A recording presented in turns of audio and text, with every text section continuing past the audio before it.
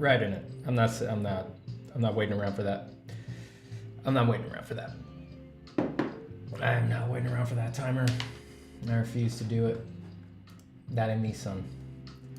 I'm not some kind of a timer waiting kind of a guy. Phil Worth, Saman Kutcher, Corey Gray, Hey Spoon, Ayub, Azak, Mom, Falls. Greetings, everybody. Greetings, everyone. Greetings, greetings. Stop looking into my armpit. Y'all can't be doing that. Let me just do my focus here.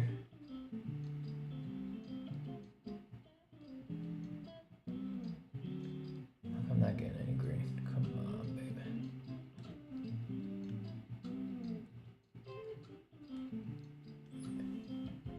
Actually, yeah, that's good. Still room for one more? No. Get out.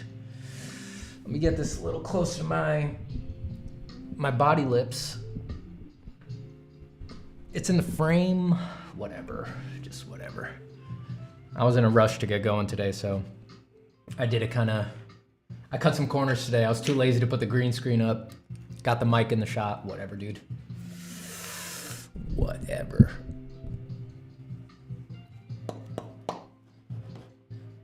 Pull my music out here to the side.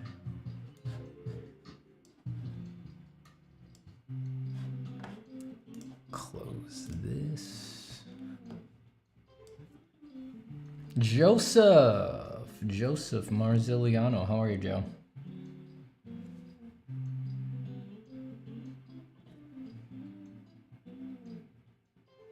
I don't think I was using the 0.7 so far today. Or not today, but on this drawing in general. So I'm going to keep going with that.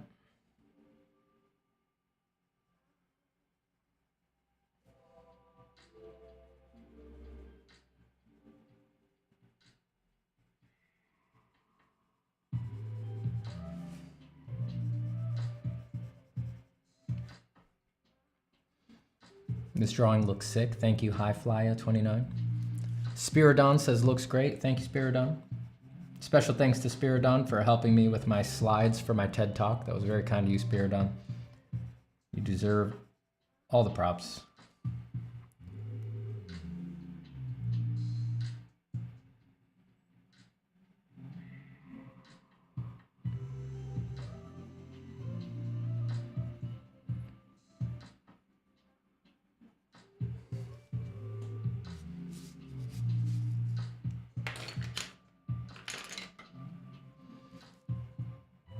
All this stuff here, I was flatting this in while checking my setup.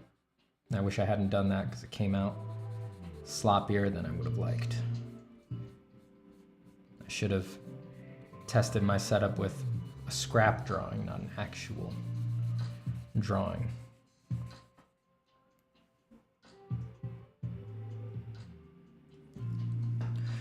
Hey Stephen, how's Fanny? She's good. She's in the other room.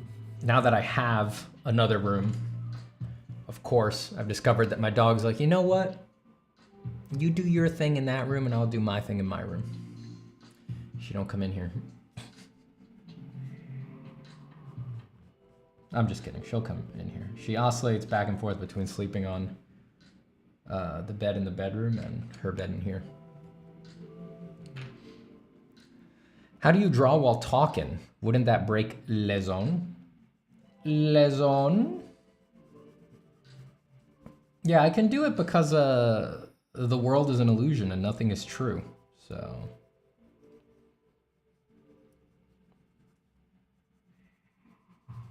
I just do it because I want to, and all of the problems that it may create, I just always try to remind myself, like, right, nothing's real. And I just keep going.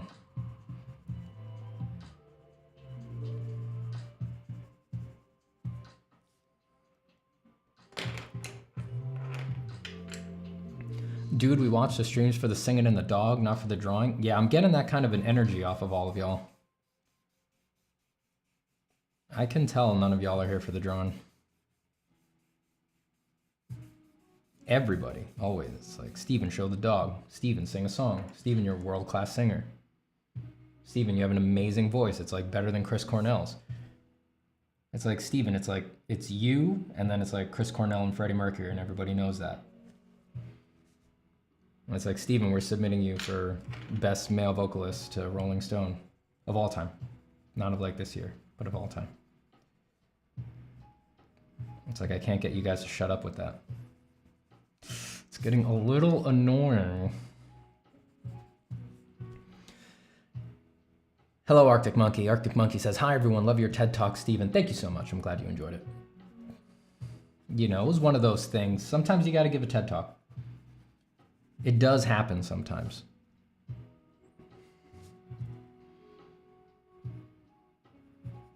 Once Fanny learns how to sing, it's all over for you. Dude, that'll be a bad day. You don't want that. I know what is in Fanny's heart. You don't want her to have language like that and to express herself creatively. I mean, she's cute on the outside, but for real, you gotta make sure that the mimetic virus of language never gets into my dog's brain, because what is inside her is true darkness, true nihilistic, core of experience, demiurge darkness. She'd be capable of anything. Anything. You don't want that. I promise you, you don't want that.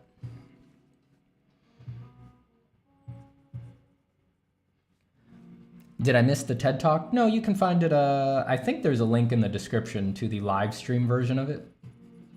It's got a timestamp on it. Actually, that reminds me. They told me that if they were going to release the clips, it would take a couple weeks, like 2 to 3 weeks. And it's past that now. So I wonder if that means it's getting reviewed to go to the mainline TED channel. I'm not sure.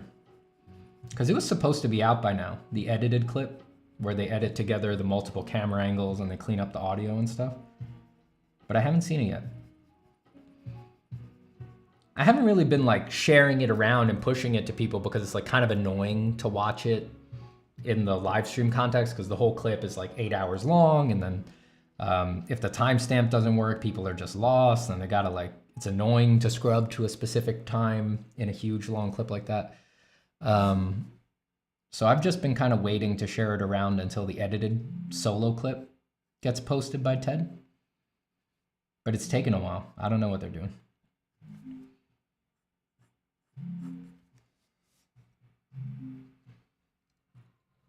Good egg coloring? Yeah, well, it's always Easter around here. It's always Easter around here.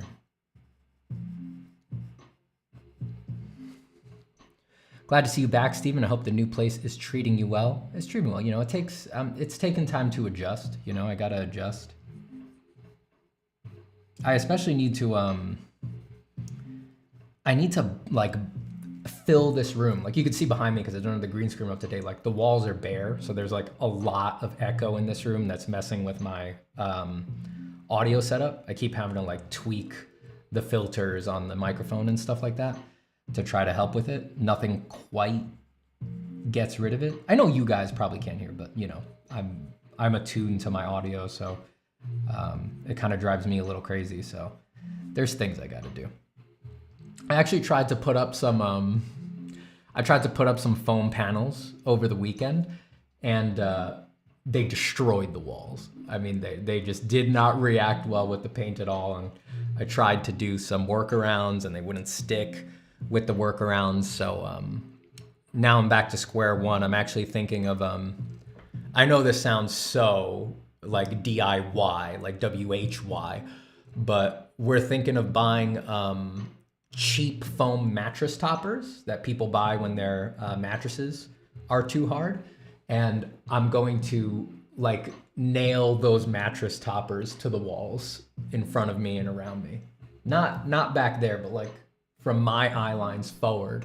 I'm gonna nail these foam mattress toppers all around the walls to kill the echo in here. But yeah, I gotta buy stuff to fill this room.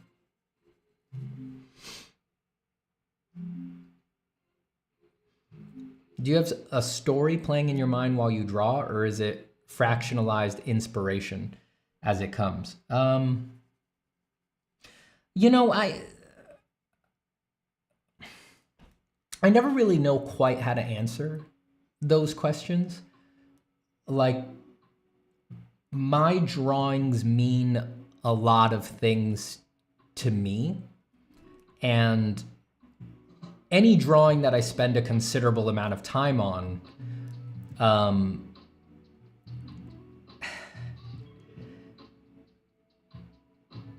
I could talk about it for a long time and why I'm doing the things that I do, but I don't like to talk about that. You know, I don't like to, I think it does a disservice to the pictures to just kind of throw that out there, because one of my favorite things is to just show people drawings and see what their interpretation is, because it's always different from mine. And I can't do that if I've impinged my meaning onto them. So yeah, it's always hard for me to know what to say to that, because I feel like I feel like I know why I'm doing what I'm doing, but I don't like to talk about it.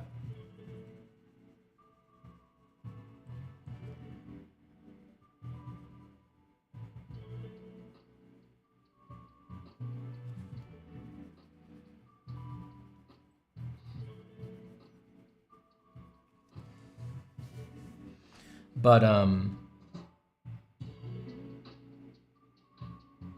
yeah, like to not give any details, like I could write a book called Why I Draw What I Draw and How. Not like how to, but like why I draw it that way and why I draw the things I draw. I could write a book about that. In fact, if you read my notes, I probably have. I bet all of my notes that I've done over years of research and decision making and trying to refine my taste and stuff like that, if you just put those all together, they'd be book length easily.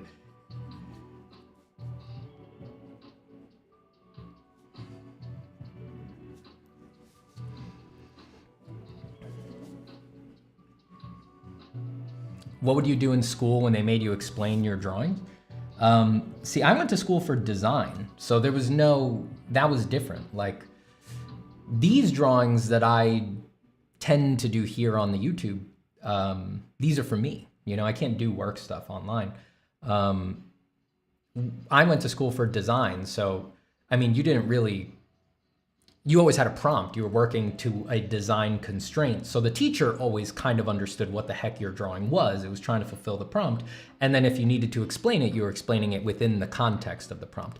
I didn't go to a fine art school where I would have been expected to explain fine artwork, which, you know, there's interesting nuances there between, you know, work can be fine art without being personal and stuff like that, but.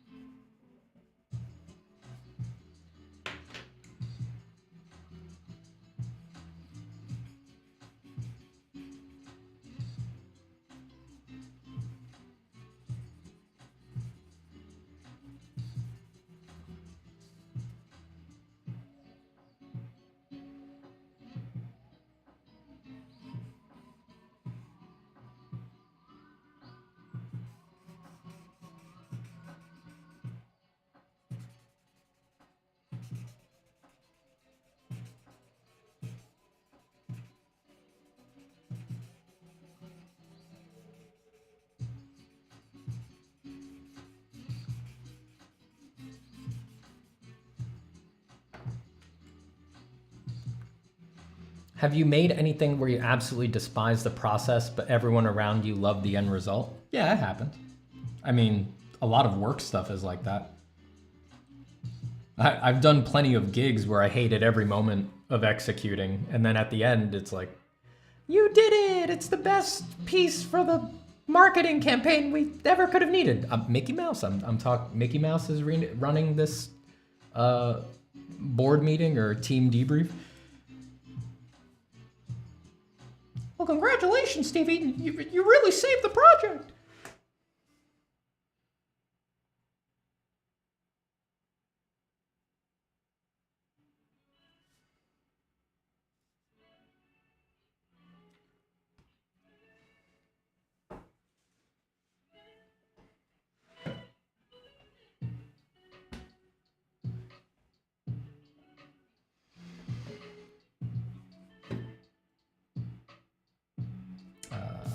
Let me take my drawing on. I have my drawing on a drawing board right now because I was drawing in my lap earlier, but I don't need that while I stream. It's making it difficult. Steven, allow this fine man to bring the furry boy to stream? Do you mean let Joe bring his dog to stream? That'd be a very chaotic situation for a couple seconds of joy. But he could do it. The stream would just be then a camera of my dog and his dog playing.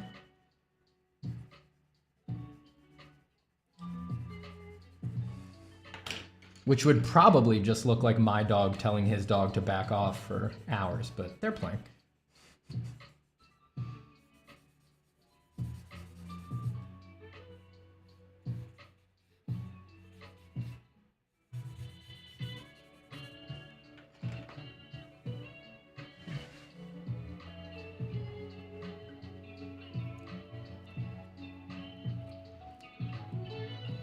How long does it take to become decent in portrait drawing? I'm trying to train daily and feel almost burned out and I am nowhere. Yeah, don't train for the sake of it. And don't try to get good at portrait drawing on like this timeline, hoping that, you know, that you're on some sort of trajectory where you're gonna, you know, peak effort and then you're going to have hit decent and then you'll be able to trail off your effort. It's like, it's not gonna work out. You know, if you're burnt out and you're nowhere, you've probably got your motivations all wrong. I don't mean that to be dismissive. I mean that to be as helpful as I possibly can be, because having your motivations wrong in art is like one of the biggest problems you can have, and it'll slow you down to no end. So it's really something that you need to work out if that's lurking there.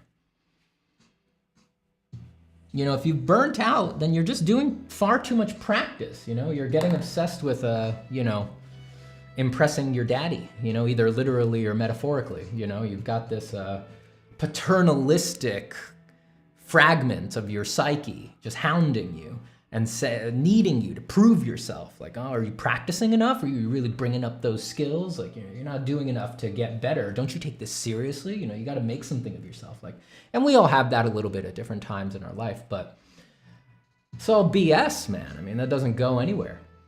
It doesn't go anywhere. You've probably lost touch with why the heck you make art in the first place. If you were realigned with the creative side rather than the skill obsessed, having something to prove side, you wouldn't feel burnt out.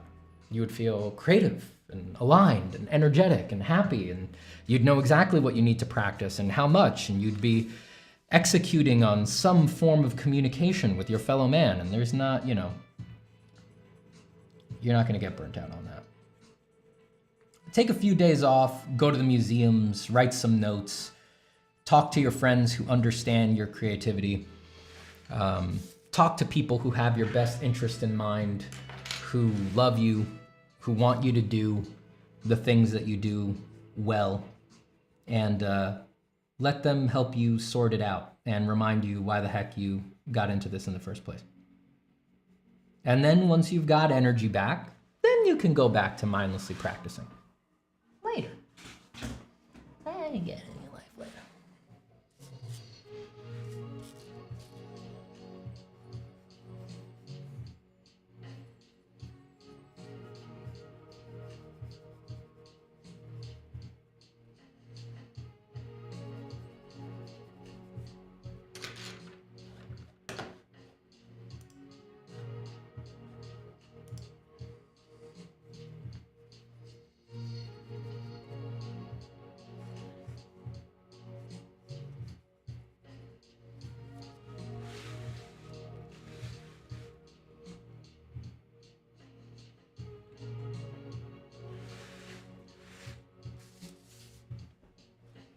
Can you make Pennywise voice? I don't remember what Pennywise sounds like.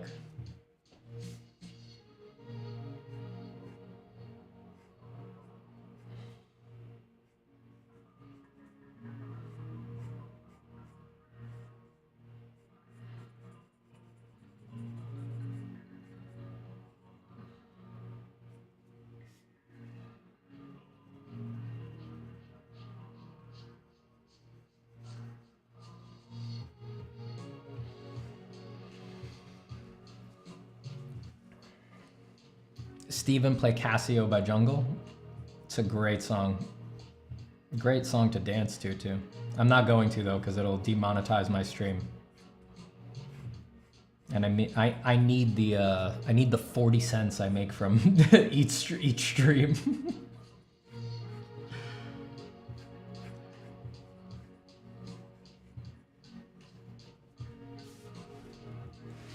Casio. Playing on my heart just like a Casio. So you can let it go.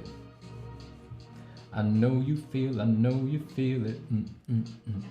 When all your dreams are gone and you're still holding on. Hey Steven, currently in an art class? That's right.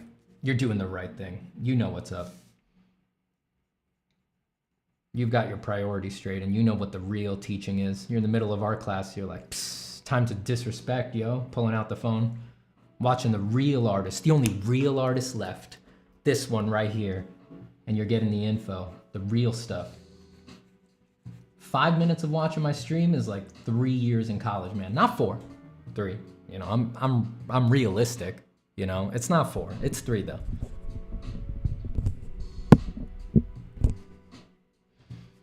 What are your thoughts on the Watts Atelier online program? I have not tried it, so I don't have any thoughts. I know Watts is a good teacher, I just can't speak to the structure or layout of the Watts online program.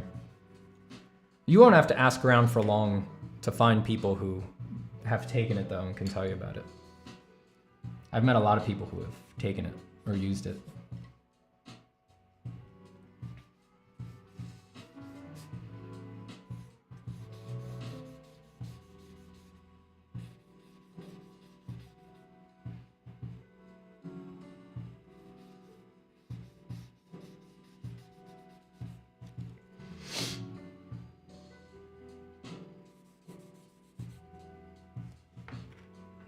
Diba with the 200. I'm a stupid New Yorker. I got a limited worldview. So even though I keep getting educated on these currency symbols, I always forget them. So 200 something, like usual. I'm going to assume that's around 450,000 US dollars. That's my guess on the conversion rate there.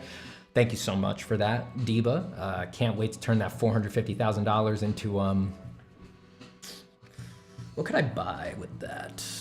Not a house in New York, I'll tell you that. You can't get anything here in New York for that. Steve, how you been? Keep up the great work. Tell me a quick method to get out of a rut, TIA. I think for most artists, you've got to have a... All right, let me tell you how I get out of a rut, because I did it the other day. Yesterday, actually. Let me move my...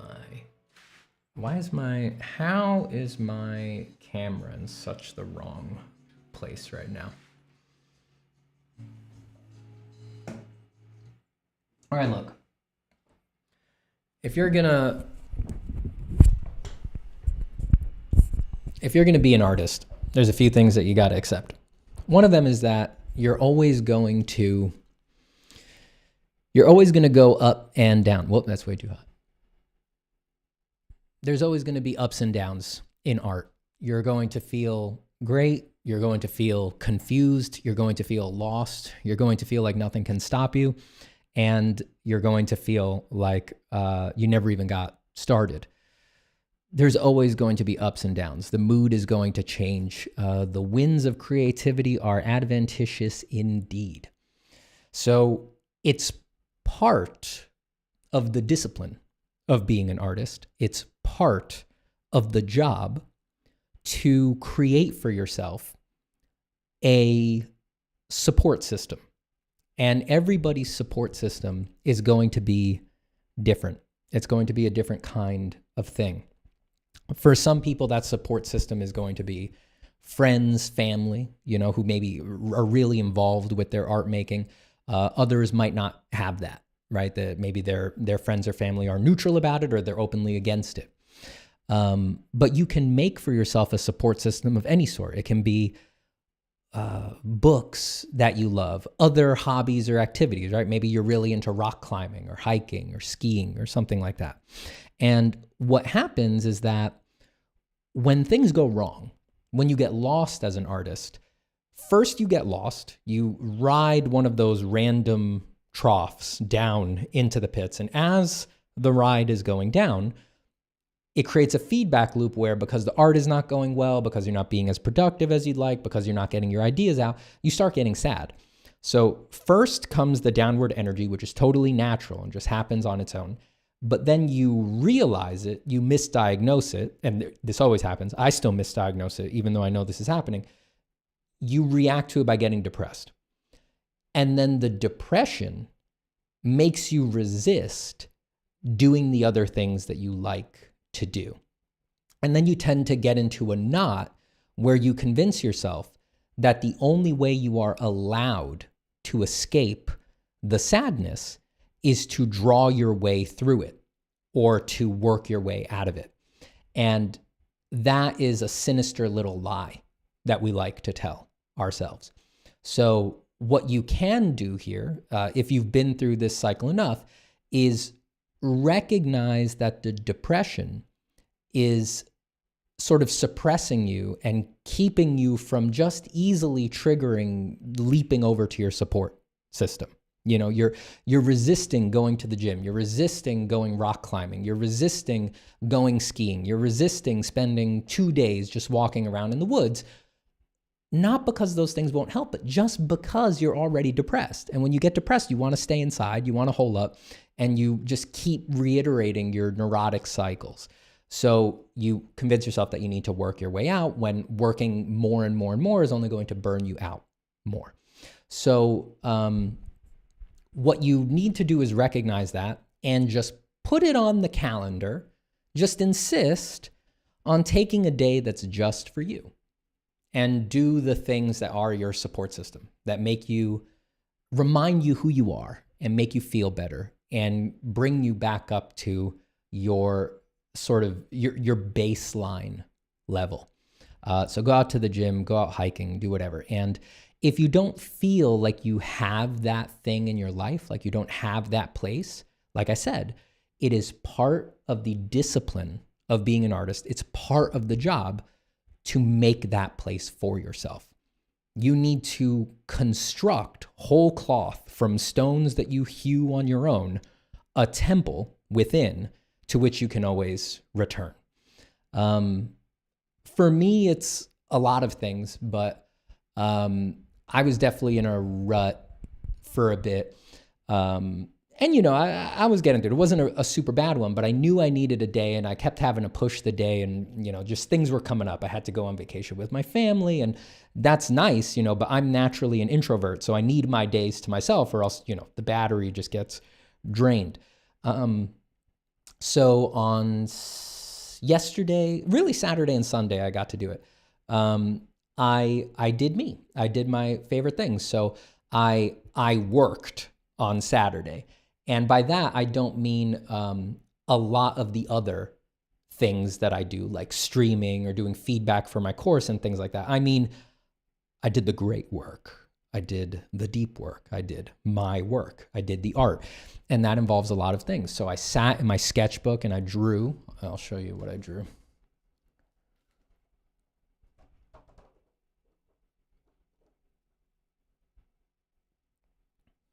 I did that one on Saturday, but that wasn't the main thing. There, I worked on this on Saturday. I did most of the work on that on Saturday. And when I'm really doing my own work, it's like, this is all I do. Just sketchbook cracked open, poking away at it. And I just go as slow as possible. I mean, I think I spent like 3 hours just working some limbs and little things here and there, going as slow and deliciously as possible. And I let my mind drift as I was doing it.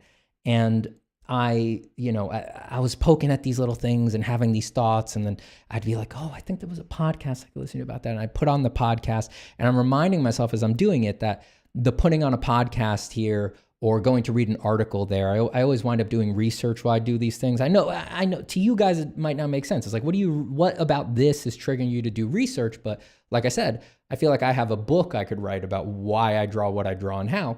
So I'm reading articles and Wikipedia, and I'm just joyfully reminding myself as I'm going on these diversions that reading the article is part of the job. Listening to the podcast is part of the job. Doing the research is part of the job. That all from memory? Yes, this is all from memory, just from imagination, just nothing open in front of me. And that started getting me feeling aligned and reminding me why I do the kinds of work that I do and what my themes are and what are the things that I'm trying to connect with and address. And then on Sunday, I did the more active part of my personal little support system and sanctuary, which is now that I had those themes back in front of mind, sort of remembered like what the hell I'm doing here, I needed to go to my favorite place in the world to think. So I went to the Met. That's where I always go. That's the hallowed halls of art for me. I feel like that's my home, like my real home to some extent. So I just did what I always do on those days. You know, I put my clothes on, put my fanny pack on so I don't have to walk around with a big backpack. And I went to the Met and I just wandered the museum. I've done this many times. I mean, we're talking, hundreds of times. And I just walked the museum for, 5 hours, something like that. I mean, it's my favorite thing in the world to do. And I can't describe how it makes me feel like I'm me again. And with no time, notifications off, just not with another person. So I'm just at my own rate, following my own little whim, reading every plaque, lingering on any piece that caught my attention, going to see old favorite pieces, wandering through the new shows, seeing the exhibits, learning new things, and in the middle of it, I'm just enjoying the fact that, oh, right, this is my job. This is the job. It's my job to sit and walk around in the Met and just soak it up and have no goal and read plaques and learn new things. And like always, church fixed me right up. The Met is church to that extent. It's the hallowed halls of art. And by the time I got back home, right as rain. And I really feel like it's like when I'm walking around the Met, I'm just listening to my audiobooks and stuff like that. Like, I turn them off when I read a plaque, and then I just kind of walk around, listen to a book. I'm just doing loops around the museum. I mean, that's my favorite place in the world to be, damn. So you need something like that.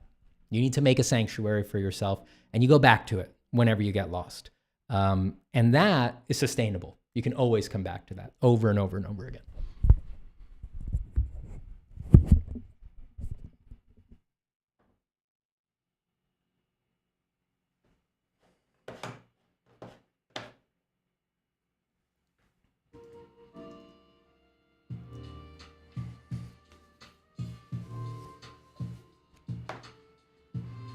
Damn, I wish my city had art museums. I know, I've got it easy, because I've had the Met my whole life. But like I said, everybody's support system is different. There's a reason you don't live by the Met. There's a reason, it's okay. So everybody needs a different support system. Maybe there's a spot in the woods that's nice for you. Maybe there's a coffee shop that's really your place. Maybe it's a friend's garage or something like that. Like, it can be every kind of thing, but I think it just takes, you need to become attuned to like, yes, this is my place. I can come back here to re-energize myself and to remember why I do this stuff. Because we forget. It's very easy to get caught up in the bullshit. It's very easy to get caught up in the career stuff and the internet stuff and, wanting to make progress for the sake of progress because we want to impress mommy and daddy. And none of that stuff that ain't it. That ain't it. Art of saying. What to do if a person has no ideas to draw for themselves? What to do to get ideas? Any tips?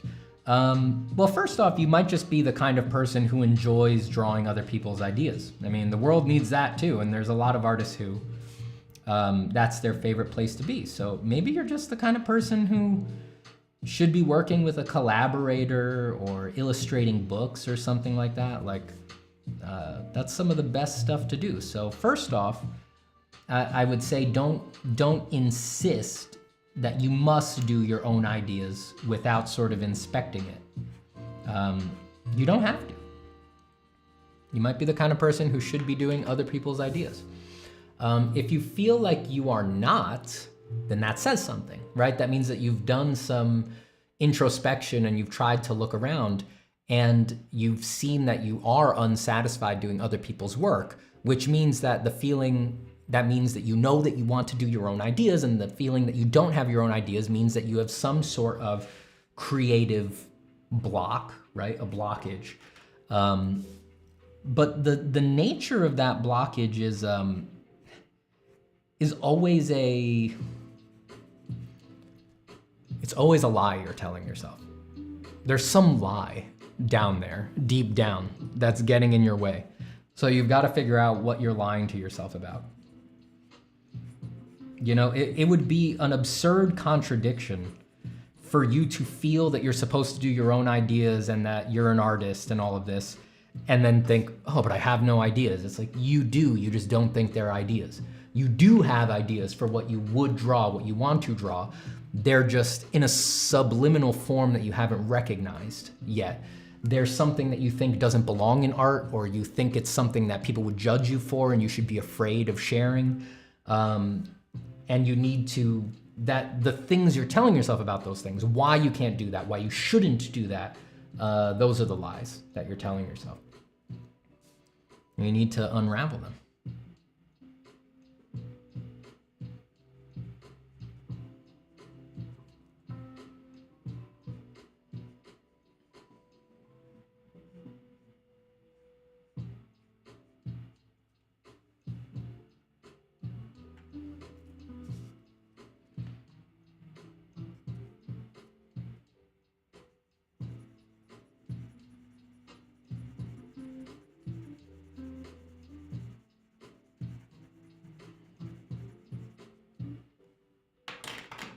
Did you watch the new Corridor Cruise AI video? No.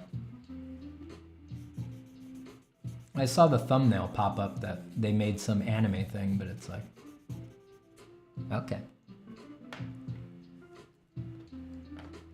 It's just there's no new info there, you know? It's like, I know you can do that. I'm not surprised you did it. I don't really need to watch it.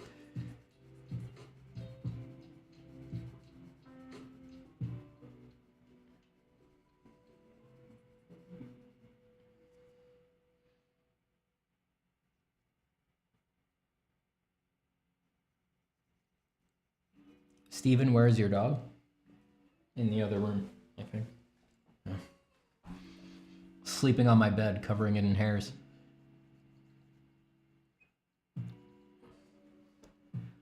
Getting her damn dog hairs on everything. Getting her damn dog hairs on everything.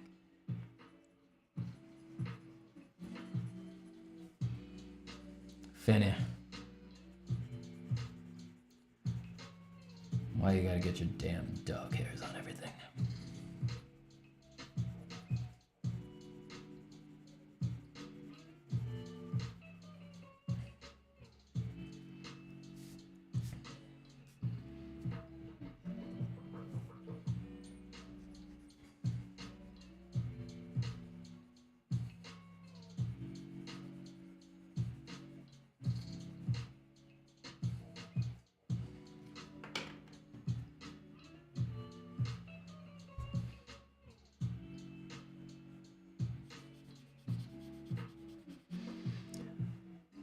Greg says, is tracing photographs and then refining it without reference still count as art?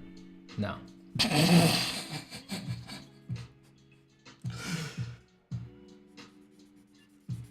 I don't tell people what art is. I don't like telling people what art is. And I'm really uninterested in talking about what is or isn't art. Like your audience will let you know if what you're doing is or isn't art. You know, the vast, deafening lack of interest and care from the world around you will let you know whether it's art or not.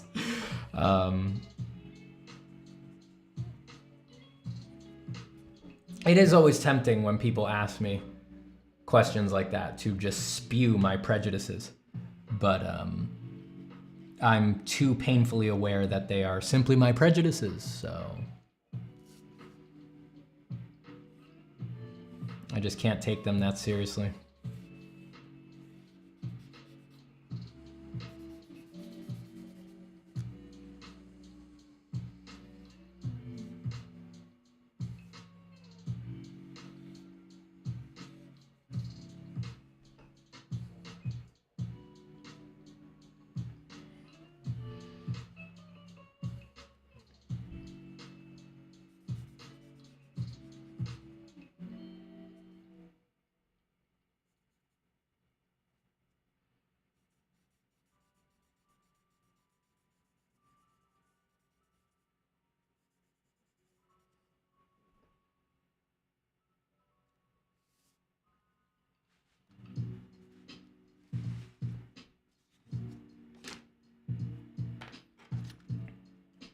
Nick says, do you know about Belgian artist Wim Delvoye's poop machine?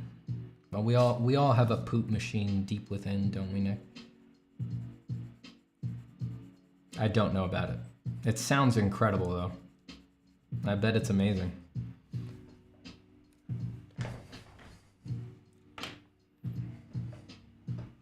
Hey, Steven, long time no see. How are you? I'm good, Ionut. Ionut. Noah Birkland says, this drawing reminds me of Zukowski? Is that those kinds of, what is it? Are those Polish? I forget. Zukowski, very sick, extra cool. Thank you so much. I forgot about Zukowski. I saw that documentary about him. That was wild. I should look at his work again. I haven't looked in a long time.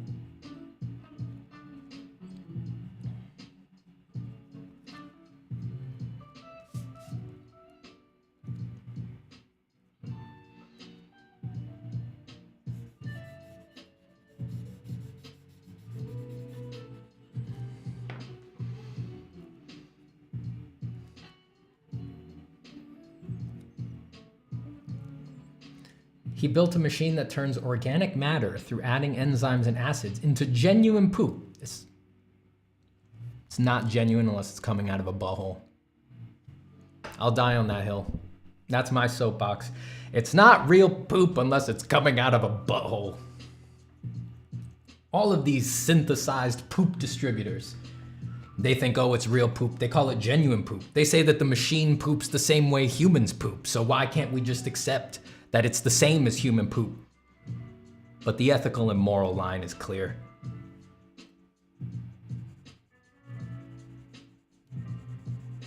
It's not genuine poop unless it came out of a butthole. Everybody knows that.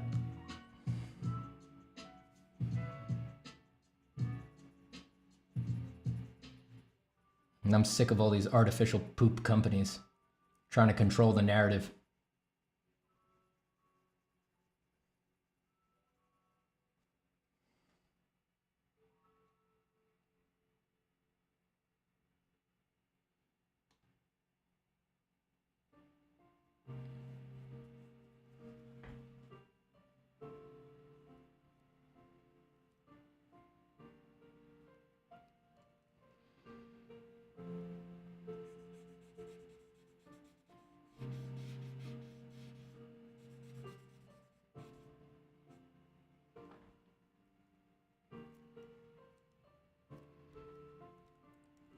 But it was trained on millions of poops from around the world. That's right. And without consent. I won't stand for it.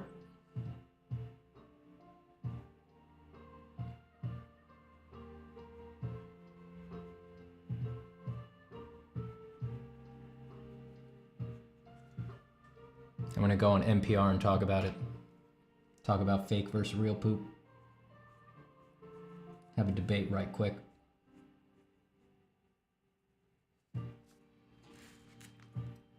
Natural pooper Steven Zapata has a different opinion.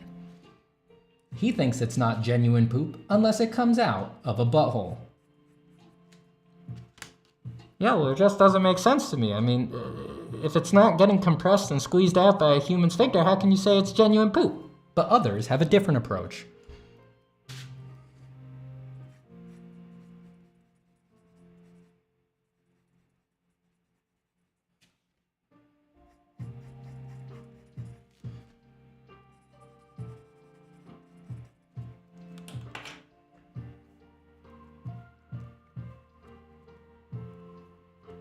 Any update on Glaze and the lawsuits? Glaze should be coming any day now. I don't know when it's coming out, but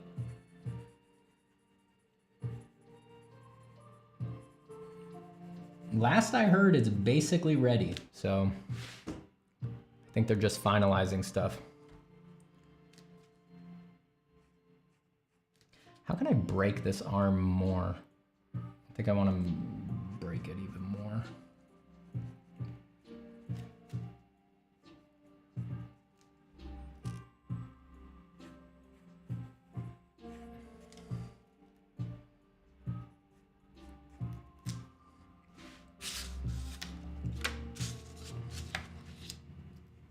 Is animal poop not poop? Dude, it is poop. That's what people don't want to accept.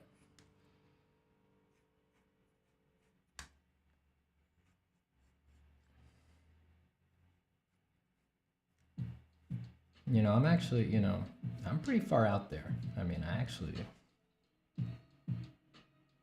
think the poop of non-human animals is more similar to human poop than most of us care to admit.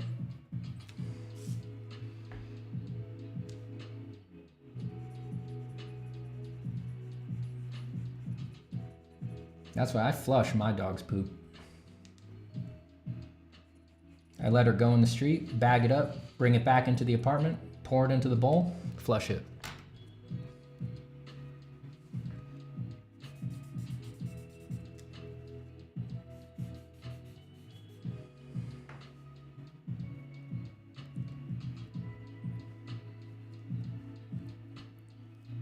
Hello, Boxer Wing. Thank you for the AI video. It was the most interesting analysis I heard so far. I'm glad you liked it. Thank you, Sonja.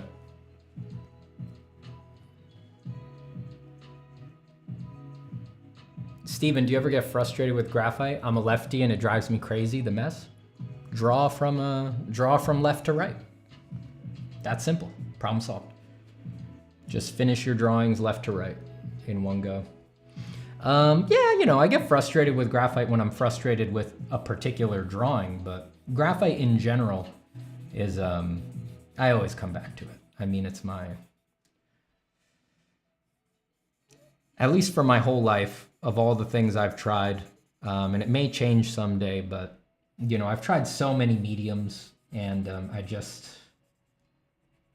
graphite is my medium, you know? It's so beautiful, my old friend.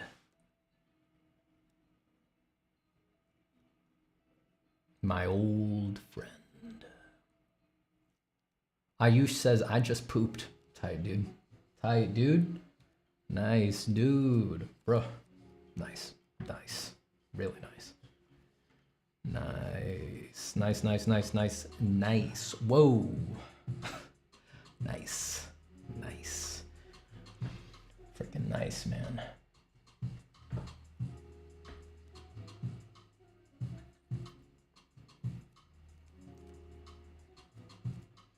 Doe says, hi, Stephen. How do you approach to master studies or used to?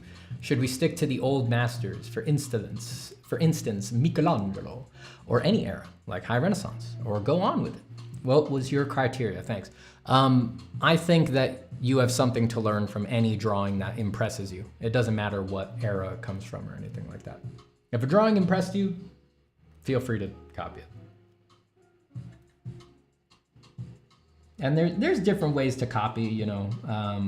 You can try to do exact copies. I've only ever done a couple of those in my life.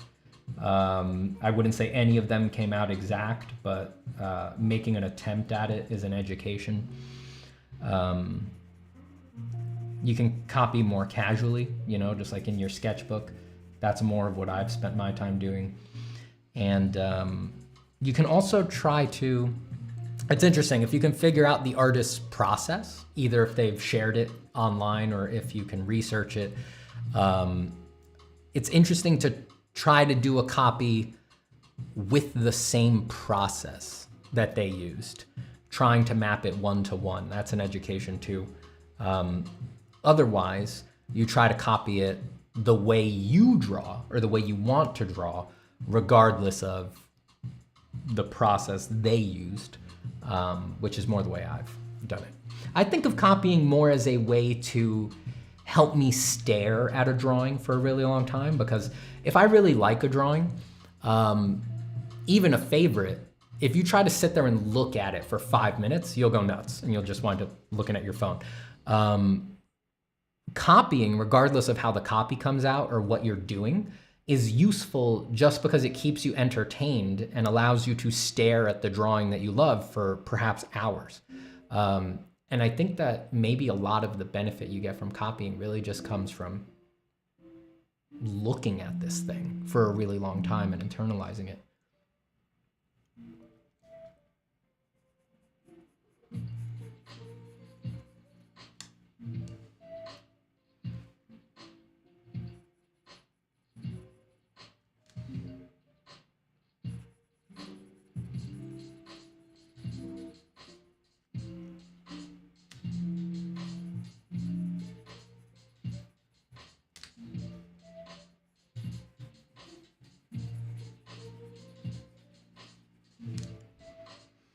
I might be too optimistic, but I feel a little bit that AI boom is slowly reaching plateau. Tons of new stuff going out daily, but it reminds me of superhero movies, quantity over quality.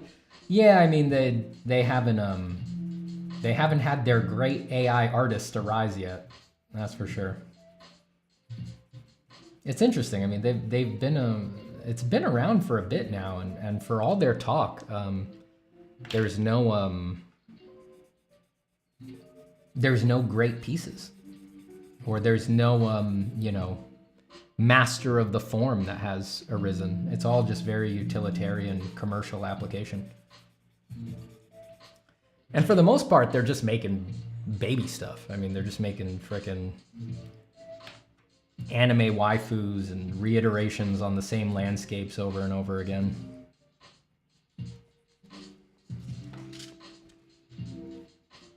Someone's gotta, if they want any hope of their thing going, they would need to, someone would have to jump up and make an actual good piece of art. And I don't know, it seems they haven't really, nothing's risen up.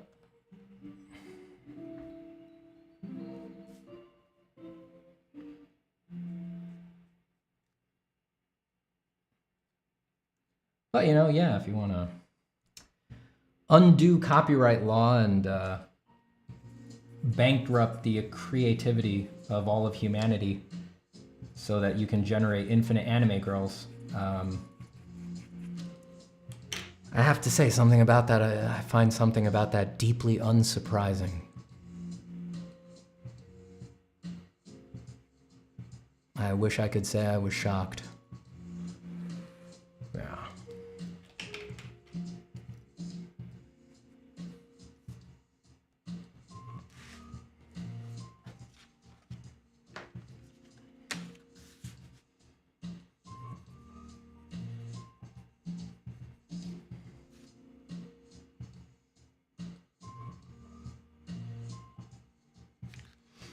Steven, do you foresee a triumphant return to TikTok anytime soon? Yeah, I would go back or make YouTube shorts or something like that. But I stopped doing TikToks because the AI thing arose and my attentions were needed elsewhere.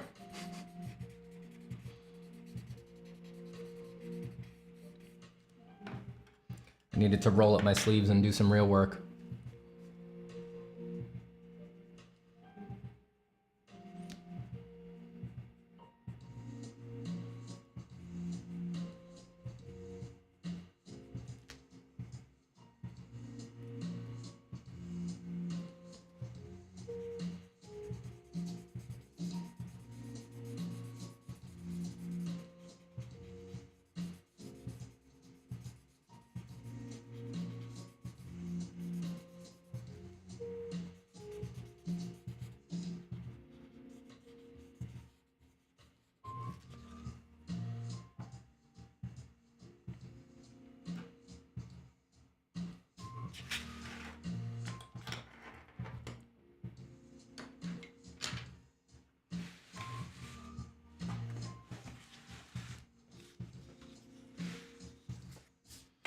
I gotta repair these shadows that I made down here.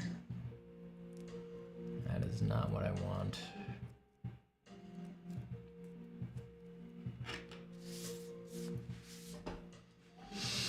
Do I want to change the whole lower area?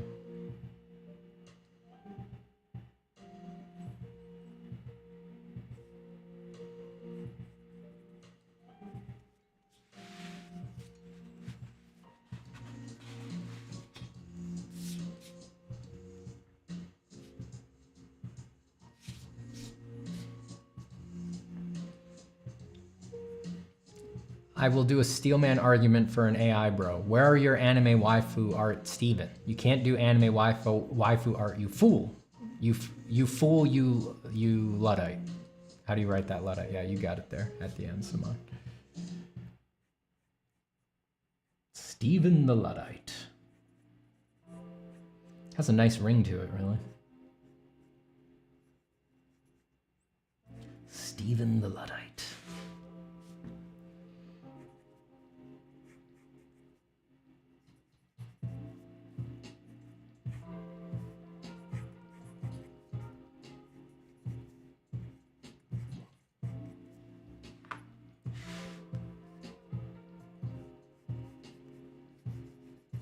Do I really want to change that? I always try to be okay with like the off proportions.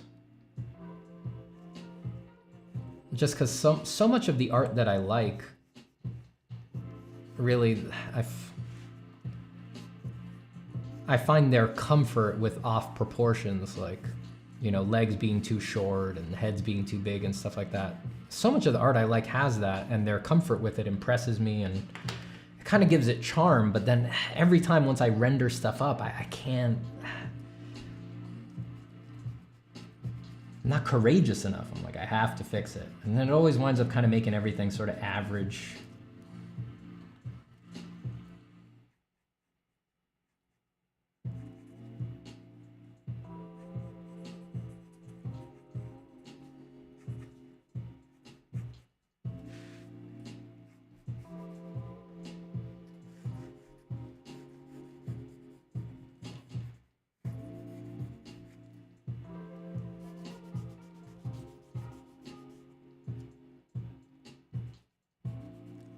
You know, there's just something more primal about like the base psychological reaction of how, you know, before you sort of tune into proportions, like you always make the head bigger, eyes bigger, because just like that's the more important thing psychologically.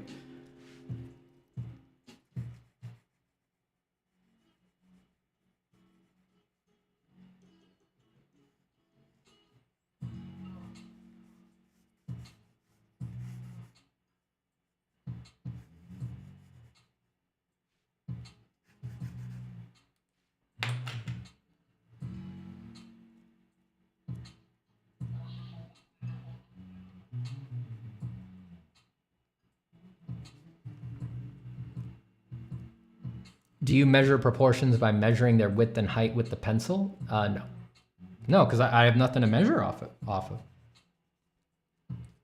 I could do that if I was working from the model or from a photograph, but when you're working from your head, you don't have anything to measure off of. So I just fix my proportions by eye.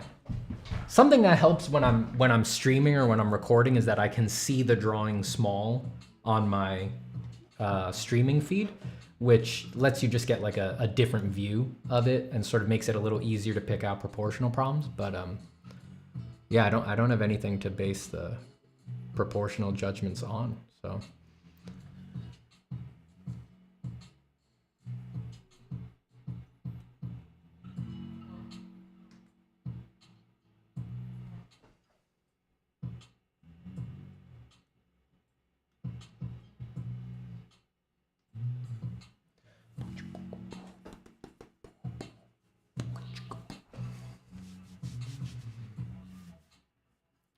Which canvas paper are you using? Master Zapata. That's me. Master Zapata. Oh yeah. This is Strathmore 400 series Bristol paper. My favorite paper. Ah, my favorite paper.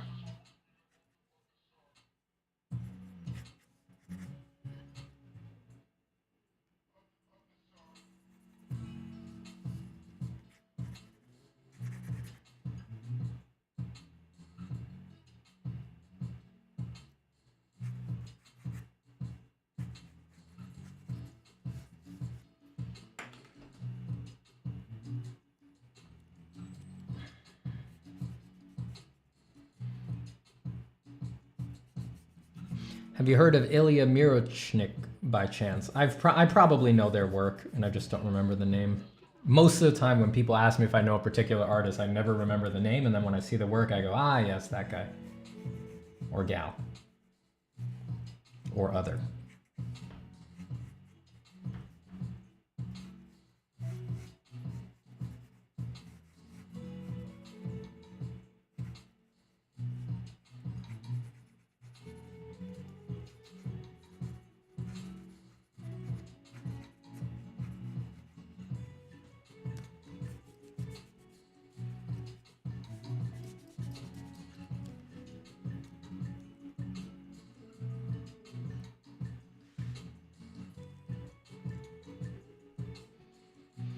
Steven, how do I decide how much research to do for a particular project? The more research, the better. It's just based on your deadline. It really is just based on your deadline. I mean, you truly can never do too much research. It can only benefit you to be as knowledgeable about your subject as possible. It's just, it might just be prohibitively time intensive to do that based on the project you're doing.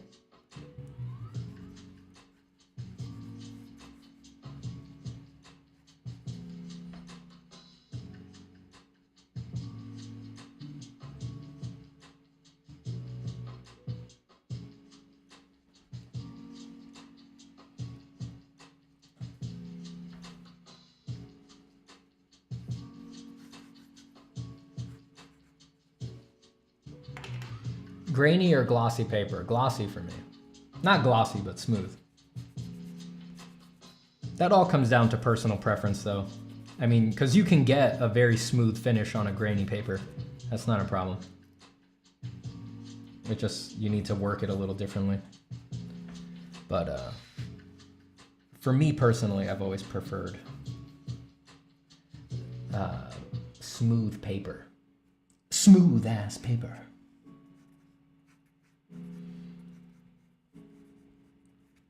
Just for the way I work.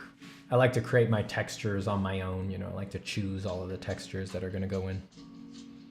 You popped up on my feed. Your feed finally got right. Seems like your feed suddenly grew some taste.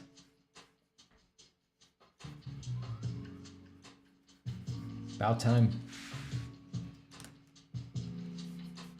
With me not there, that means your feed was real tasteless for a long time.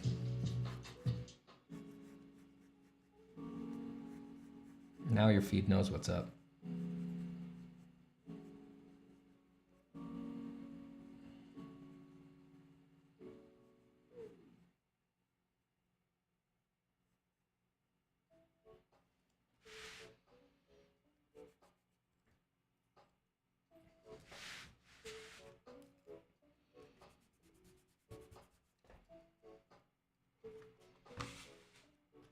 See the legs of this person looking like they're anatomically not right on purpose? All of this is anatomically not right on purpose. I mean, that arm's way too long out here. All this is broken, neck's broken. This move is, this whole back movement is all broken.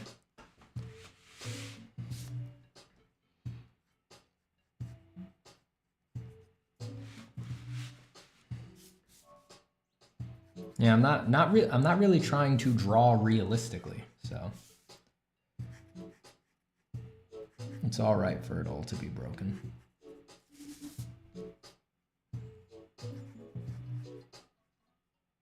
And I am trying to get better about just like allowing that stuff, you know? I can make things very right. I've practiced making things very right for a long time, and I tend to get too hung up on it, and it holds me back. And I'm trying to work lately on being more comfortable just getting things wrong and letting their emotive qualities show through instead. Because so many of the artists that I really admire are like that. Like, I look at William Blake and I'm like, he's running fucking circles around me even though everything's all fucked up and wrong. It's like, I'm writing my way to mediocrity here, you know?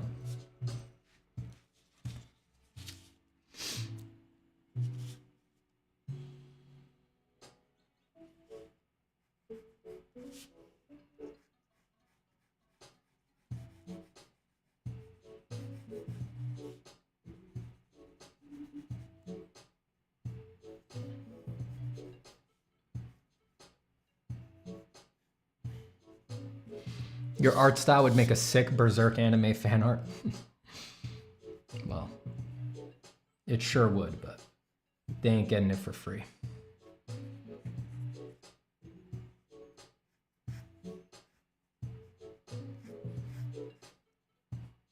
They want it, they can pay for it.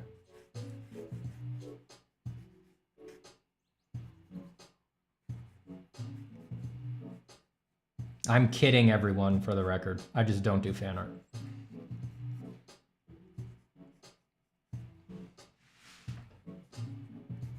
The reason I don't do fan art is just that I don't do fan art.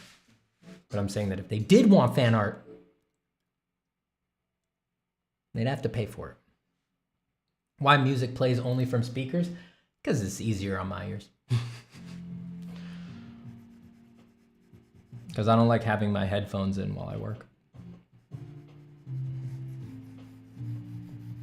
It's so that I have a good, comfortable time, because if I don't have a good, comfortable time, then the stream doesn't happen. So I must prioritize my joy first.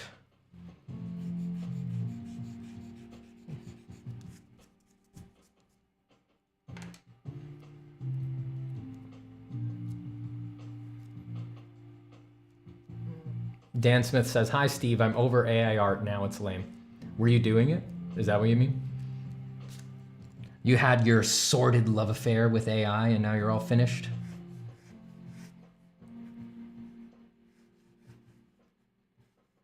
You rolled up your britches in that greasy back alley, and in the post-coital clarity, you decided, my God, I've got to get back to drawing? Is that what happened?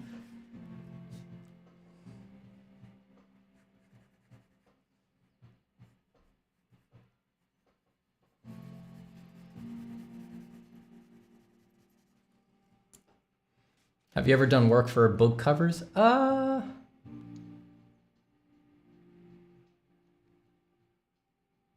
You know, there's a lot of stuff I don't remember doing because I've done a lot of stuff and I like bump into it out there in the world. No, I don't think I've ever done a book cover. I've been asked to do book covers, but they never worked out or I didn't take the job. I was in Imagine Effects a couple issues ago. Not on the cover, but just in it. I didn't catch it. I forgot about it because I had given them the stuff so long ago and then life got crazy and I didn't remember it until recently. I didn't get to pick up one of the issues.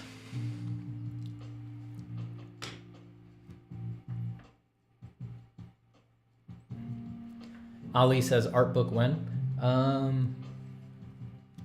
I'd like to do not like an art book, or at least not like a monograph that's like super serious. But I'd like to make a sketchbook this year. I've been wanting to make a book.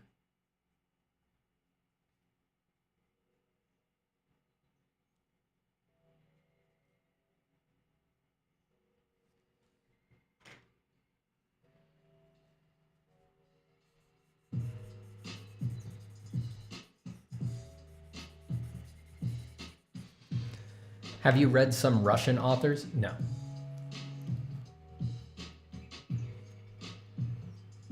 I'm too detached from their cultural milieu.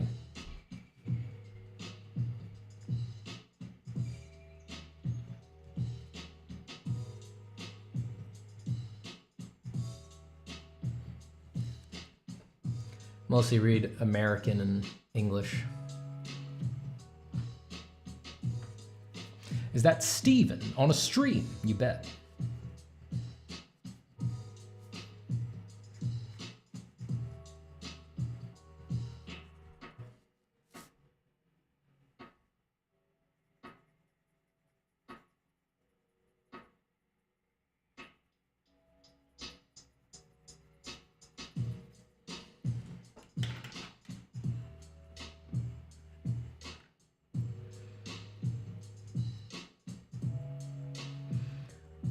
Lassie talks about art says, hey Steven, you said in one of your streams that if people actually knew what working in concept design is like, they would run away. Could you clarify, like walk us through a typical day or task? Well, to be clear, they wouldn't run away from every job. It's just that I think most people don't actually know what most of those jobs are like. And it'd be difficult to say what a typical day is because there's a lot of variety to the jobs. They're very different from studio to studio, but yeah, you know, I think a lot of people think it's like a lot of like coming up with ideas yourself, and for the most part it isn't. Most concept jobs, someone else has had the idea. You know, the writer on the team or the creative director or the art directors, and you're sort of executing to the ideas. And if your art director isn't good, it's very easy to wind up in a situation where you feel like you're sort of trying to divine the result they already see in their head, and there's not really any give, you know, and that's a very frustrating situation to be in. You'll just feel like your task is to output options until you arrive at the one that happened to be floating around in their brain. And then once they have it, it's like they're going to tweak it detail by detail by detail to this thing that they already have in their head. Again, if they're a bad director.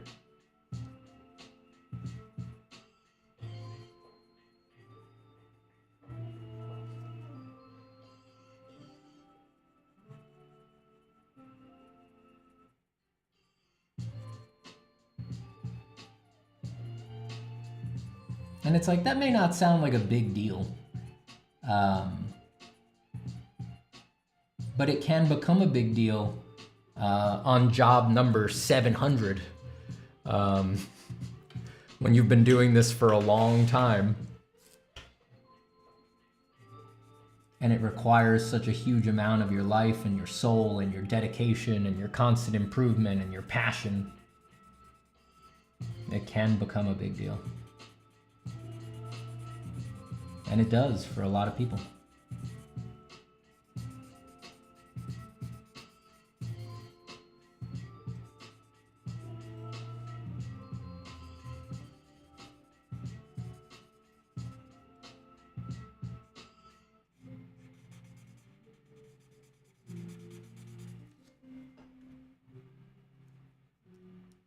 Which Elder Scrolls did you work on? I worked on 3 expansions for Elder Scrolls Online.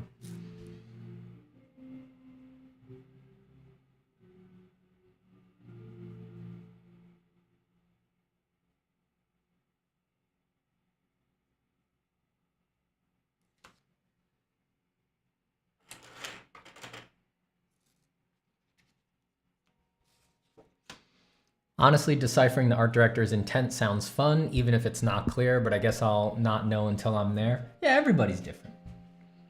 Everybody's different. Because I'm saying a lot of people would be troubled by it, but there's also the percentage of people for whom it's like they were made for that shit, you know? And those are usually the best commercial designers, those people who just their temperament really perfectly aligns with doing all of that. And that may be you.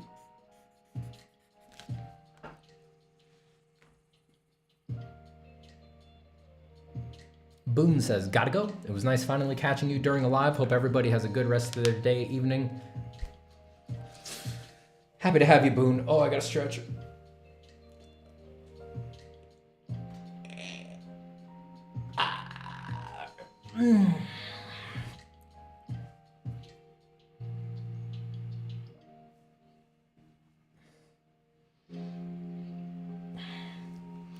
Cursed Fetus. Cursed Fetus says, how can you be so confident in yourself? What's your trick? People say I'm good at art, but I feel like I'm poopy. I don't know.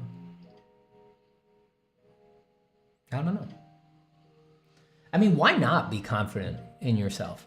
You know, I mean, I just don't, like, why not? I mean, you know, no matter how good you are, someone's always going to hate your work. It's not going to be for somebody. You know, there's always going to be some half of the population who no matter how good you are, they're like, yeah, whatever. It's like, so why not be confident? Like, there's no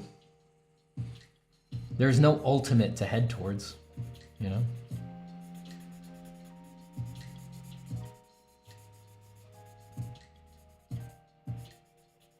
It's like confidence in terms of like externalized confidence, like your confidence with others and all that. When you really think about it, there's no reason not to be confident.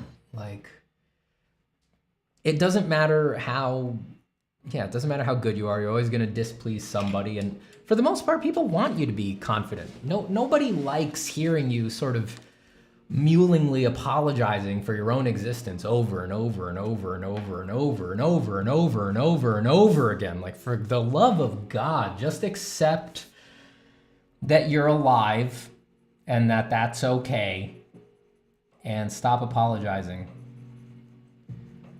for your damn existence. Apologize for the bad things you do. But the stuff that you're just doing because you're doing your best and you're just trying to be creative and you're just trying to live a peaceful life, like why not be confident about that? Like, isn't that why we're here? Aren't you actually aligned with like what you want to be doing and what you believe is important when you do those things? Like, why not be confident about that? Like, any moment that I spend making my work is like, that's the best thing I could have been doing. It's better than the million other ways I could waste my time. Like, why not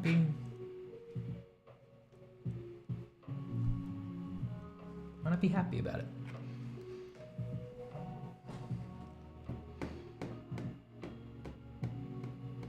Domo says, hello, Steven. Missed your streams. Time to sit down and draw on this Monday evening. Get it. Get it, Domo. Domo arigato, Mr. Roboto Ochin. Oh my God. The feeling when you look at your teacup and you assume it's empty and you tip it and there's that last little bit of tea in there. Oh my God, yes. Yes, baby, yes. Oh, that's good. I'm preparing my body. I'm doing like a sphincter squeeze. Like, yeah. Yeah. Yeah. Why do people ask me to give like TED Talks and keynotes? It's like, they know I'm sitting here talking about sphincter squeezes. Still, people are like, hey, you want to give a TED Talk? What the hell? When it's a little cold like that, I love it.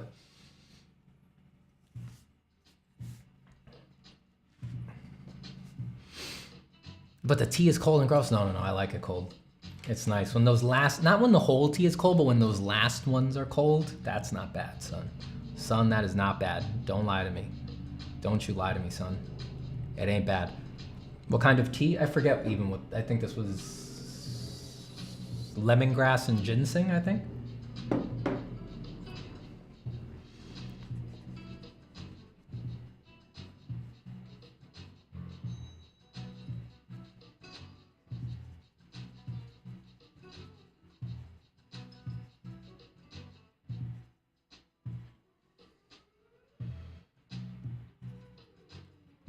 Joni says, hi, Stephen, wanted to say thank you for helping me draw more. Have a nice day. It's why I was put on this earth, probably.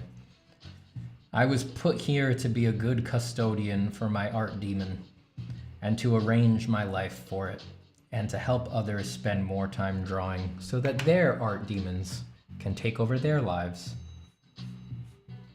I am an enabler of the parasitic art demon that burns its way through men and women world over. Innocence, guilty, the great earth itself, all is its prey.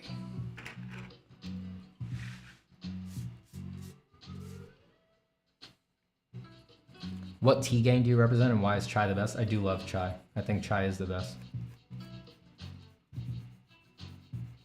I've been drinking it less and less because I've been cutting down my caffeine intake so that it hits harder when I do drink caffeine.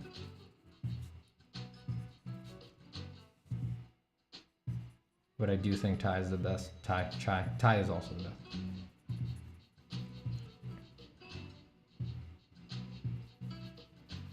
Hey Stephen, your online persona is something you do unconsciously or do you get inspiration from other personalities, maybe Alex Gray? My online persona is something you do unconsciously?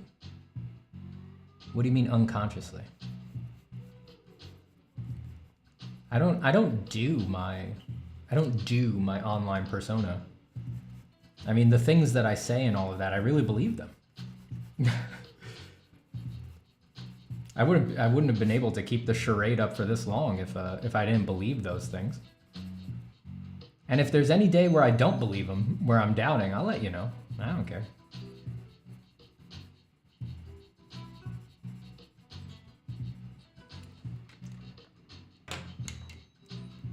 That's just me. I just really believe all that crazy shit.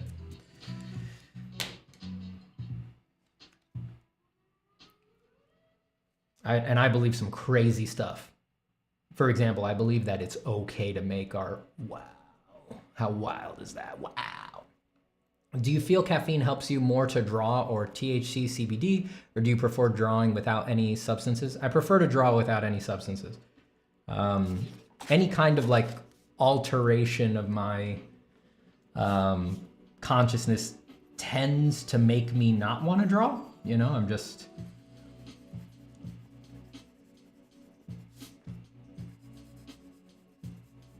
Yeah, just... It either makes me like distracted or it makes me want to just think or... like drinking, I can't draw drunk at all, you know? I can do a couple goofy sketches while I'm drunk, but then I'm like, I gotta go sit down.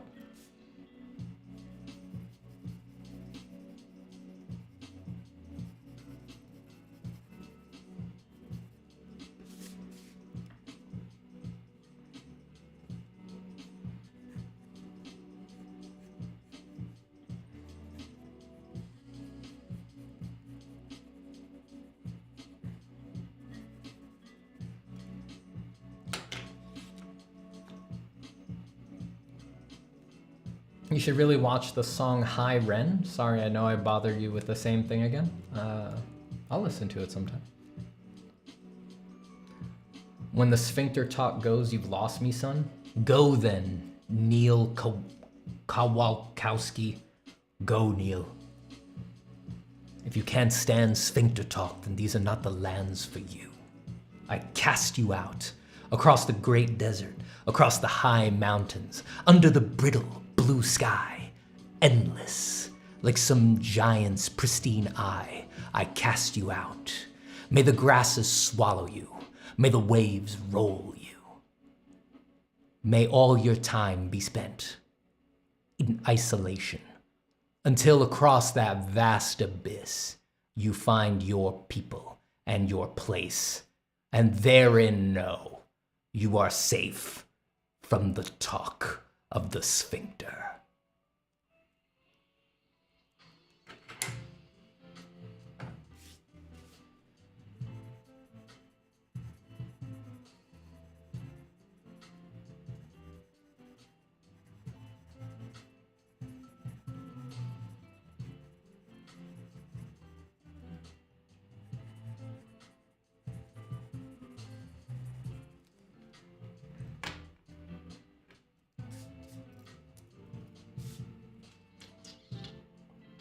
I'm not doing this hand because I think I want to rearrange this.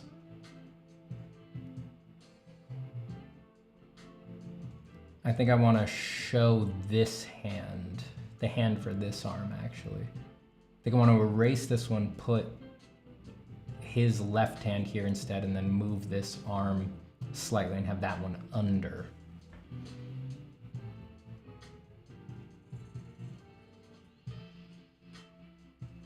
I need to think about it for a little bit. Atos says, wow, you should talk like that more often. You know who would disagree? My wife. Every time I start talking like that, she's like, can you help me fold the laundry, please?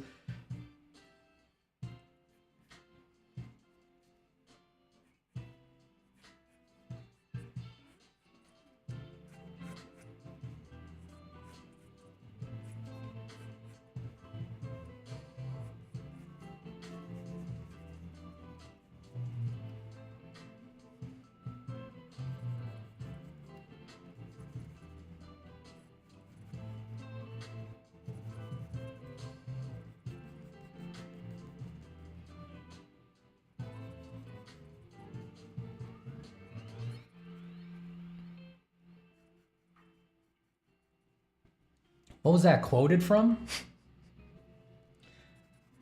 Gaze yea upon my works and despair. No quote, baby. Just you and me having a real moment.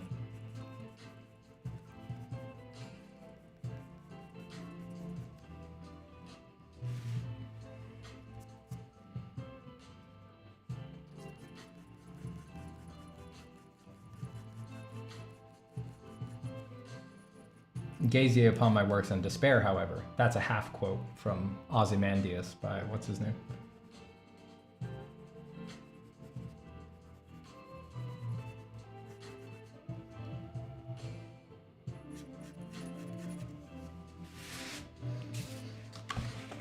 How do you get your ideas down? Do you write it down? Do silhouettes, quick doodles? Mostly sketchbook stuff. I usually find it in my morning coffee, as I call it. In here. You know, this is how I spend my days. I like to spend all my morning time doing these little, I mean, you can't even read these things, right? This is all just my morning coffee. I was playing with stipling here. I don't think I showed this on stream. I was down in Florida visiting my family and I caught a Rockwell Kent. And I was really impressed with some of the stipling on the drawings I saw, so while I was down in Florida, I started poking around with it a little bit, trying to figure it out for myself.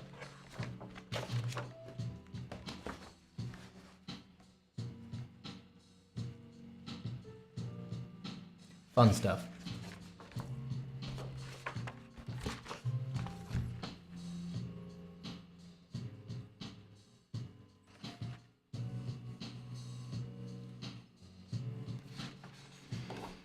Neil Kowalkowski has seen the sphincter-filled light. Thank you. No, thank you, Neil, for the $5 US.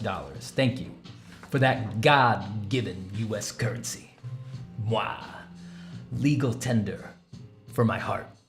This note is legal tender for Stephen's heart in all jurisdictions and territories under the divine control of the United States of America. Yeah, so this is where I have my ideas. I just doodle like this every day. I like to do it with my morning coffee. Do it for an hour, more than that, less, you know. And I just try to let things flow and not get in my own way. And most of it is just whatever, you know, illegible to other people, illegible to me sometimes. And then just every now and then, you get the thing that's like, yes, that's it right there. That could be a drawing. That could be a bigger, more developed drawing. It's just the best way to like just find little turns of phrase. I like to think of them as. I think the language analogy actually works better there than usually in art they call them moments, and I feel like people don't really know what that maps to, but people kind of get the turn of phrase. It's like a clever arrangement of grammatical elements. That's what I think of some of the finds in here as. And then you do bigger ones sometimes. What size is that sketchbook, if I may? Geez, I always forget the international. I think this is A3. I might say here somewhere. It's the Moleskine. It's a Moleskine sketchbook. I threw out the thing. Someone in the chat will know. This is the roughly 8.5 by 11 inch sketchbook. If someone in the chat could let Nick know what the international equivalent for that is. I forget if it's A3 or A4.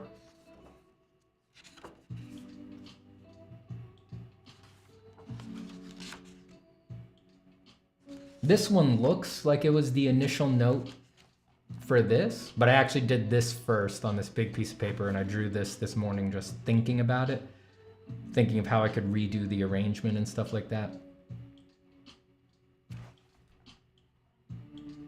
I think I actually like how this one, the head is pointing straight up better. If I was gonna do the drawing again, I'd probably arrange it like that.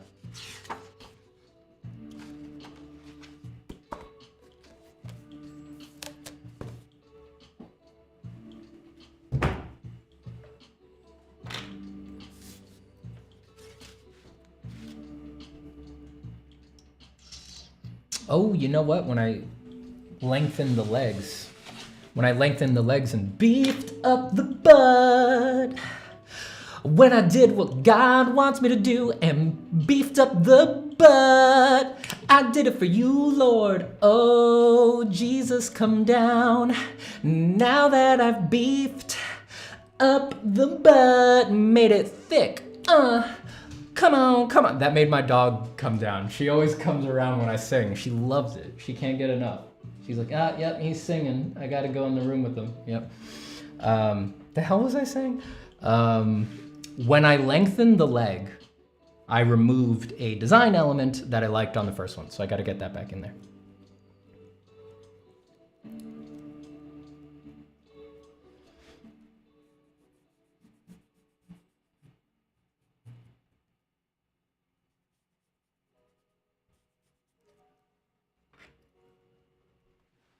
I want to get the flowing abstractions in there.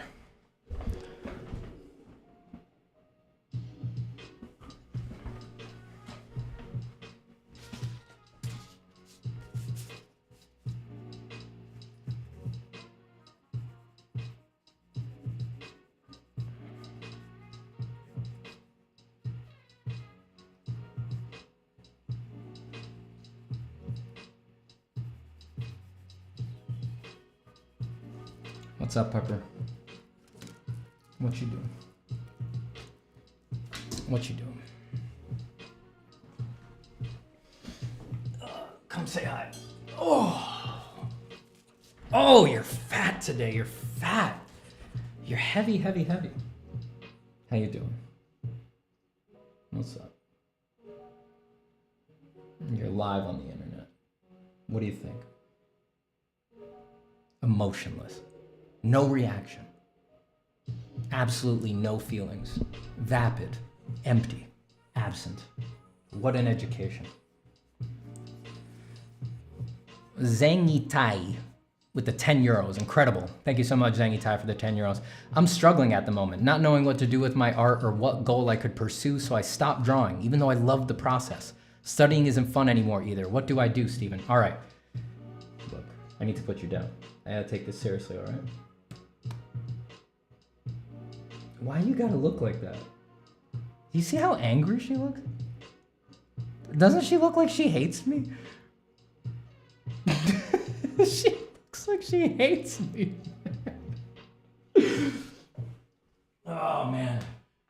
I once Googled, I forget why, because my dog doesn't do this, but I once Googled what to do if your dog growls at you or something. And the top result was like, I swear to God, my wife and I quote this all the time. The top result was consider that your dog may not like you. And I thought, that's the coldest fucking answer you could give. That is the coldest answer you could give to that question. Why does my dog growl at me? Consider that your dog may not like you.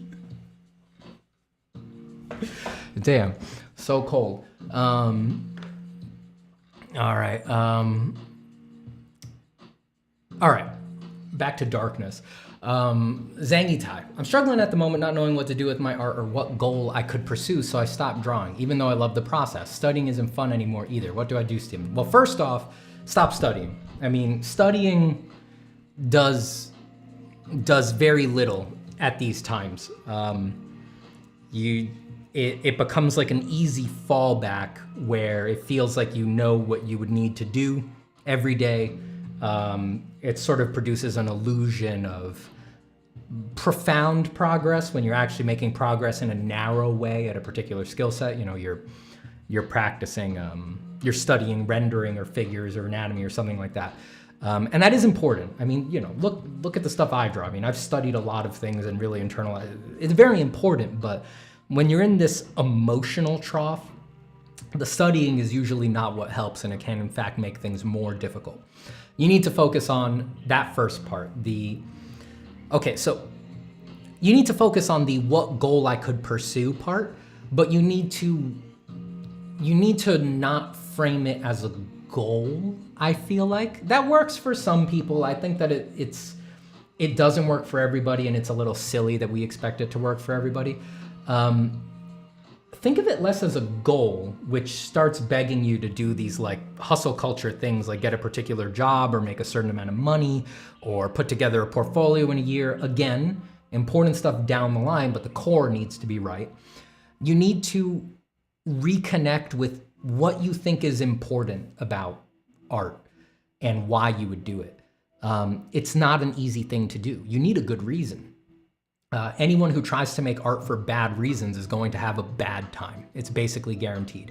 And, you know, you listen to hustle culture people online enough or anything like that, they'll make you think that, you know, they can sort of boil it down to this sort of mechanistic, I want to say blue collar, but it's not blue collar, but it's like there's a feeling of it, like just a workman, like just do it, because fuck you. Like just pound on it senselessly and hope that somehow by accident you make something good and beautiful, both artworks and a good and beautiful life. And I think that works for basically nobody, especially not in art. Art needs you to be thoughtful. As cringe as this sounds, it needs you to be a little bit bohemian. It needs you to be a romantic jerk about certain things. You've got to, I really think it helps if your reasons for making art, if you think about them for too long, bring you to the verge of tears. That lets you know that it's gonna appropriately motivate you, that you are aligned with why you're doing it. Because, yeah, like I said, it's a hard thing to do. It's almost impossible to do if you're not aligned with it. If you're not doing it in a way that reaffirms your core values and the reason that you're in existence. And I wish it was simpler. I really do. But almost all problems people have with art stem from foundational philosophical confusions about why the hell they're living their life the way they are in the first place. Damn, I wish it was simpler than that, but a lot of it just isn't. I mean, art contains so much and gets tied up with so much in your life that almost inevitably it comes back to that over and over and over again. So if you've already stepped away for a while, I would recommend getting back into art. Clearly you're troubled by it, right? I would recommend getting back into art, but don't feel like you need to get back into the drawing right away. Get back into art by thinking about it. And I mean, really thinking. I mean, like, people don't really think anymore. Isn't that amazing? People don't take time to think.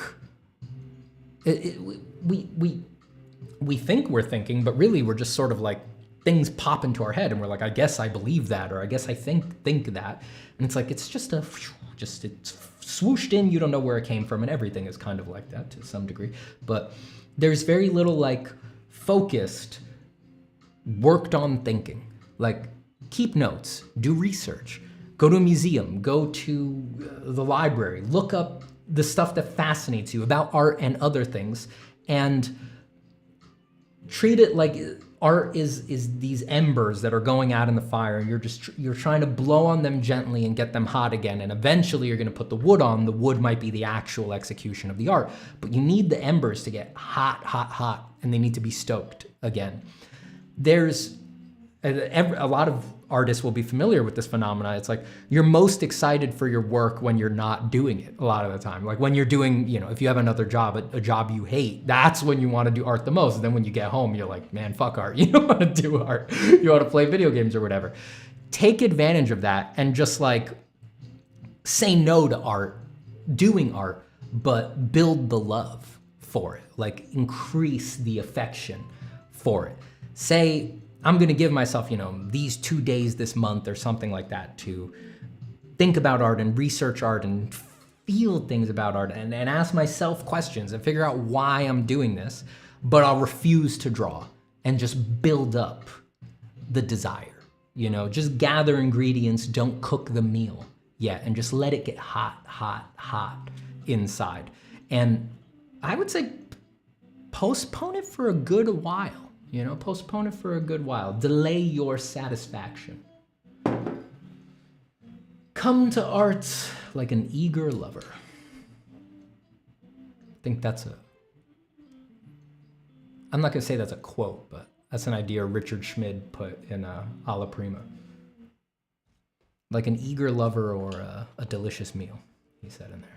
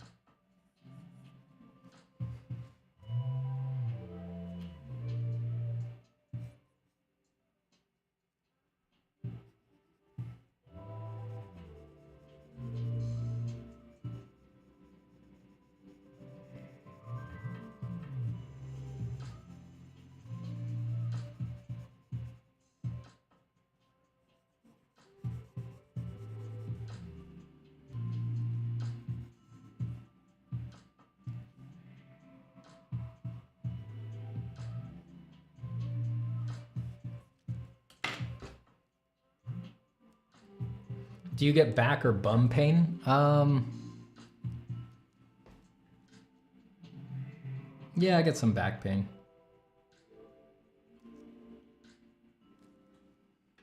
No, I've been very fortunate with my health so far in my life. If my back is really hurting me from drawing, just take it easy for a day. That fixes it right up. Also, having multiple ways to work has been very helpful. I think that has helped keep the back pain away for a long time. When I was really putting in long hours with commercial work, it really saved my back that I could move from like sitting like this with my tablet, which is really, this is like ergonomically the best way. That's why I always preferred a non-screen tablet, because you can just sit upright and work like this rather than hunching over something. You know, I could use a screen tablet like this, nice ergonomically aligned. And then when I got tired of that, I could move my work over to my iPad and I could draw like paper on my iPad. Having a variety of positions you can work in, and something like the iPad as well, it was always nice to, like, you know, my body's just aching from being at my office chair.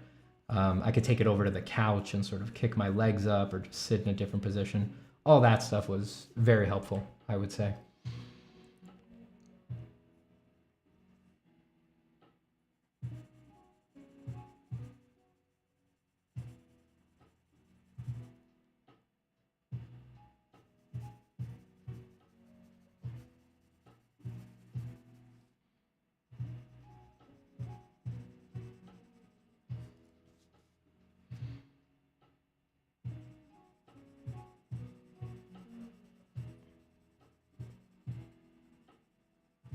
Relate to this, I also had to take a huge step back from art animation since graduating college. It does really help to think about the why you make art. It's so important. The art education system, certainly the industries, they're not big on reminding you of that. But it, you know, it's so important. I mean, we all know that when we start, and like culture is right about art sort of being very mushy gushy and bohemian in that way, but when you put on your industry glasses and, you know, trying to make a place for yourself in the world and all that, it's easy to forget it because there's so many other things to think about. But it is still the core. You really gotta be doing it for a reason, and you gotta remind yourself of that sometimes. And any reason is okay. Like I do art for the sheer competitiveness of it. You know, I'm just about dominating everybody. I want to be the best. I want everybody to know that I'm the best, and that's it. And I just have a bottomless well of energy for that. When I go to the Met, the Hallowed Halls of Art, I mean, the main way that it's helping me is that I just walk around there looking at the best paintings in the world, and I'm just, you know, I could do better than that. Man, fuck you. I got this. Making fun of them. I stand there looking at Monet's, and I'm like, and all the tourists are like, what's wrong with that guy? I'm just in the back.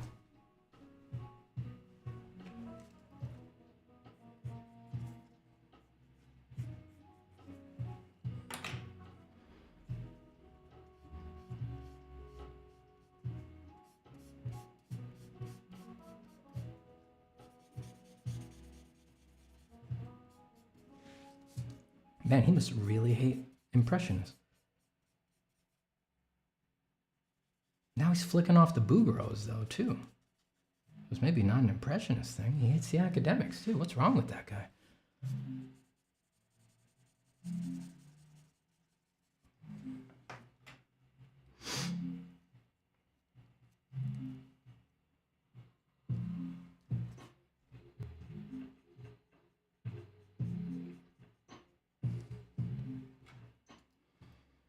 What would you do for a living if you, for example, woke up tomorrow with 0 skills in art, and would you do the process of learning it again? Yeah, I would probably learn it again. I just love it too much. If I needed to, I don't know what I would. I mean, art is all I've ever done for money, so I don't know what I would do. I would help people with public speaking, something like that, something else I'm good at. I would like do seminars on that or something.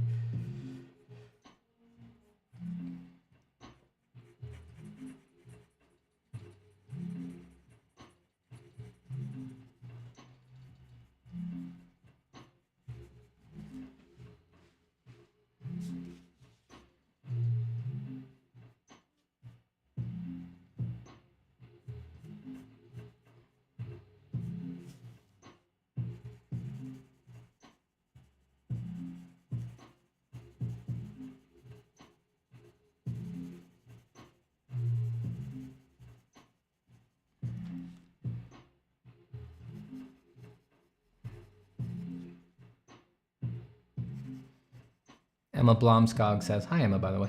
It feels hard to sometimes imagine yourself in a stifling industry which focuses a lot on trends and what works rather than genuine art.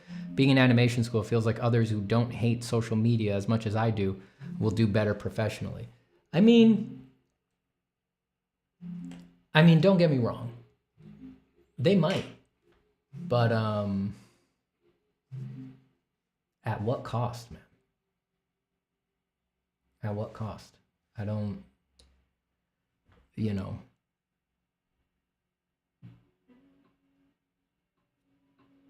It's so hard. I mean, when you're,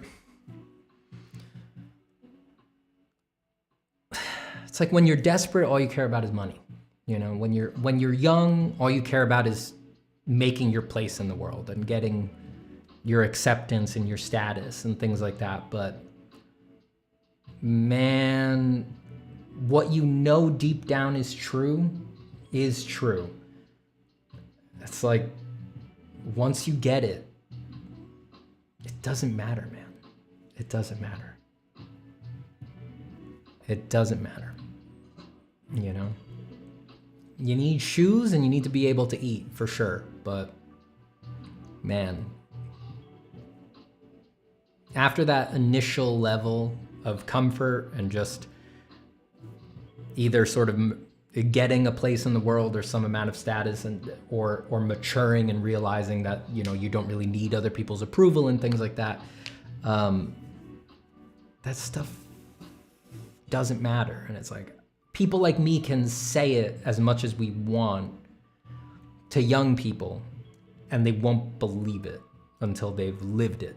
You know, they need the money, they need the job, they need to be able to, you know, go to a party and say, oh yeah, I'd do this, you know. And it's like, you know, it's fun for what it's worth.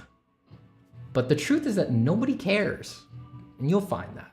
Nobody cares. Nobody cares. Nobody. And if you're the kind of person who needs more, wants more, and if you're asking questions like the one you asked, Emma, or making statements like the one you asked, you almost undoubtedly are someone who needs or wants more. You're gonna have to move beyond all those things eventually. And I'm not saying, you know, change your path at all or anything like that. I'm just,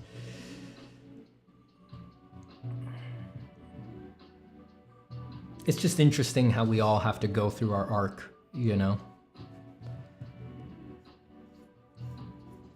And if art is in you for a different reason, you know, it's going to insist over a very long timeline that you honor it, no matter what. It's not gonna let you get away. You don't actually have much in the way of options. The nobody cares hits, so just go to the direction that could satisfy you the most. Yeah, dude, trust me. Nobody cares. Nobody cares. The people, you'll see, the people who care the most are people who want to take advantage of you. That's who cares. Nobody cares.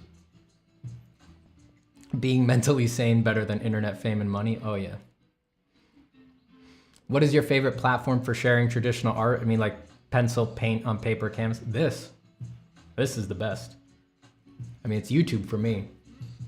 I don't recommend it for everybody because, you know, not everybody wants to make videos and stuff like that. But for me, my work is available in the highest res on YouTube. You know, you can, it's better than an inch across on Instagram. You know, it's like, you know, 2K or 4K, as big on your screen as you'd like. And you get to watch me make it instead of just seeing the end result, which adds a lot to traditional work. It's just, this is definitely the best platform.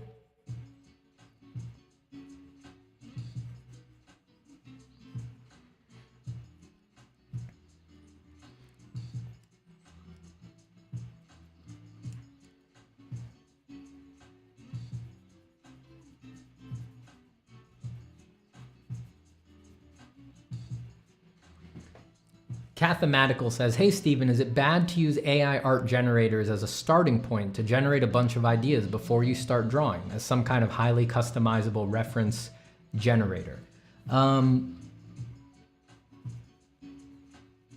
You put me in a difficult position with questions like that because there's a lot of layers to it. So first off, if you're talking about a distributed, like public model of something like Stable Diffusion, Midjourney, things like that, it's bad right off the bat for me because they're built unethically and they use the art of everybody in the world without consent, credit, or compensation. It's just there's all these things that I've harped on about and that are out in the news and things like that.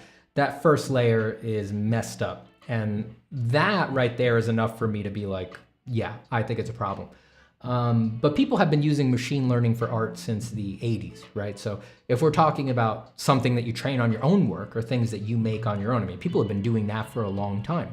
There's contemporary artists whose whole practices are based on, they go out and they take hundreds of photographs, they put it into a program themselves, some of them write the program themselves, and they do a machine learning process on it that produces some sort of result. All of that to me is that's just a practice. That's just a particular form of the art practice. And I'm personally very committed, and not committed on like a dogmatic level, but committed because I feel it is inviolably true. Like it must be true that the art practice is boundless and completely structureless. And so the art practice is going to take an infinity of different shapes across an infinitude of people. So any permutation of the art practice is going to happen. You're gonna have a unique one to the person to your left and your right. And in some sense, way down, deep down, you've got to keep your own counsel and decide what is right for you. And on that level, I have to admit there's nothing for me to say to you. And you should be extremely dubious about anything I would say to you. Art is not about permission seeking or asking other people what's right, what's wrong, things like that. That is not to say that it's a good idea to do the stupid tech bro thing where it's like, what's the saying? It's better to ask forgiveness than to ask for permission. It's like, no, it's not. That sounds psychotic. You sound psychotic for believing that that's true or cool or something like that. Just, ugh. I was a 15-year-old boy once. It reeks of guy stuff. But it's not that, but it really is like real art, and the real art practice and doing your thing is keeping your own counsel. It's trusting yourself. Every part of it that is mitigated by the opinions and the permission granting of other people is on some level, some part that is not you. And then on this third most surface level, I want to point out that the AI stuff, an AI generator, a publicly distributed model by one of these big companies or something like that, is on some level like that, is some level of mitigating your experience and determining what kinds of ideas you're going to have, what kinds of thoughts you're going to have, what kinds of images you're going to see, how you're going to interpret certain things. And the more and more of that you seed, and you are seeding it, you are relinquishing it to the systems when you do that, the more of that you just offer up to the AIs, the more of yourself you lose in the long run. I would be very, very cautious about asking a robot what your art looks like. That doesn't sound like a good idea to me.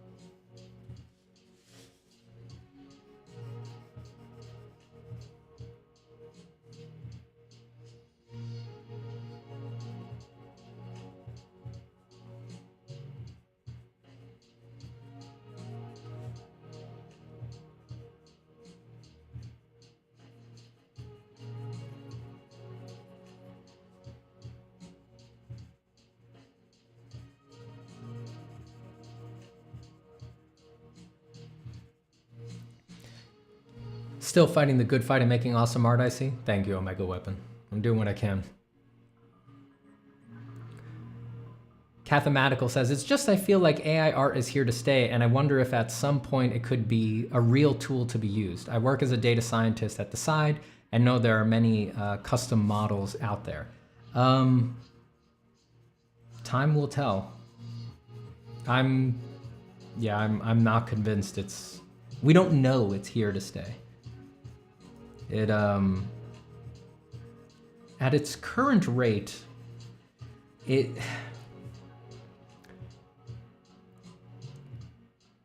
Yeah.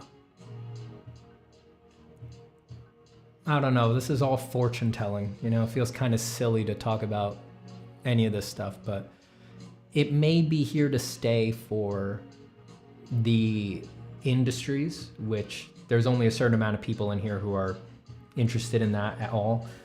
But whether it's here to stay for people, like for art, for people's art, for the things they make for themselves. Yeah, I don't know. I think that remains to be seen. I mean, at the rate it's going right now, I think people will burn out on it. I mean, no one's making much of interest with it right now.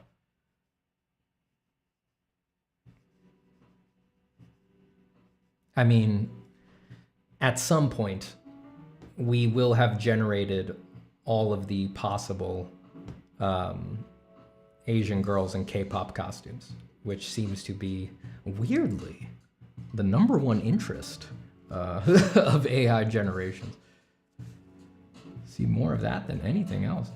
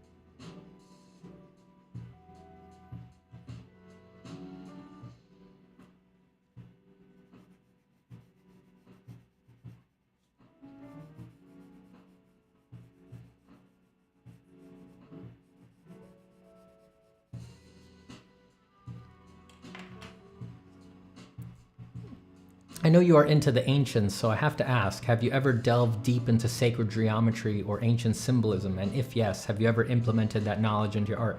I've done some research into it over the years. I don't use it though. That's just not the way I want to draw. I like to draw intuitively and freely and with just... I just like to flow with my hand, and the creation of grids and fractals and all of that stuff just really doesn't align with that. So I've looked into it just historically and just had a philosophical interest to see like what's there and things like that. But no, I've never used it in my work, and I don't really have much interest in using it in my work. It's just, it would make the act of drawing more boring, and I simply cannot allow that. I simply cannot allow that.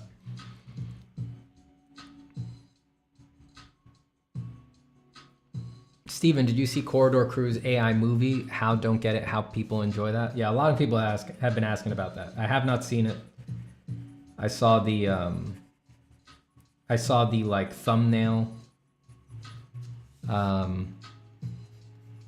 I clicked on like the making of video and like I scrubbed through and saw like some moments. I know that the actual full animation they made is up. I did not watch that.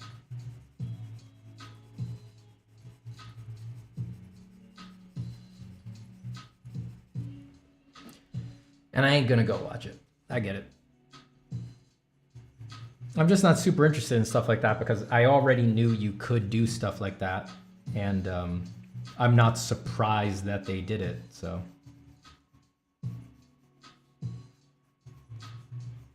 I'm also just not that into anime, you know.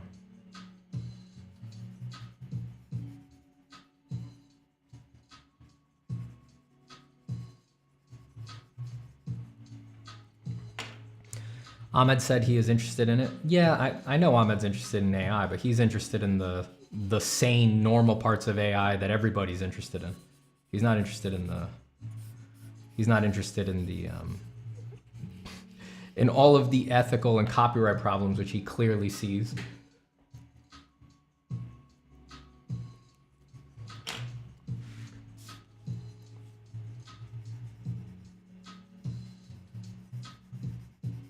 We're all interested in it for sci-fi speculative purposes and for wondering what it could do, but that's not the same. That's not the same kind of interest.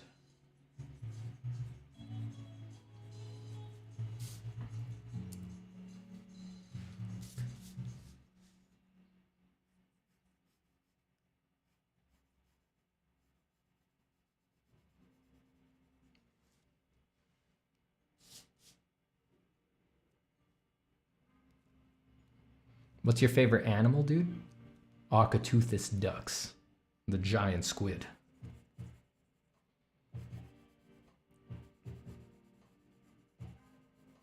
It's crazy to me that giant squids are real.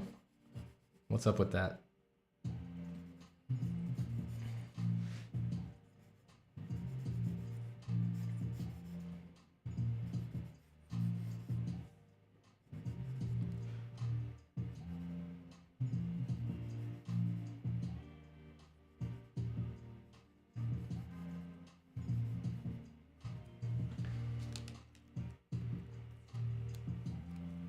What is the status on the lawsuit cases against AI, if I may ask? I don't know.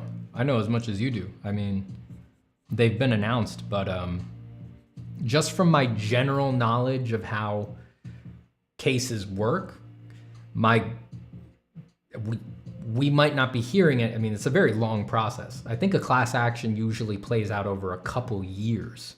So a lot has to happen, but just from my general knowledge of how cases work, we might not be hearing anything because now the court and the plaintiffs and the defendants might be engaged in discovery, and that happens behind closed doors. So we're not gonna know anything until after that, and who knows how long. With a case like this, discovery may take a very long time. Any legal experts, feel free to correct me there.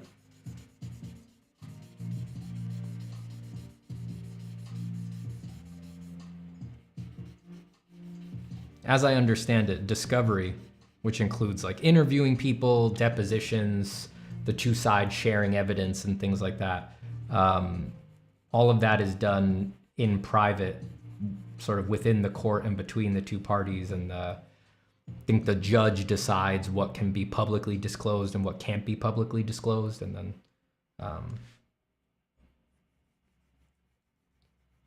then sort of what's going to go to court and all that.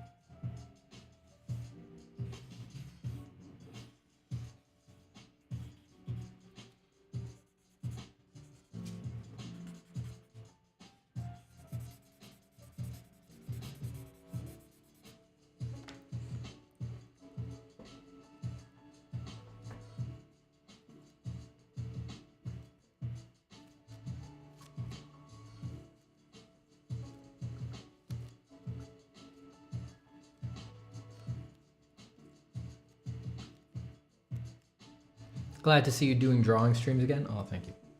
Always glad to draw. I do like streaming.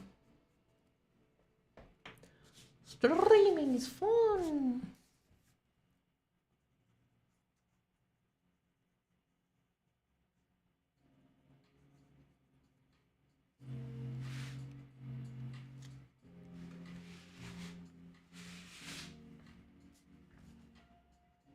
Oh no. I thought about the cookies. I thought about that damn cookie that's out there on the counter. Now it's inevitable. Eventually I'm gonna get up and get the cookie.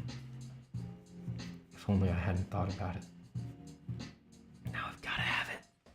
Oh no, no, my stomach's gurgling. Oh, I got to gurgling. Besides the clock, any further suggestions to practice being patient in art?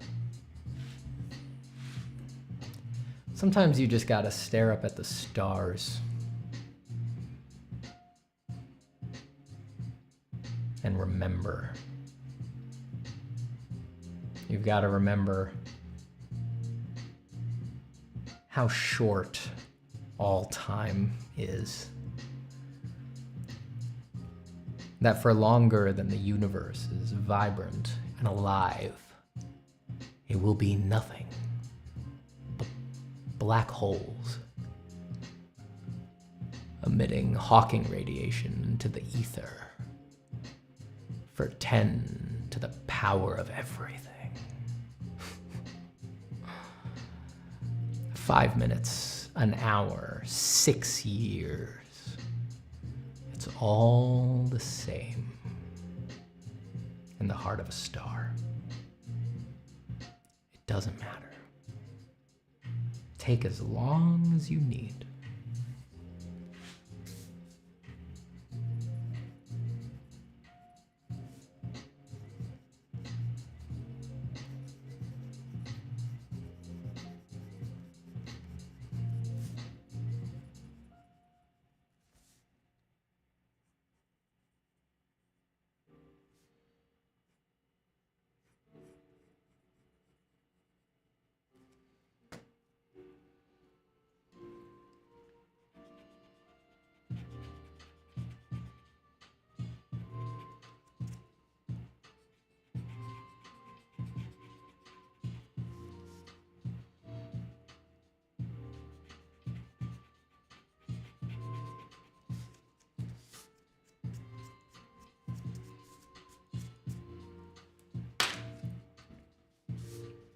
Nihilism it is. It's not nihilism.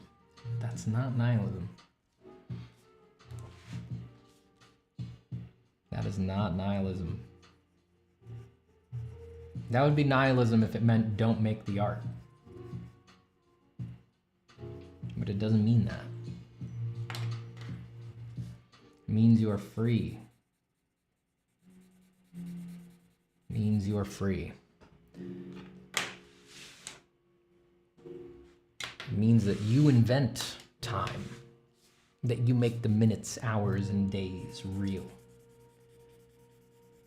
That the passage of whatever is follows laws and rules unknown to man, and the nature of time itself is questionable. You are freed by this, freed by this, freed by this.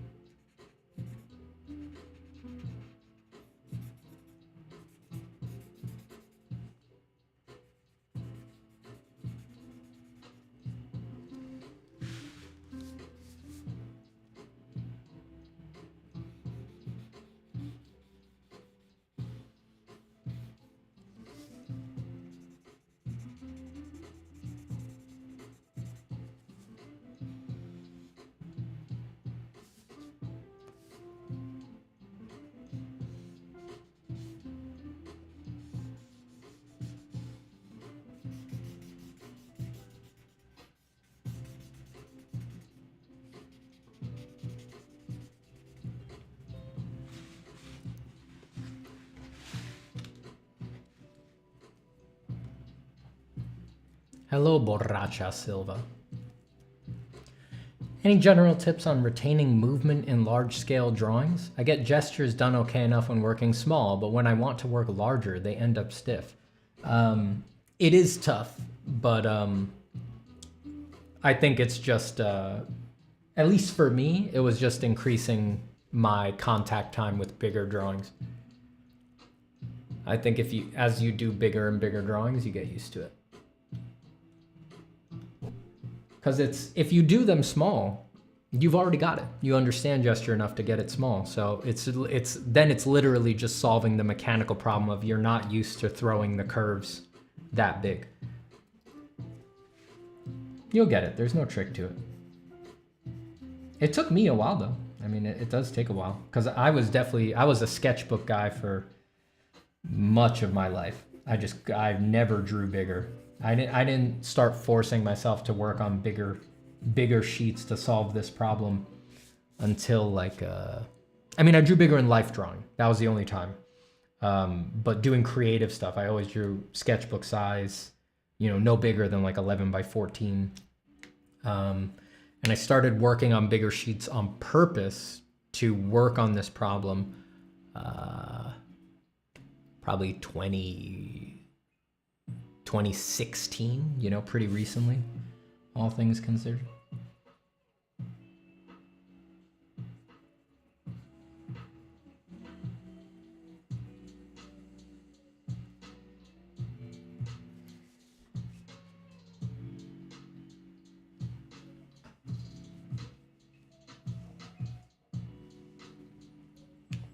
I'll be right back, y'all. I gotta go to the bathroom. Just give me 2 seconds to use the restroom.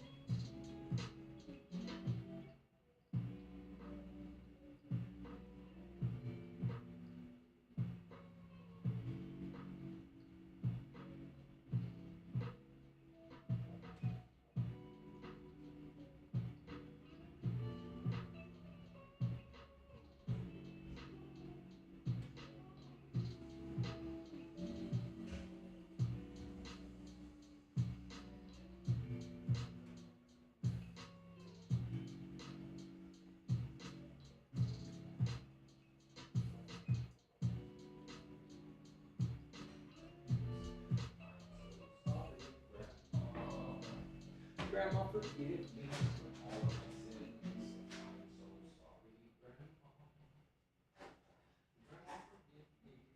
of my sins. I'm so sorry, Grandma.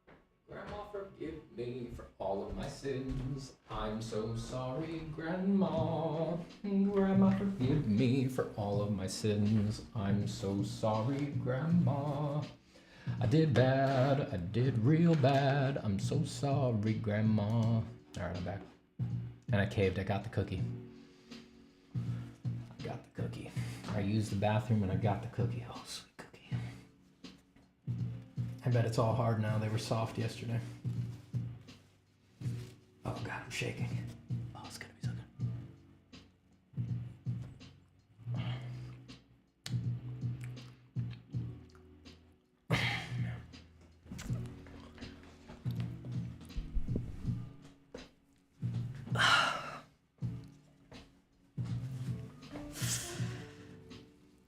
fucking nice, dude. Fucking nice.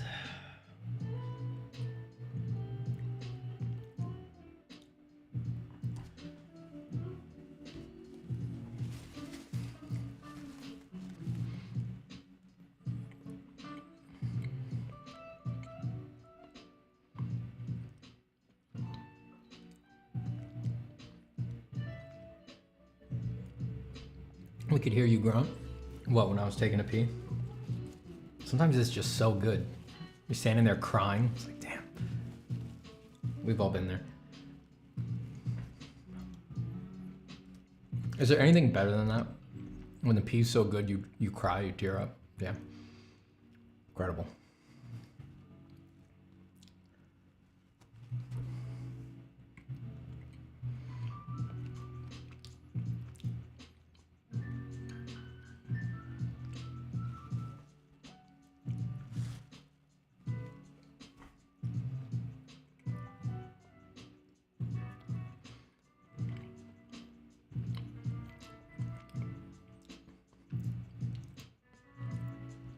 How do you come up with these Silent Hill monsters? You know, I'm just trying to draw cute girls and they just don't come out right.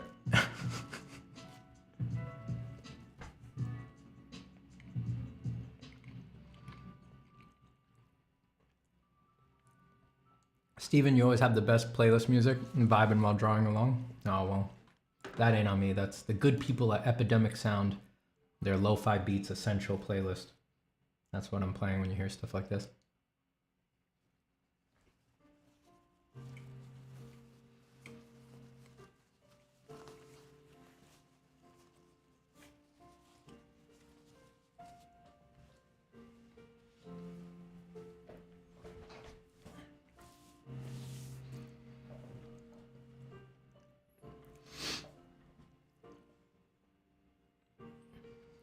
I got chocolate on my hands. Gotta be careful not to get chocolate on the drawing. Zapata. Iki says Zapata. Zapata.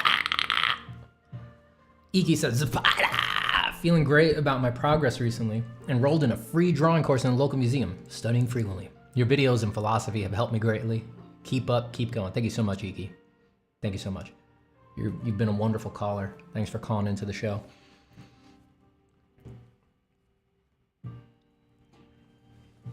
What do you like the most about drawing? The way it makes me feel. That's number one. And I love the way it makes me feel. It makes me feel relaxed, happy, like I'm spending my time well.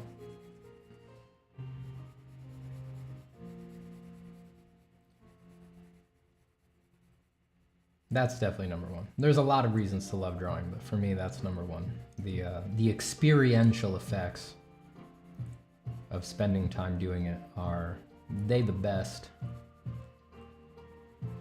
I get really irritable and depressed if I go too long without drawing for myself, without sort of honoring what I want to output here.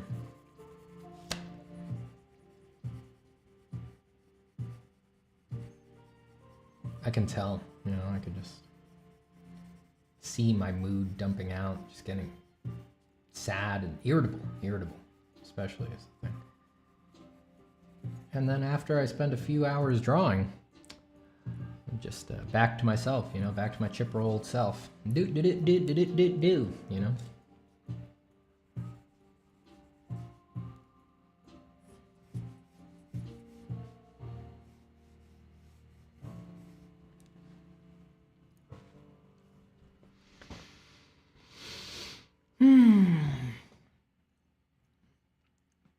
Emma says, adding to that question, how long have you really been drawing these Silent Hill monsters? Did you draw them when you were younger as well? Yeah.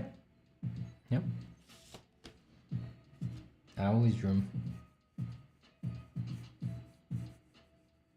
I was always drawing weird stuff.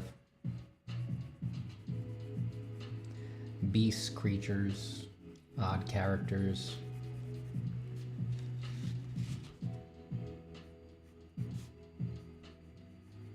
always weird stuff though. I've spent a lot of time just drawing people and landscapes and everyday scenes and things like that.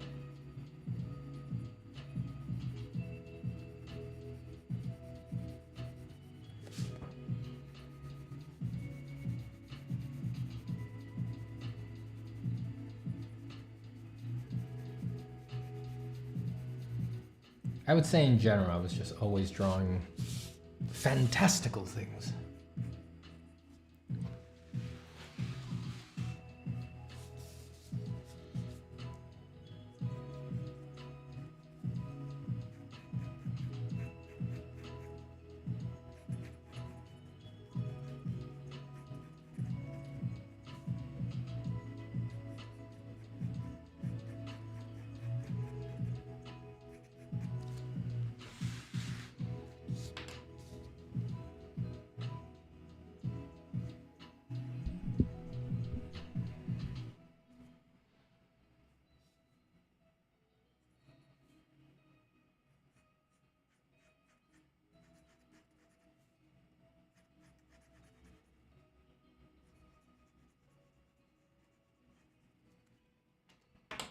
Have you seen JoJo's Bizarre Adventure? There's a guy in that show who has muscles which are shaped like wings. That's funny. This drawing reminds me of that. No, I haven't seen it. I'm not really into anime. I don't watch any anime.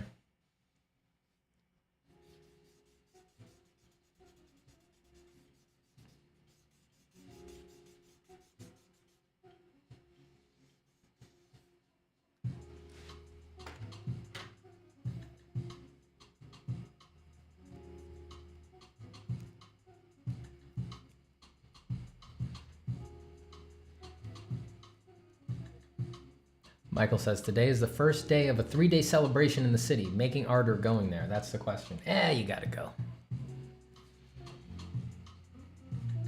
Go on, give it a go.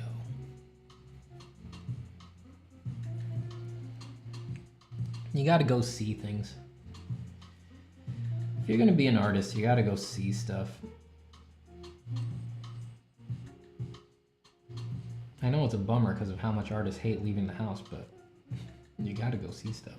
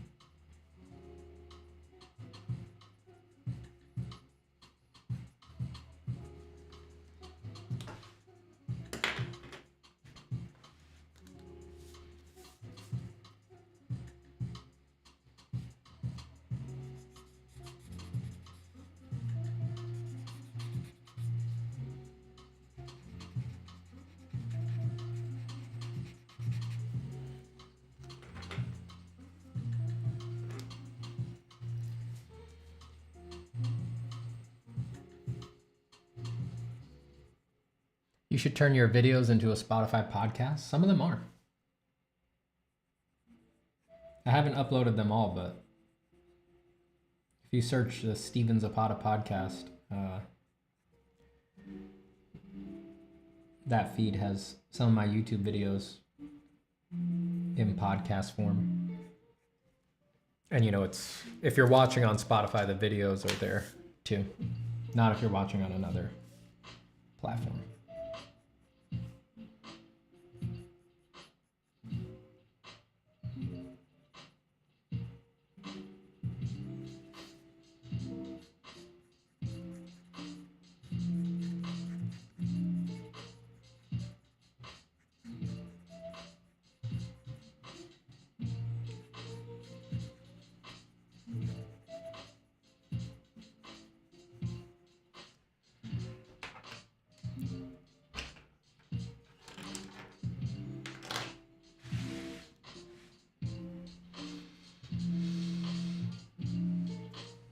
Parker Hahn says, thanks for streaming today. It was good to listen while working on a drawing assignment. Happy to help.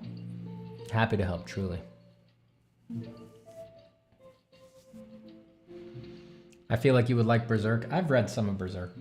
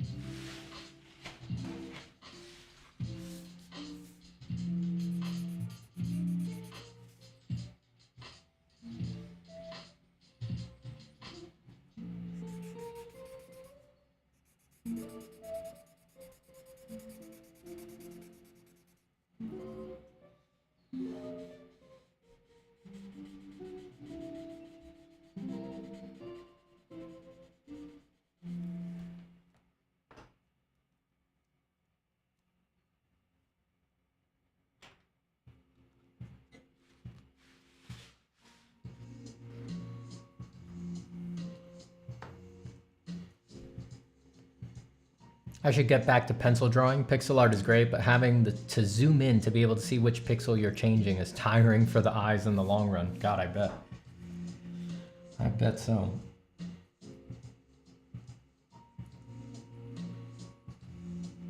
I love drawing on paper. I mean, it's just too tactile. Too tactile and wonderful. The redacted computer says, "Hola, Stefano, ¿cómo está?" I'm good. I am good.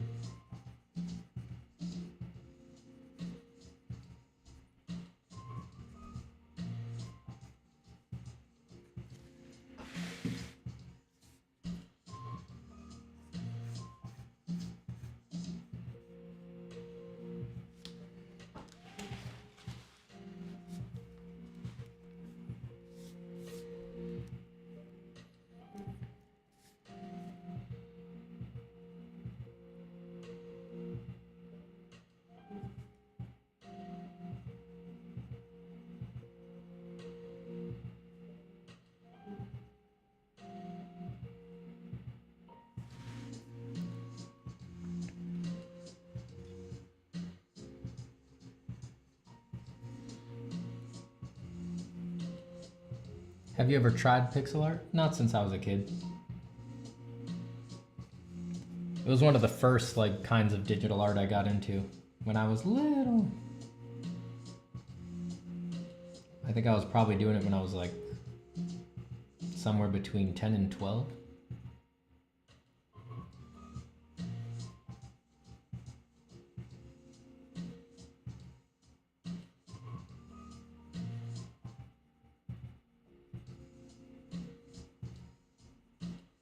I was just trying to make like Mega Man sprites.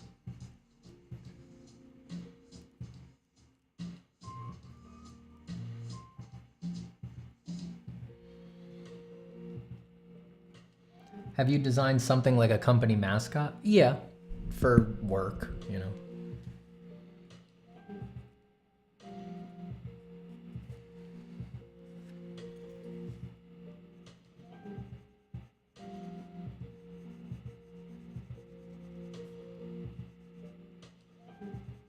Or at least done pitches for them. I don't know if any of them were ever like chosen or made. I've designed a lot of walk around characters for theme parks and stuff like that. Mascot costumes and such.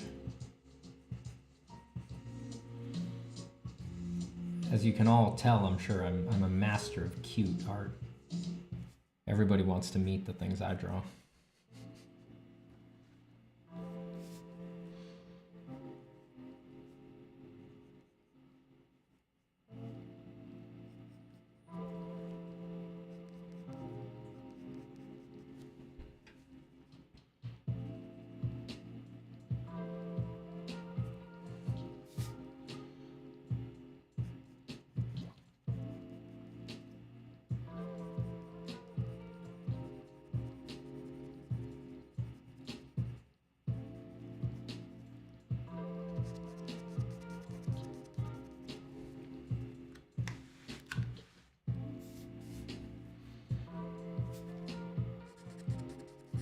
Is that a giant Q-tip above your head? Yep.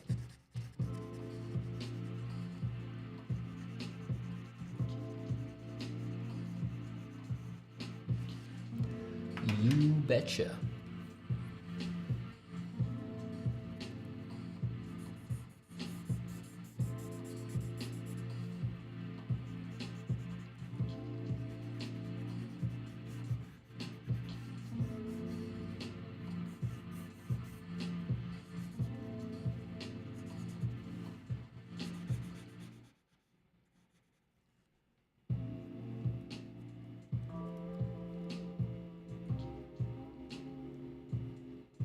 Do you traditionally paint? Sometimes. It's not my main thing. I have done it a lot though, and I do still do it.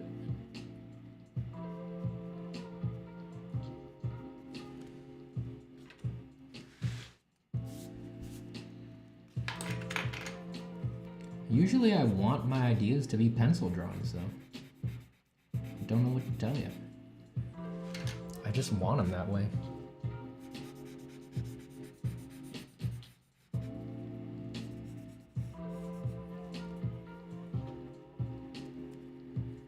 These drawings remind me of Bern Hogarth and Frazetta. Now you're speaking my language. Who told you to say that? Did my mom put you up to that?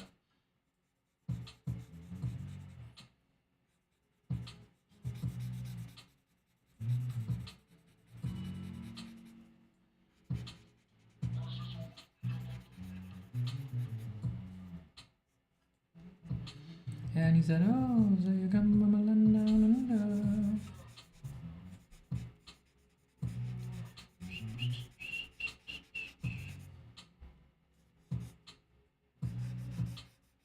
Can you feel the thunder?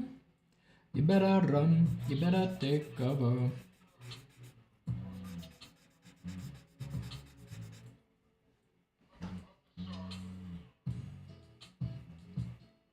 Any news on the AI front? AI dead. AI defeated. Nobody's using AI, AI lost. Humans free, humans happy, humans win.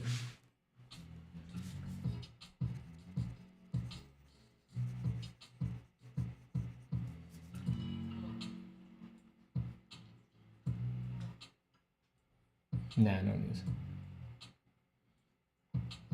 If there was news, I'm sure I'd be refusing to shut up about it.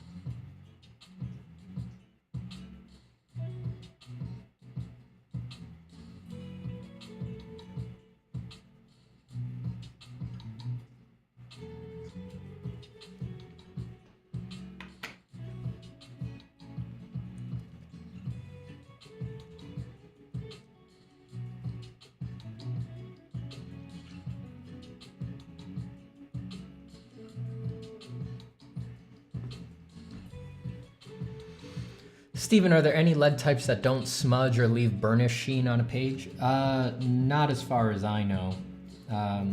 Some of them behave differently. Like, If you want to not smudge, for example, and you can get a variety of touch with just your hand pressure, black colored pencils are good for that. They do a good job. And they really don't. They smudge much less than graphite, a black colored pencil. They still smudge, it's just much harder to get them to smudge. And I guess they do, they don't have graphite sheen, but they have a different kind of sheen. They have what's called wax bloom if you layer them too much. But you can avoid that by using a non-wax based colored pencil. Like the Faber-Castell Polychromos, if I'm not mistaken, instead of being wax-based, are oil-based. So again, they might not be your cup of tea the way they feel. I like them better than Prismacolors, which are wax-based, but that helps reduce it further. They have no wax or less wax in the binder, and so they don't get the wax bloom.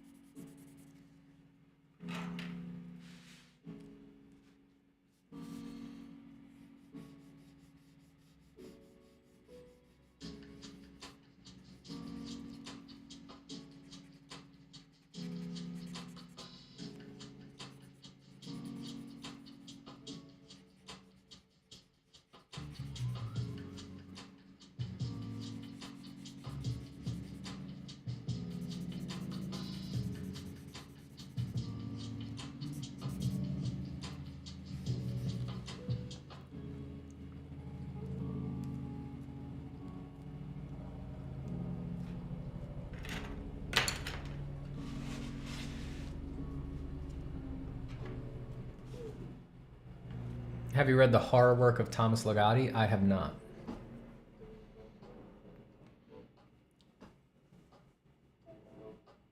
Michael Slater says, have someone heard about the experiment of two AI programs communicating with each other, and within a few minutes they develop a new language that the programmers did not understand? I have heard of that. That was a while. That started happening a while ago with the adversarial AIs. I first heard of that happening, God, it must have been many years ago now. I think that was a while ago.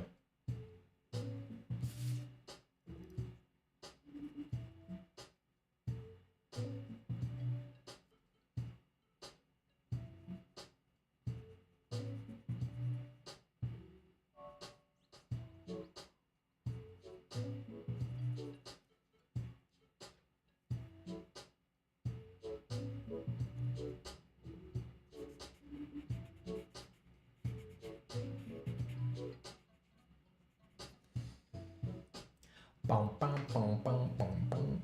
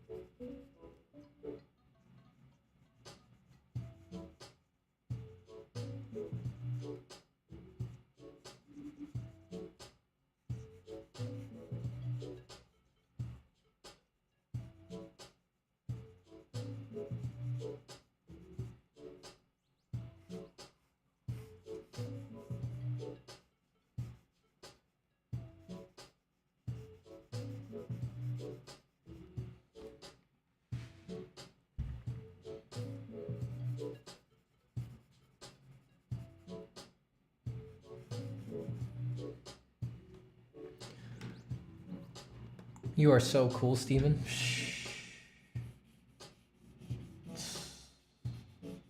You have excellent taste. You have excellent, excellent taste.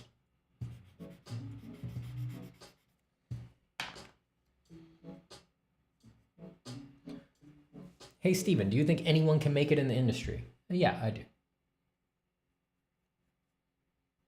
There's nothing keeping you up. If you put in the work, you can absolutely do it.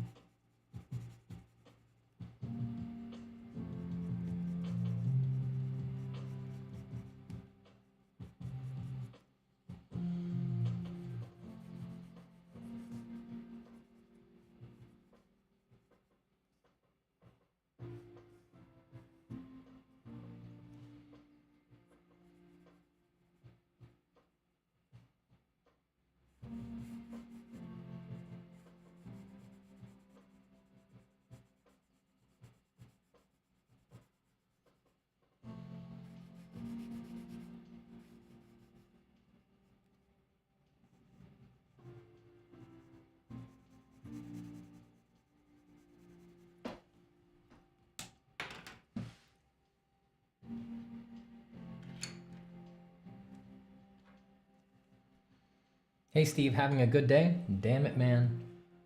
Damn it.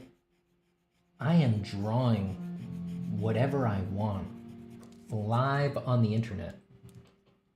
And people are watching, caring at all. And it even seems to be helping some people. And I can say with unabashed truthfulness that this is my job. So yeah, having a good day.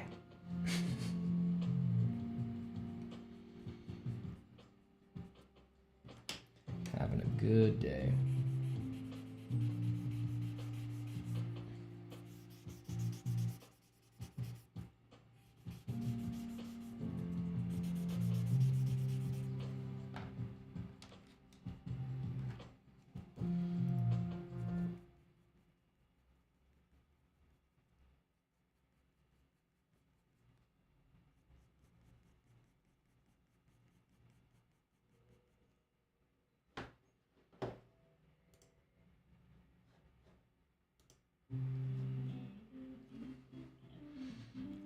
Have you tried using the Faber-Castell matte graphite pencils? I have. I quite like them. I like the 14B from that line quite a bit. I use it a lot now. In fact, this drawing could use a bit of it. Help me ground a couple darks. I bet I got one right here. When you know it. There it is, baby. Pitt Graphite Matte 14B. Holy shit. Is that a Pitt Graphite Matte 14B? That's right. Vintage 2022.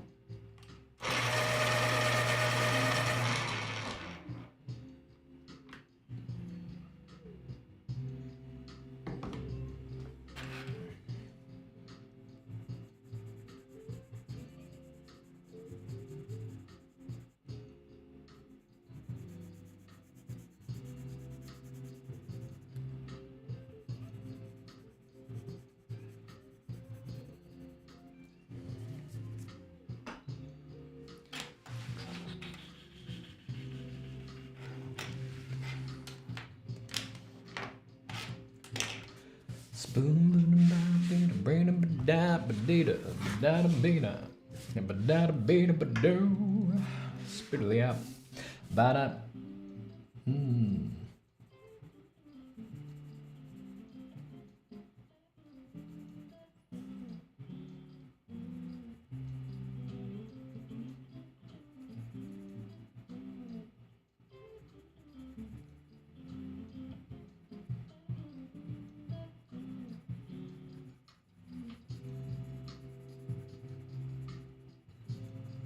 Just a couple of dark accent anchor points so that I know my whole value range.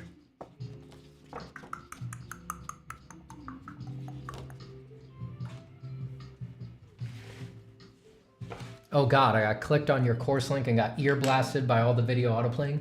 Good. Good. Clearing out your ear systems. You're listening to too much crap.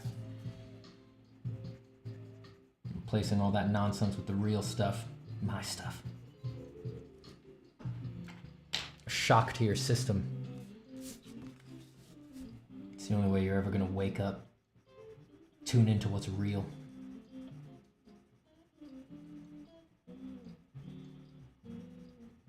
I hope you weren't thinking that I would apologize. I'm not apologizing for helping you in that way, okay?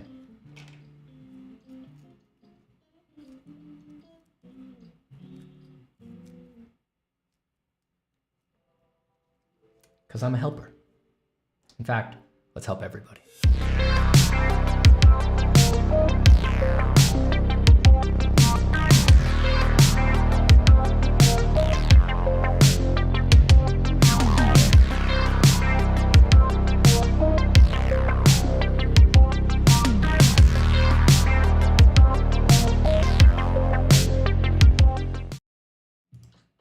God, that was hardcore.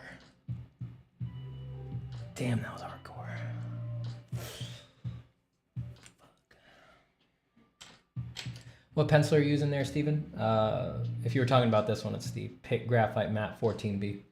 But any dark pencil will do. I mean, it's not that much darker than even like a 4B. It just goes down that dark a little faster, I guess.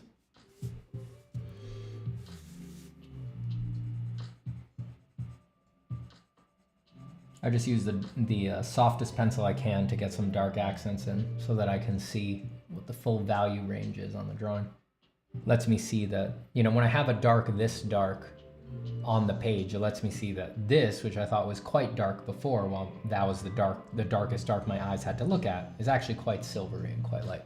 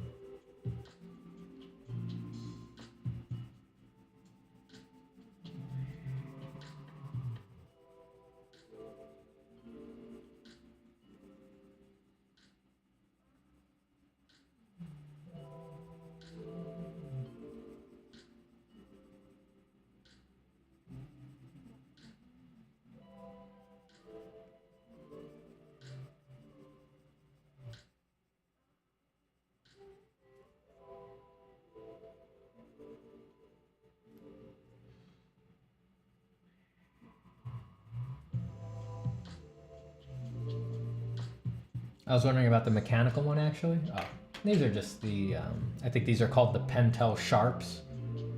Where I live in the US, they carry them everywhere. They're like at every, like the office supply stores, they all have them. They're a very basic pencil. This blue one is the 0.7, this black one is the 0.5, but the pencils don't really matter when you're using a mechanical. It's just the tip, right? So, because you can put any brand of lead in there. And the lead here is the Pentel lead. I think it's called Pentel High Polymer, but it's like, they don't sell low polymer. It's just Pentel's standard mechanical pencil lead in the HB hardness. I just like to use these pencil bodies because I'm very used to them. I've been using them for years and years and years since I was a kid, so I'm just very comfortable with them. But the bodies don't really matter. The bodies don't touch the paper.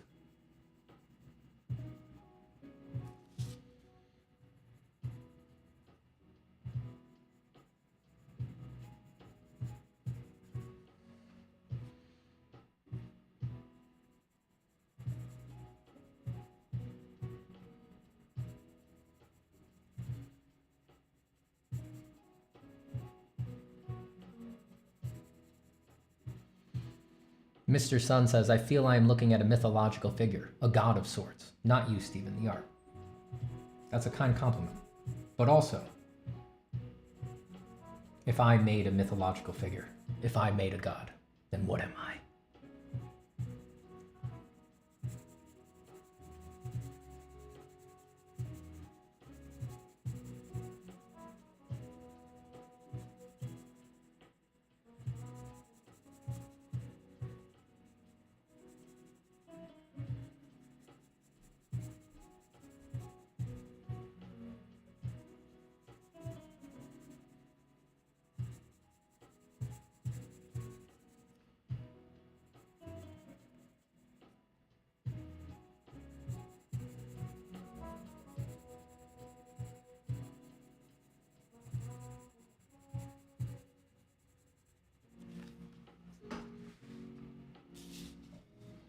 What would you name this bloodborne monster? What would I name this bloodborne monster?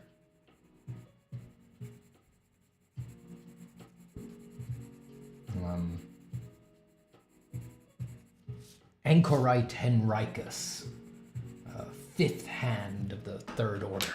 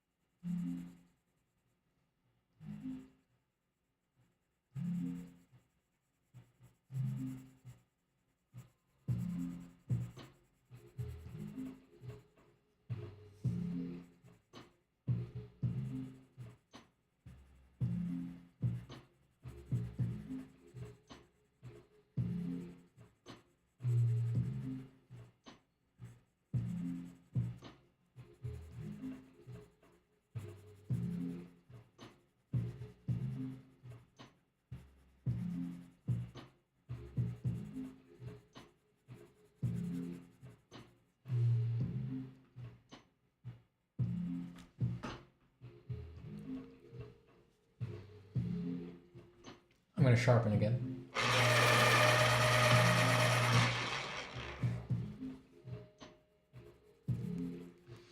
When will we be ready to see your true form? Says Estros. What are you talking about? I visit you every night. You just don't remember.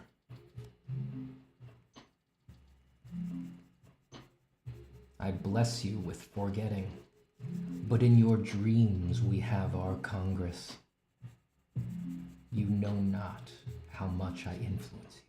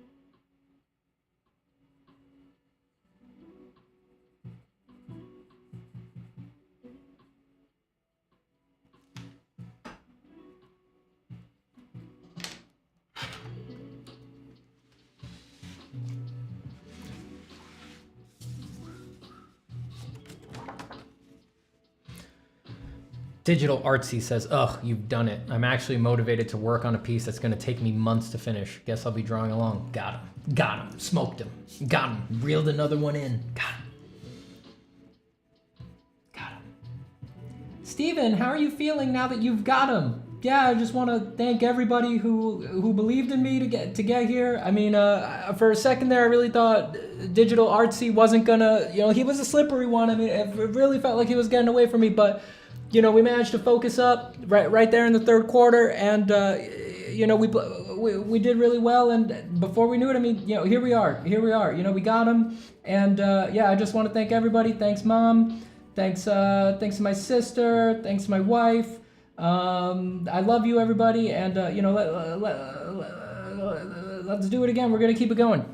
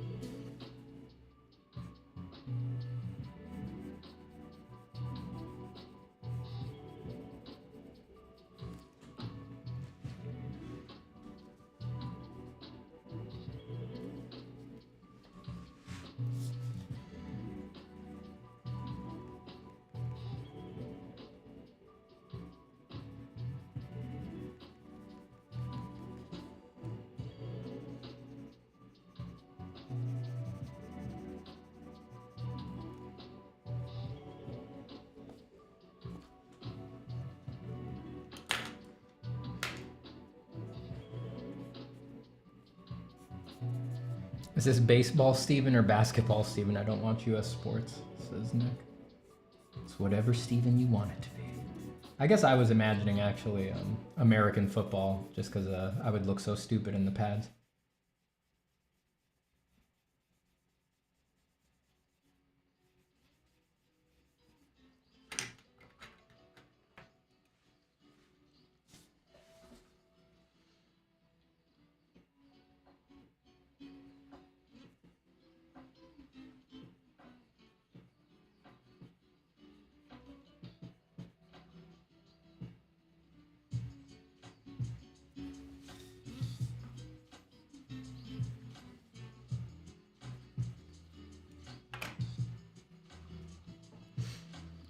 I should be going to sleep, but my hands just want to draw. Just draw, baby. Don't resist. Don't give in. I mean, do give in. Don't not give in.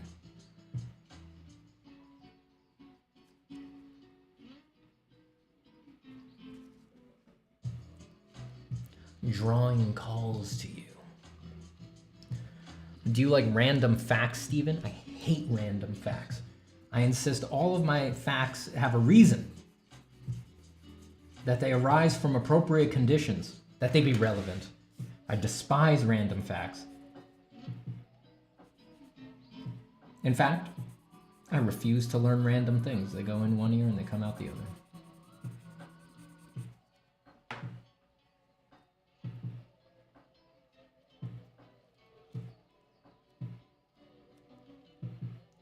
I can almost never finish a drawing. I get bored when it's almost done, then I start working on another. A very common ailment. Very common ailment indeed. Yes, there's nothing to be ashamed of. Many men of your age come to experience this problem.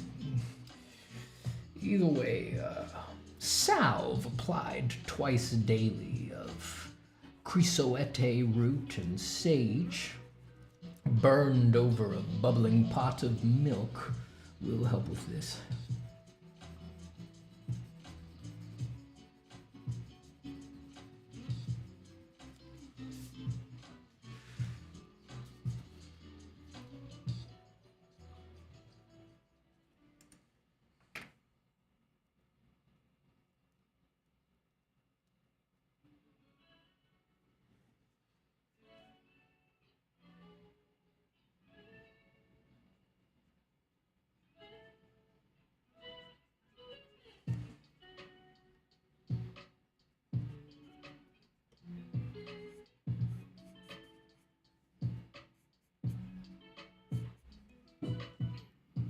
First time watching you, amazing drawing. Thank you so much. Thank you so much.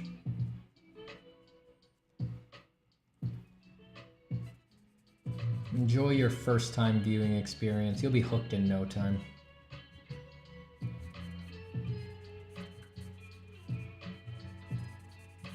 You'll be hooked in no time.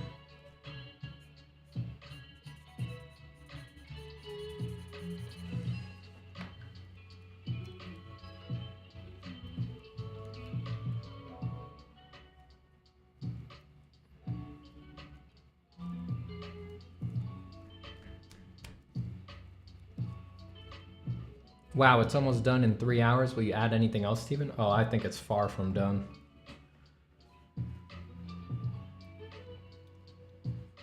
The vision that I have for it in my head is much more involved. Yeah, I have plenty I want to add.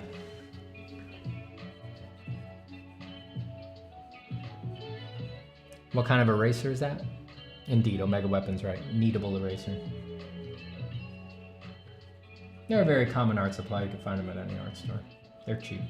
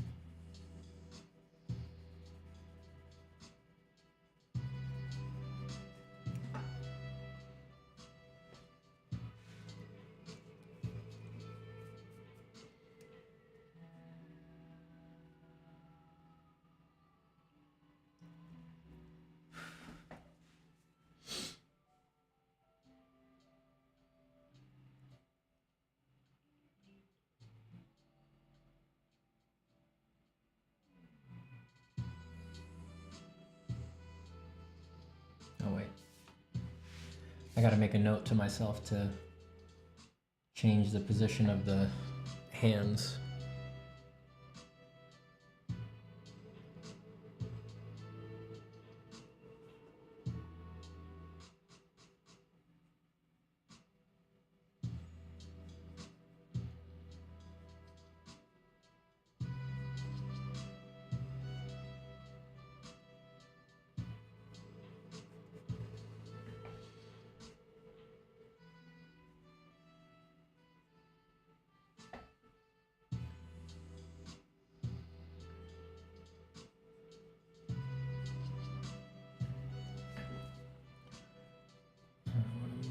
Other hand down here.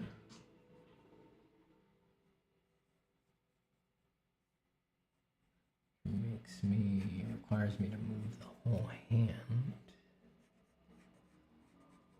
down this way, or the whole arm down this way. At Stream Intro, you were using a big sketchbook. What is the format and brand? I don't know what you mean by Stream Intro. I do use a big sketchbook. It's the Moleskine Sketchbook. It's just the biggest one they have. I forget what size. In US, it's like 16 inches tall. I do use one of those, and I do have used it on streams, but that's not what I'm drawing on in the intro. In the intro, I'm just using some random low quality paper pad that I had at hand, if I remember correctly.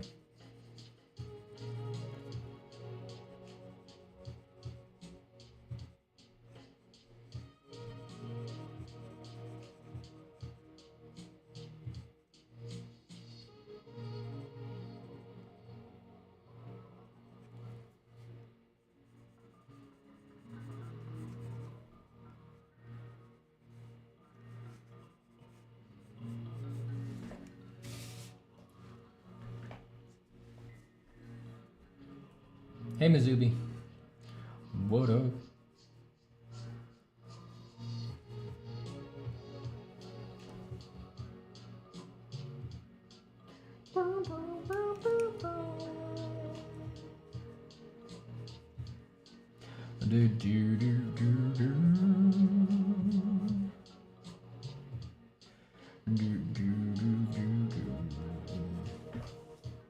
That looks a bit smaller than the other one. Yeah, make a knuckles there. Since I'm probably not going to do these have time to do these hands on stream, I'll probably shoot a reference for them tonight or tomorrow before I do them.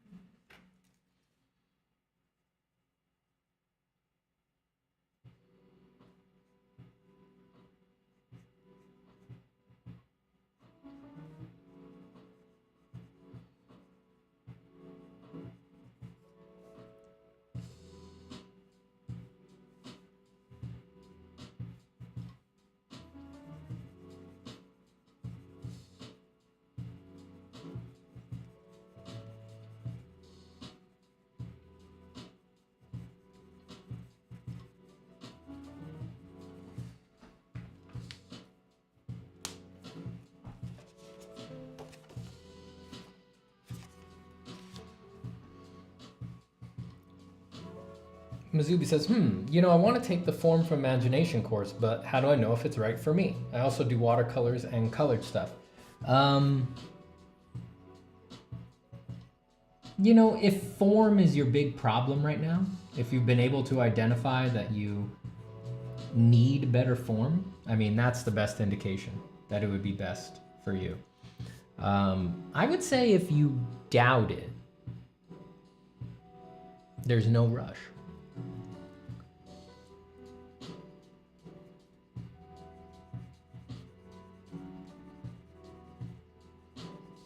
You know, the curriculum is there online. If you go to formfromimagination.com, it has all of the videos that are in it listed.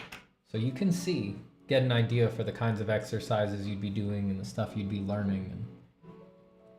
And you should be able to get an intuitive feeling of if you think that stuff will help you, you know?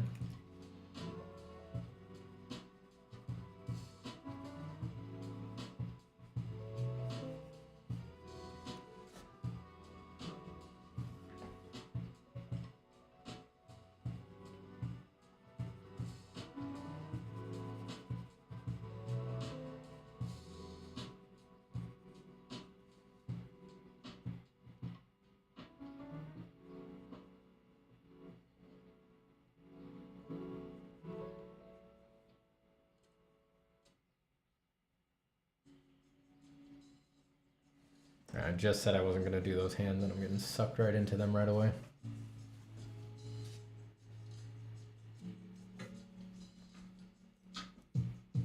How often do you change your stump? Not very often. I use them until they fall apart.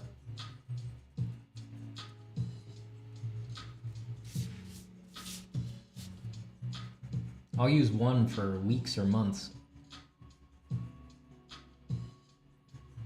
They eventually unravel. You abuse them so much that, because they're just rolled paper, eventually one thread gets out and then it slowly starts undoing itself. When I see that, when I see it unraveling like that, that's when I swap it.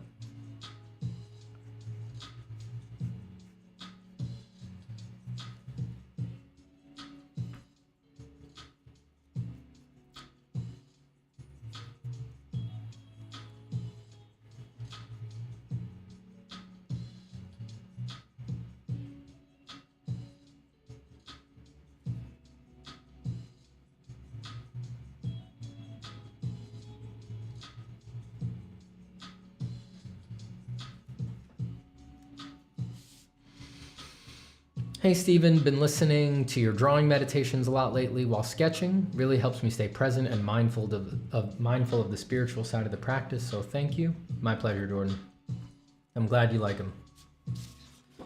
Those meditation videos are they're the most important stuff on this channel, for sure.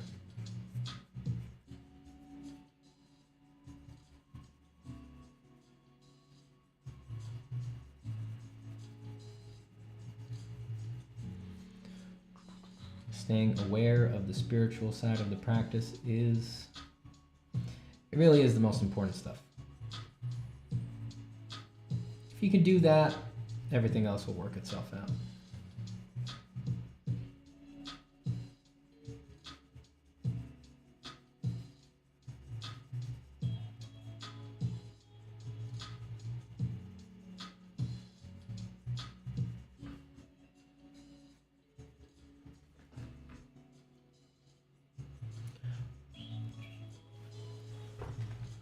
Oh, my little pup is out. She's out cold. Nope, I woke her up. Now she's looking at me.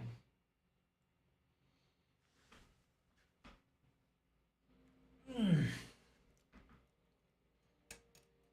me see what the weather is. I wonder if I'll play fetch with her on her afternoon. On her afternoon. It's doable. Man, we got still. Takes so long to get out of winter in New York. It's crap weather for so long. Do you use a fresh stump in areas of lighter values? Nope. The stump barely puts down any graphite, so I don't really feel the need to use a fresh one. They really don't. It's like if you really need a light value, I mean, I'll show you here on my scrap piece. It's like if you just rub it a little bit, look how quick it fades out. It's like there, you can just rub off most of the graphite on a scrap piece and then you can use that, just move it over and do a light value with that. But I mean, that's nothing. It's so silvery. They just really, they don't hold a lot of graphite. So no, I never feel a need to use a new one for light values or anything like that.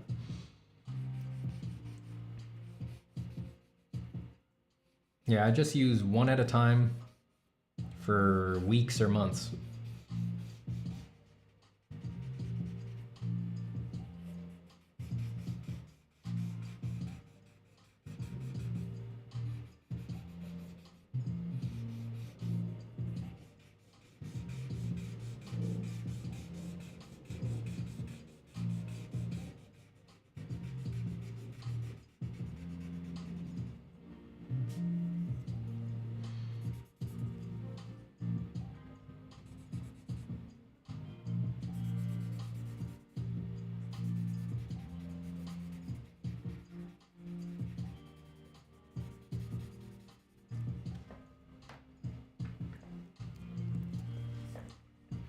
I'm a fellow New Yorker and I personally like the cold, though I hate it when it gets super hot. The heat is worse, for sure.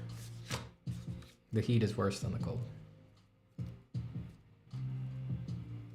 I don't mind the cold either. It's just, by the time you hit February, March, don't you feel like it's been going on for a long time?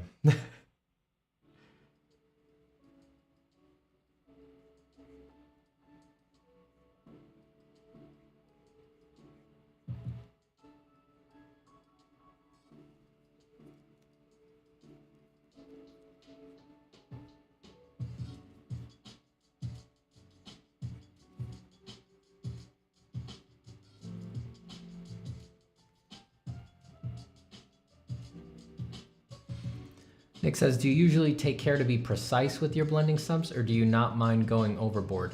Yeah, I really don't mind. I always assume I'm gonna need to correct things by hand, so I don't mind making blurry marks or smudges. It's like, I'm gonna work the whole drawing so much that it's no big deal. It ain't no big.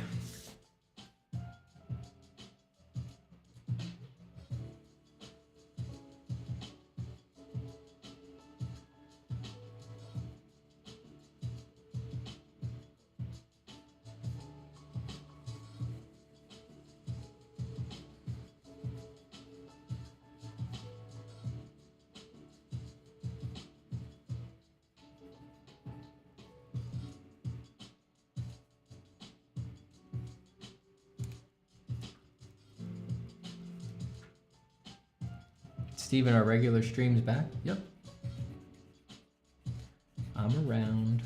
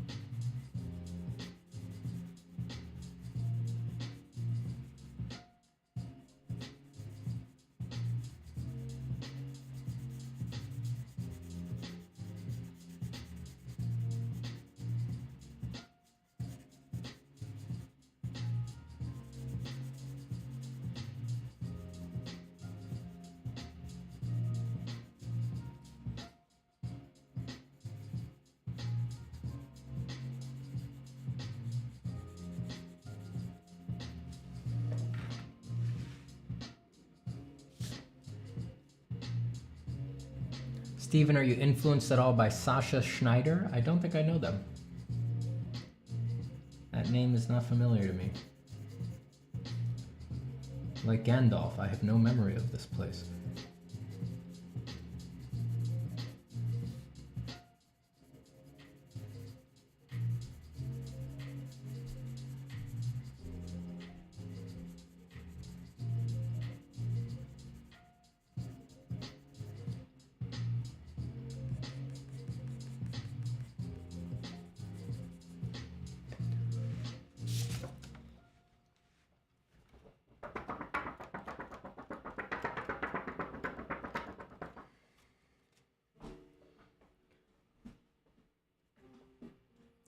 Iolo says, hey Steven, could you recommend some good art schools, excluding of course stuff like Art Center or Brainstorm because I've been going paranoid?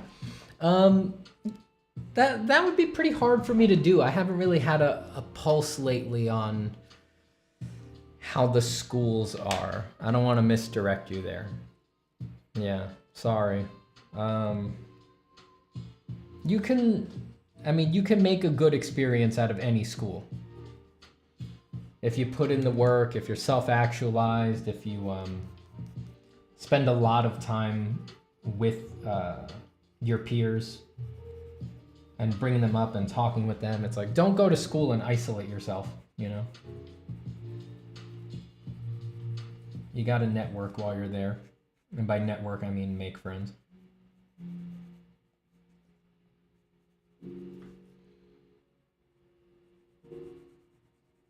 Yeah, I wish I could answer more specifically, but I just don't. Schools change so fast. Like every few years, you know, you've got a new department head. The new department head has a totally different philosophy than the last one. All the classes change, the vibe changes. It's like, because I've taught at those schools, I know how quickly things change. So yeah, I don't want to, I can't really recommend them because I just don't know what the current vibe at any of the programs is. Except, you know, the ones you excluded. Like I know what it's like at Art Center and stuff like that.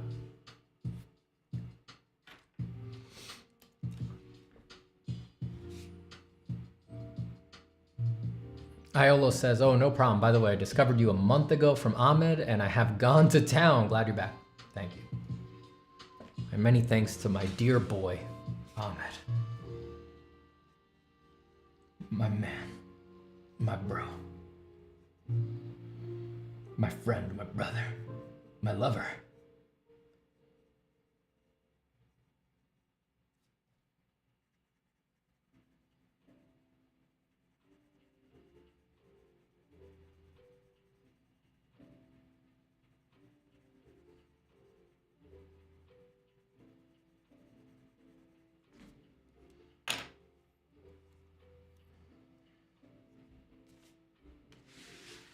Joseph has returned. He went off and now he's back. Joey Mars. Joey Mars.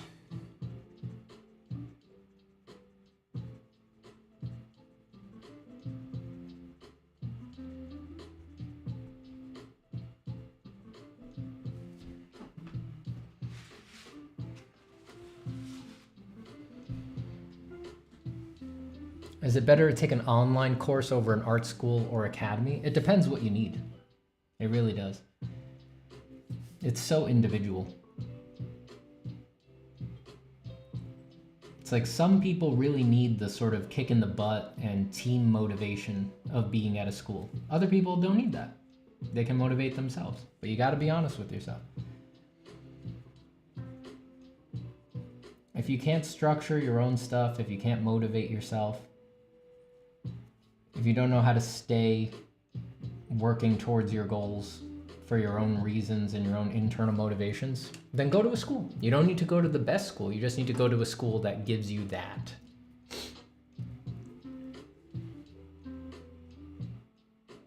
I also think feedback is really important. You know, if you do an online thing, as much as you can, try to do something that gives feedback. It's really easy with this stuff to get confused without feedback because it's all so mushy.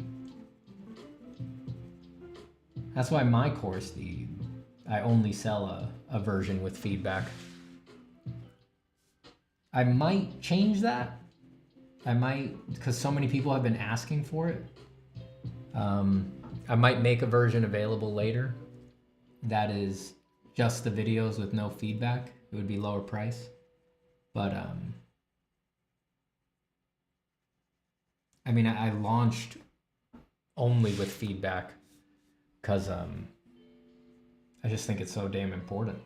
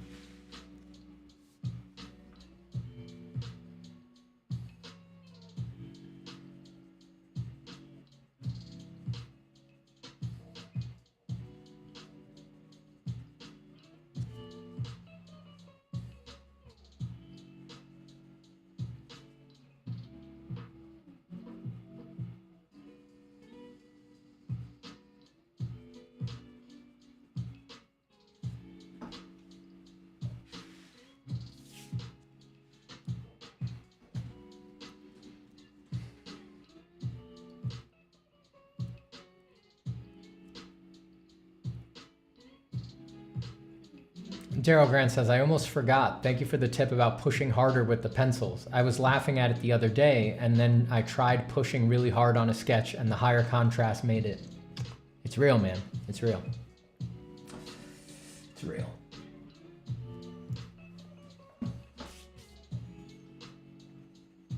Trust me, man. If I'm worked up about a pencil thing, it's because it's real. Take my pencils very seriously. Very, very seriously. Take my pencils very seriously. Ooh. Nick Ravioli says, you know, you talk so lovingly about the Met that I got jealous for a minute before I realized that I live in Europe and I could go to France and visit the Louvre at any time. You're goddamn right. I mean, you live in a part of the world that has some of the deepest, most influential, longest culture ever. I mean,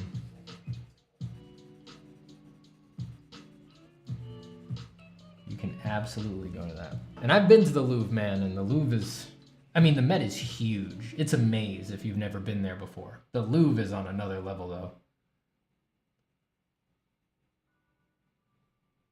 I'm someone who got used to the Met and can navigate it. And to me, it's just like, that's how big a museum is. And even I, when I went to the Louvre, I was like, holy crap.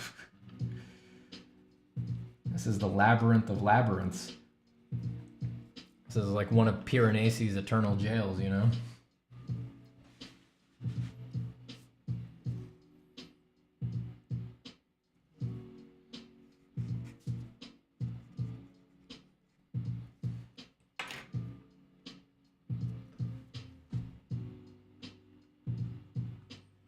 Yeah, there's so much good stuff in Europe. So much good stuff in Europe. The Louvre is incredible. Man, there's so much in Paris alone. I mean, geez. Musée d'Orsay in Paris, I really liked. You could go to Italy. I mean, damn. Damn, son. Damn. Damn. Damn, son. Uffizi. Studio Galleria, the Vatican museums. Ooh, my God. The art gut punch is too much. A history teacher once told my class you could chase a horse to death in the Louvre. Yeah, that sounds right. That's awesome.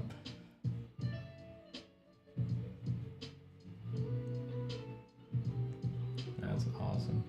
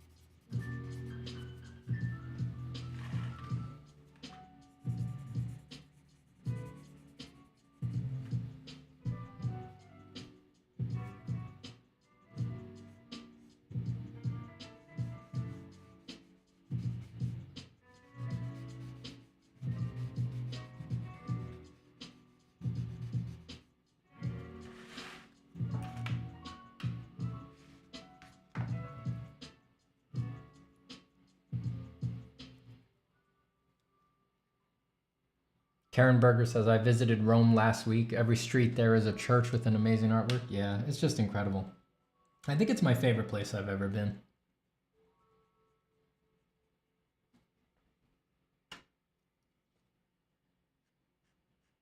I went there back in 2021.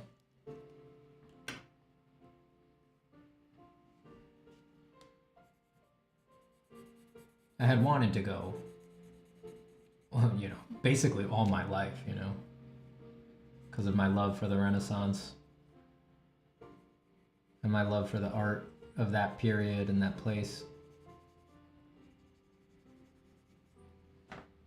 I'm amazed it took me that long to get out there, really.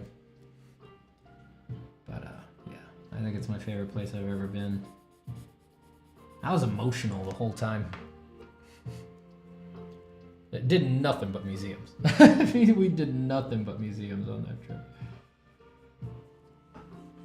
It's a good thing I have so much museum endurance. I can stay in them for a long time and do them day after day after day. I practice at the Met.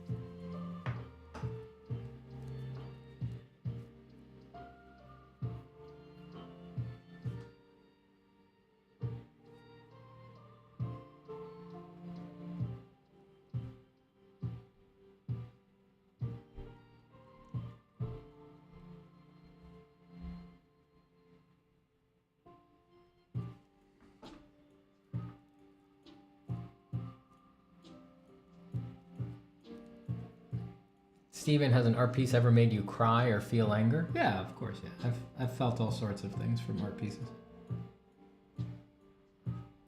I've consumed a lot of art in my life.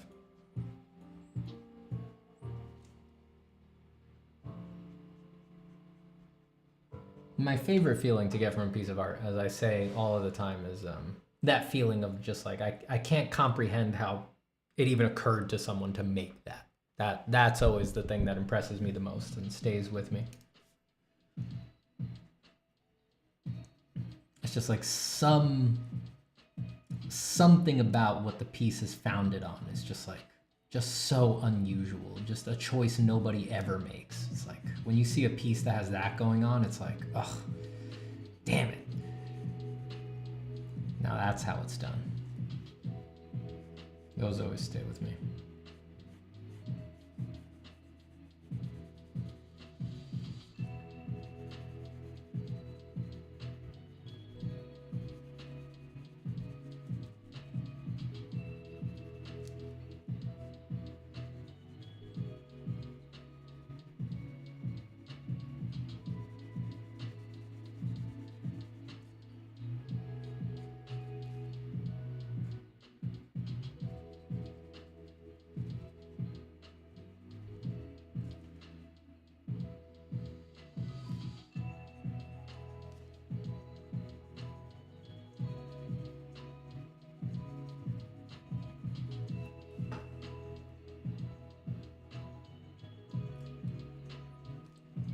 Any example of that? Oh God, it'd be hard to think of one off the top of my head.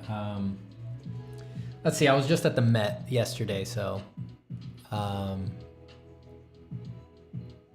because a lot of them are old friends now. Like Jules Bastien Lepage's Joan of Arc painting. I think that's one. It's like, how do you, what on earth would make you compose it that way? I mean, just glorious, glorious. Franz Stuck has some paintings that have always given me those feelings. Now, Gustave Moreau, a lot of his paintings give me that feeling. I went to his studio when I was in Paris. I was like, I gotta make it to this one. He had a beautiful studio. Really, really cool place to work.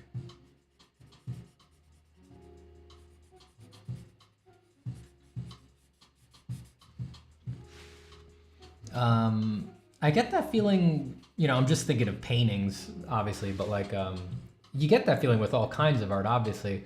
I get that feeling from movies all of the time. I get it from architecture and other forms of art a lot of the time. I feel like every time I see the interior of a Frank Lloyd Wright house, I'm like, how do you even get there in your fucking head? How do you, like, just Just like not thinking the way other people think, you know?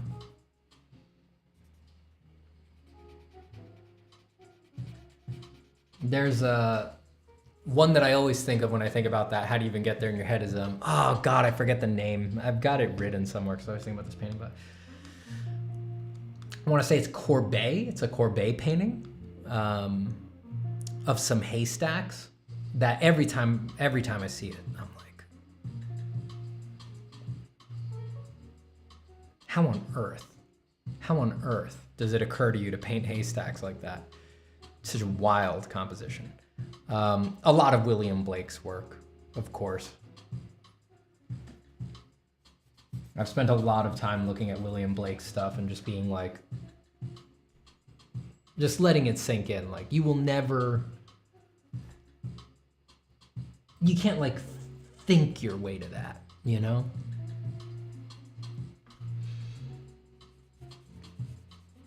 I get it when I'm reading too, from books and stuff like that. You read like you read just like, you know, I don't know, you read like Cormac McCarthy hitting you with a paragraph that's basically a fucking guitar solo. You just get to the end of that paragraph, you're like, everything about it, like the structure, jokes, there's jokes in there, like grammar jokes, like just him using nouns as adjectives and internal rhymes. It's just like, of course he refuses to talk about it, so it's like, you know, it's a joke. It's like, you just get to the end of one of those paragraphs and you're like, how do you even get there in your head? How does it even occur to you to do it that way? It's wild.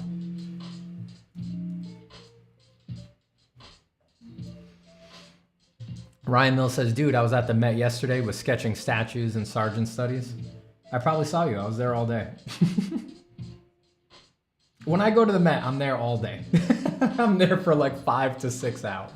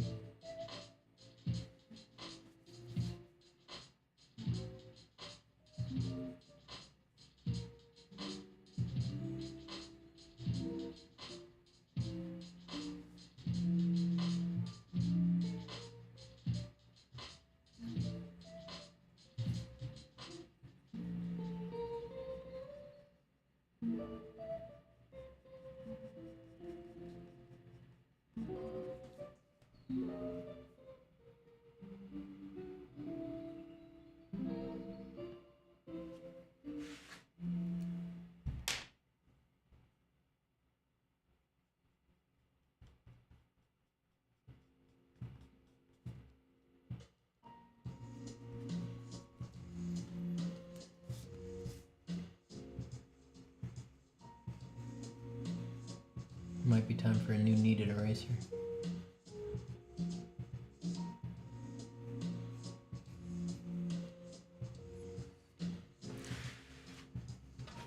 Kneaded erasers have a sweet spot, and then eventually they get dirty enough that they start leaving like a gum when you use them, and then that's when at least for me, that's when I swap them out.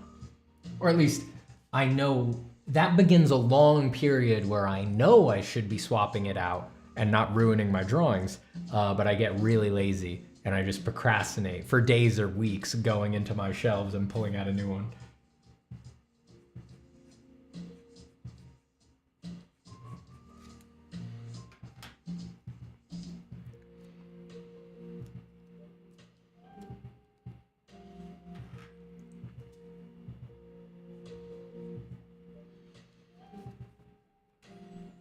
Stephen, hi, can you give me a YouTube channel so I can learn the digital drawing with it? There's so many out there. It's a little hard to recommend one because it really depends how you want to work. So yeah, it's a little tough because some people are more technical, some people are more about just drawing freely digitally, others are more trying to sort of be tricky about it, you know, not tricky, but just like using all the digital stuff, like a lot of layers and things like that. You really got to just test out a bunch of channels and find the people who do it the way that you want to do it. And the level of sort of hand holding that you want as well, which will reduce over time. But, you know, Matt Core's Control Paint is a good starting point for a lot of people. He's more on the tricky side, in my opinion. You know, he really wants to like teach you the software, which is not everybody's cup of tea. But I guess if you're not teaching the software, what are you teaching, right? You're just teaching drawing. So maybe Matt Core is a good place to start.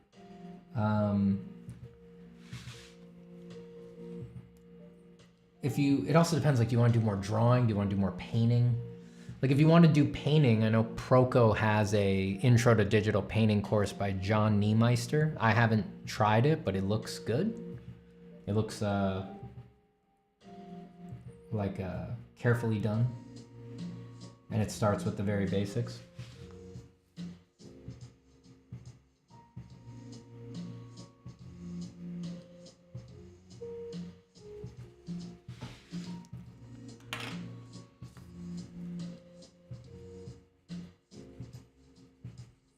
Zapata watch at the Met. Can you find him 10 arts to the winner? Oh God, please don't go looking for me.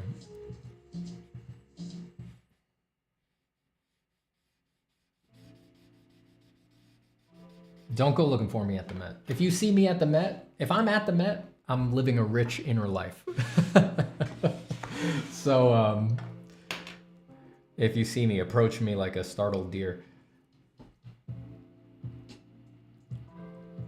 And if you do say hi, I will probably, I will be quite startled and it'll take me quite a while to snap back to reality. I'll be like, oh, what? Yeah, hi.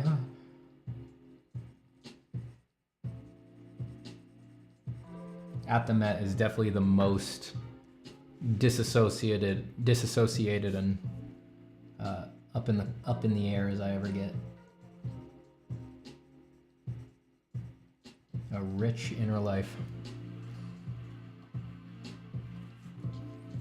Have you ever considered bringing any of your worms to a gallery? No, no.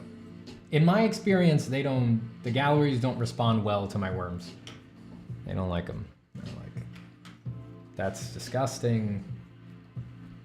They're doing a lot of wriggling. Are you sure they're okay? Are they supposed to wriggle that much?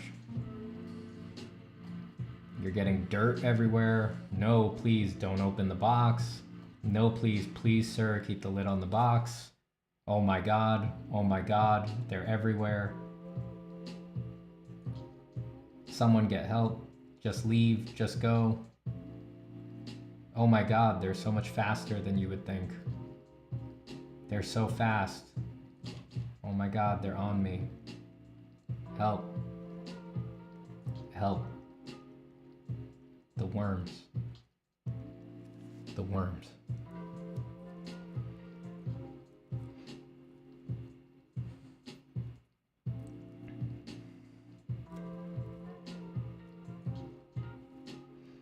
The Redacted Computer says, what advice would you share with me on other artists who post artworks they drew faster than me?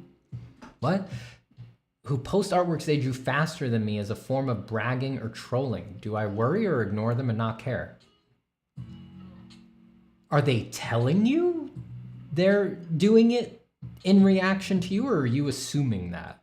Because unless it's like a friend or a rival who is purposely saying like, look how much faster I am than you, the Redacted Computer, then you're making that shit up. Nobody is using their work as a way to like critique you.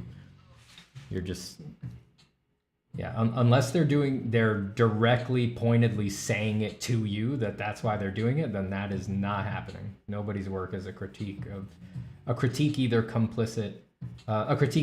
explicit or implicit of your working rate. Run your own race, you know?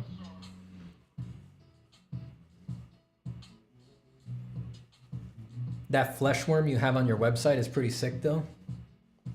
Flesh worm, yeah. Oh, my flesh worm. Oh, yeah. Where's my dog? Oh, she's over in the corner. Yeah. Deep in the black of night, arising from the lights, here comes the flesh worm. Here comes the flesh worm.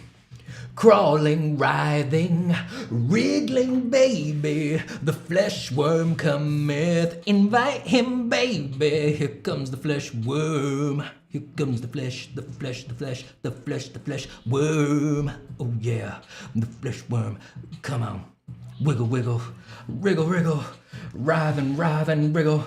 Here comes the flesh worm, baby. Here comes the flesh worm, baby.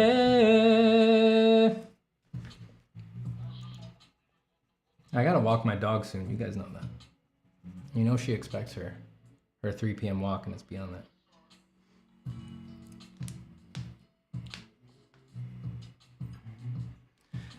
Yeah, like Karen says, it's just jealousy. Don't mind them.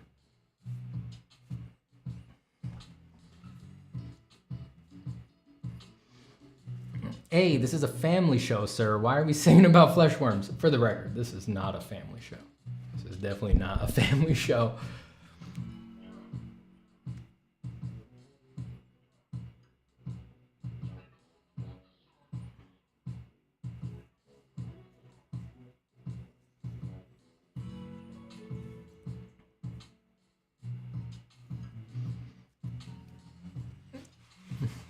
Catherine says, I'm using this stream to procrastinate. Don't go. Not quite yet. Not quite yet. I'm looking at my dog. She doesn't look troubled. She doesn't look troubled. Steven Zapata Music When says, look, the masses know what they want. They want the incredible Steven Zapata jams. They want the rock drive. They want the incredible vocals. They want the transcendent lyrics.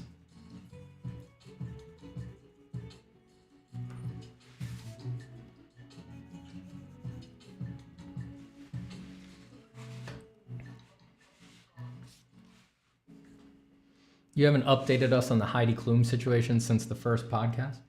Is there an update? I haven't kept up with Heidi Klum's costume misadventures. If anyone has an update, let me know. I think she just does a costume every Halloween, so I'll update you again next Halloween. That'll be A to Z, finally, A to Z episode 2. Ahmed and I will do one episode a year every year on Halloween where we review Heidi Klum's costume.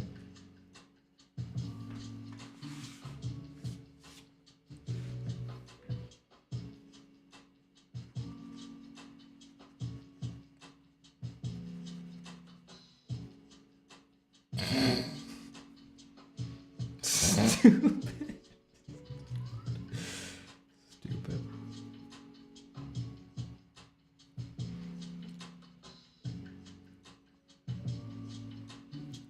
Zach Knitho says, just escaped the event horizon of an AI art-induced suicidal episode and have come out this side safe. Gotta hate these models so much. Please keep drawing, everyone. It's more important than anything. Fuck. That's an insane sentence. It is a crazy time to be alive. It is a crazy time to be alive. Here comes the fleshworm, baby. I'd like to imagine he also sings that song when he gets his girl in bed. Oh my God. You keep my wife's name out of your mouth. Don't you ever talk like that again. Are you kidding me? God, she'd hit me hard. She'd hit me hard. I do, she doesn't like it when I go, I can't do it at full volume here, but I put like the crackle in the voice, and at full rock drive volume, I go, yeah! I have to do it, it's way louder than that. But I like to do that when I'm behind her, like coming into a room. It scares the shit out of her. She hates it. It like makes her heart drop immediately. It gets, you know, like that gut, like the gut adrenaline reaction. And if I'm too close, she'll just whack, like as it escapes my mouth, even if there's been no preamble, she didn't know it was coming. As the y comes out of my mouth, she'll whack me right there. She'll just go whack. That's just because those baristas would never know what's coming with the $5. Yeah, they wouldn't. They don't. Now that I've moved, I'm terrorizing new baristas. I'm beginning my legend. I'm creeping through their coffee shops at midday. They're horrified. Thank you so much for the $5.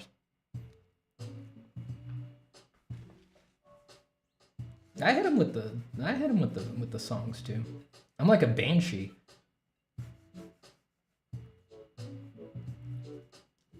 When I'm up there at the little kiosk and I start making my insane requests and they start getting scared and I see their hand go underneath the counter to hit the alarm and to call the police, I freeze them in place with the yeah! I hit them with the rock driver, full volume. I'm like, yeah! Here comes the black bat! It's just like, you ever scream at a fly?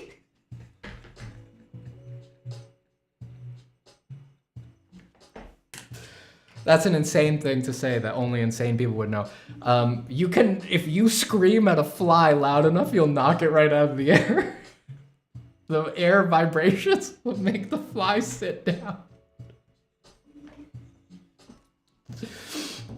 I took a fly out like that in front of my wife once.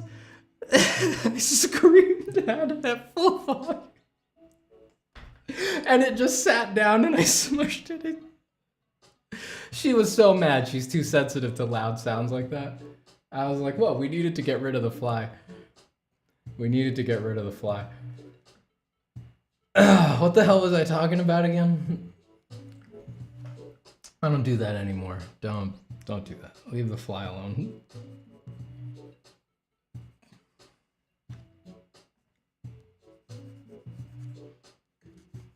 Completely lost now. That reminds me, talking about being a banshee. Somebody asked me the other day what my favorite recent movies were. Banshees of Inisherin, I think, was my favorite movie of last year. Anyone who hasn't seen it, I'd recommend it. How loud? Really loud. You've got to scream full volume to knock a fly out of the air. But it does work. Don't do that. It's unlikely any of you live in a place where it's appropriate to do that. Someone's gonna hear and get really worried.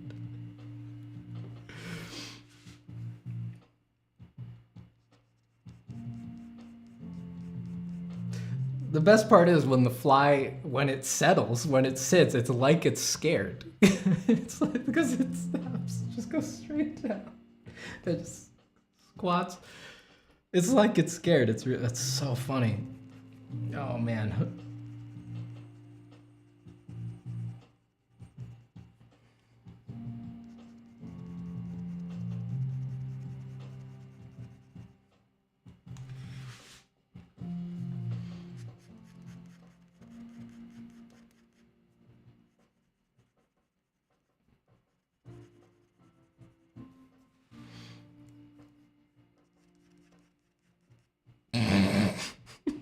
Alfie says that's unethical.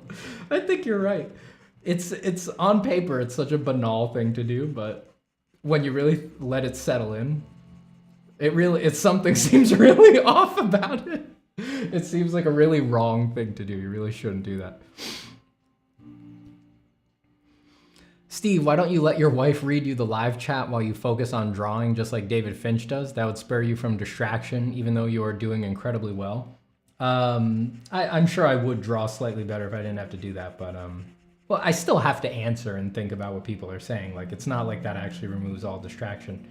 And I would. It's just she doesn't have. She's busy. I don't know.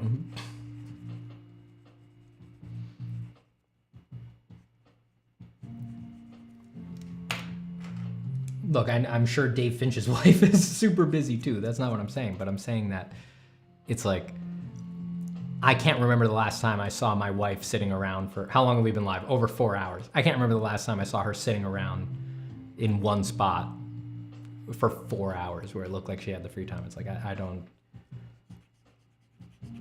you know. She's an architect who's new to the industry. They're famously overworked. What do you want to hear from me? She ain't got the time to help me with that. It'd be great. Maybe someday.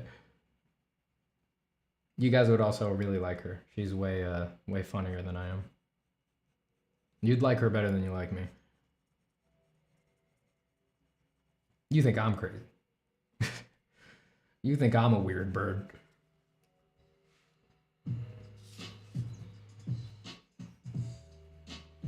I married my wife because when I met her when I was just a wee lad, I was like, well, this is a unique person.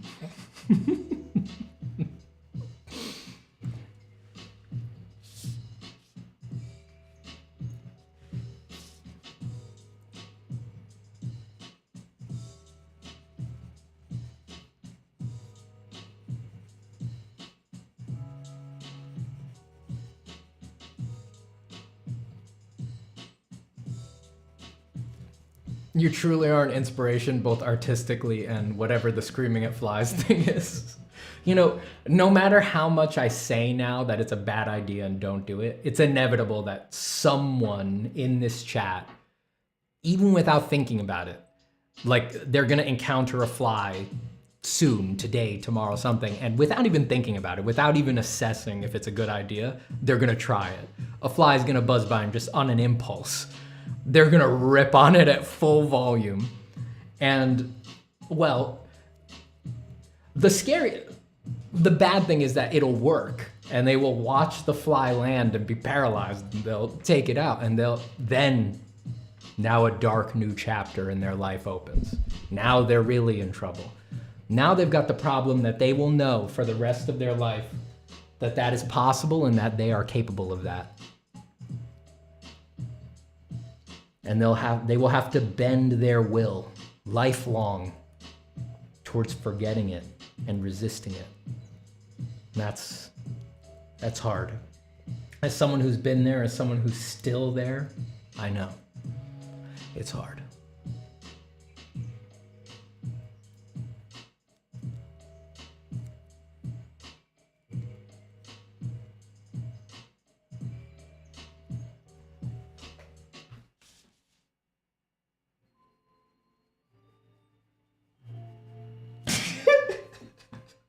I can't stop because you look crazy. Oh man, I'm dying laughing. All right, I gotta get the giggles out. That's stupid. Because you look really crazy. You're just. All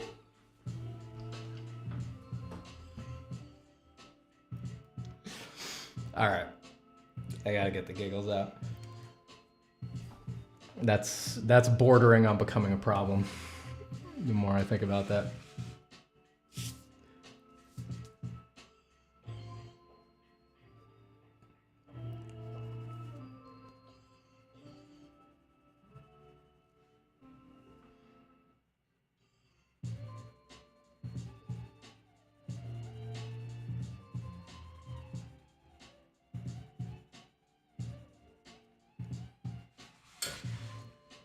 Greetings, big human on the screen. Hello, Fabio. How are you, man? It's good to hear from you, man. It's been a bit. I hope all is well with you.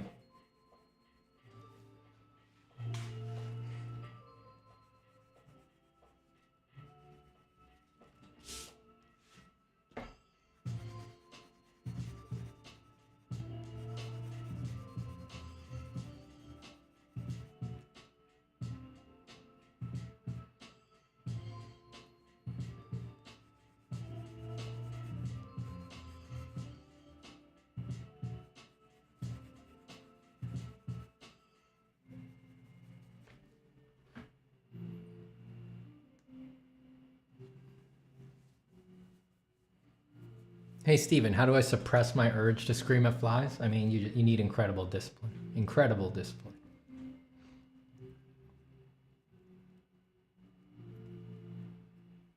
Snoj says, that film hits so hard. The whole wanting to isolate yourself and sacrifice everything as an artist theme is so real and tragic. Yeah, there's a lot I like about that movie. There's a lot I really like about that movie.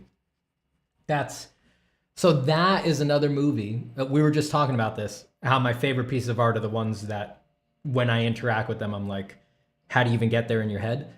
That's one of them. That was another recent one. And I can't talk about it because it's spoilers, but if you've seen it, you probably know what I'm talking about. Like, yeah, it's one of those movies that has like a decision made about it that you know, if you were making that movie, you'd never make that choice. It's just like, damn, that's good. Damn, that's good. Damn. Ugh, you know, it humbles me. I see something like that and I'm like, I'm a coward. I'm a coward. How do you, as I say, how do you get there in your head, you know? Fabio says, thanks, man. Miss you too. Life is slowly getting in order again. Thanks for asking. I'm so happy to hear that. I am so happy to hear that. We should catch up sometime soon. If anyone has never seen, it's a while back now, but there's a video on my channel that is a discussion with Fabio there. And if you want to get into the high weirdness, that's a good one for it. We really go all the way on that one.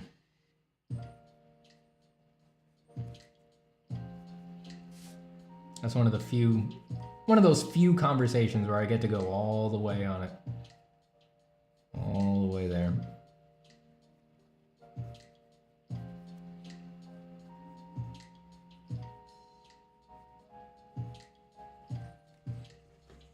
I think I've only really had like 2 where it's like I would say my conversation with Fabio, and the other one is my conversation with Chet Zar, my first podcast with Chet Zar.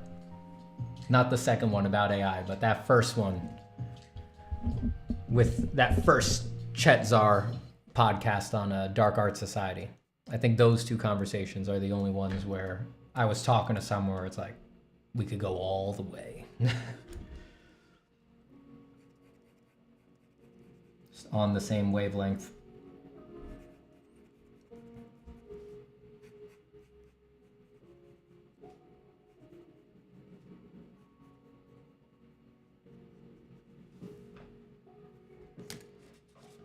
These could probably be on the same time.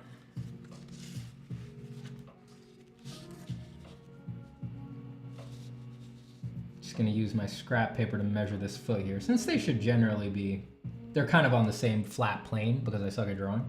So I can just sort of mark the length of one foot here and just see if they're about the same length. Or, you know, you could get a ruler.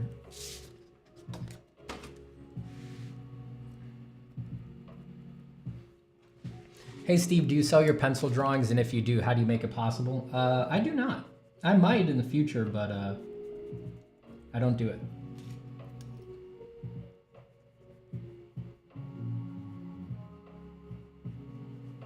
Most of the money I've ever made in my life off of art is from client work. And now I also teach workshops, make courses. I've never tried to sell my art, like my personal art directly. I don't know, people bring this up to me a lot, but it's never... I mean, it has occurred to me, but there's not something there pulling me towards that. This is maybe an interesting thing to unravel, but it's like, where I'm at now in my life, I'm not sure what I would want from that.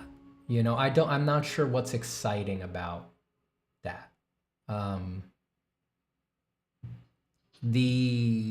Like at this point in my life, like the status that would maybe be associated with like, oh, I'm a fine artist who sells his drawings, or even if I went all the way with it, like, oh, I make my whole living just selling my drawings. It's like, I've finally made enough loops around the block that I know that's not real.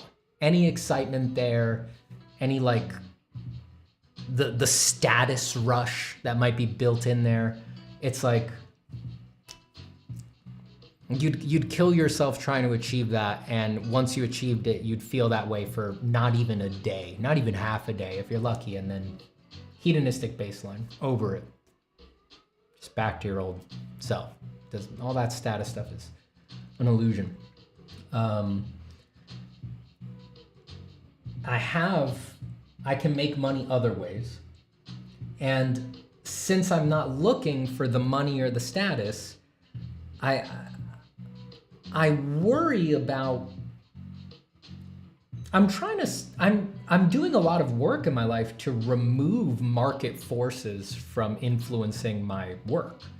So I've been around long enough to see that fine art is just another market, right? And if you get collectors and stuff like that, your collectors, not all of them, but invariably some or most of them, will be expecting more work like the work you've done before.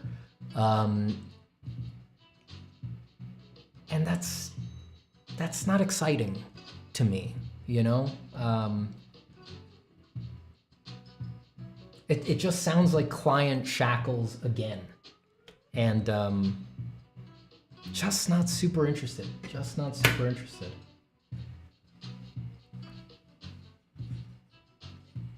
Oh, I just realized I missed some bolts on my overhead rig when I moved. I gotta screw those in. Where the heck are those?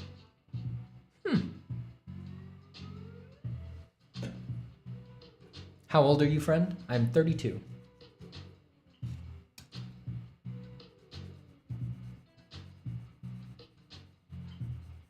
I'm 32 years old. I wonder why you ask.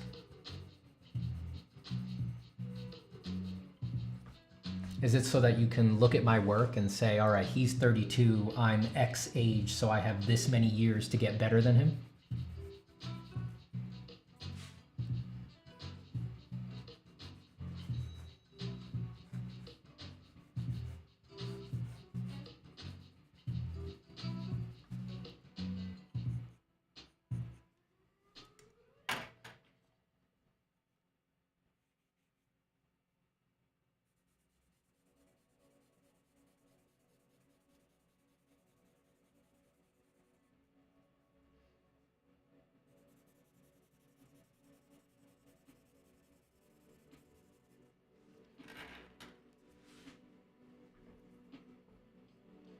Tenebris says, should I forget everything I know about art to learn from the start? It seems to contradict what I already know. At some point in the advanced part of the process, you do need to forget.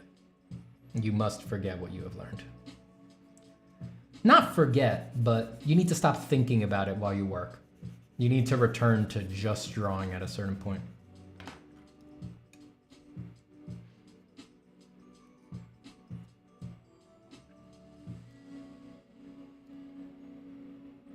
Jacob says, I am really sad at my job. I just want to leave and draw full time. I aim to start earning money from my art before I am 18. Good goal. You're young. Go for it. Go for it.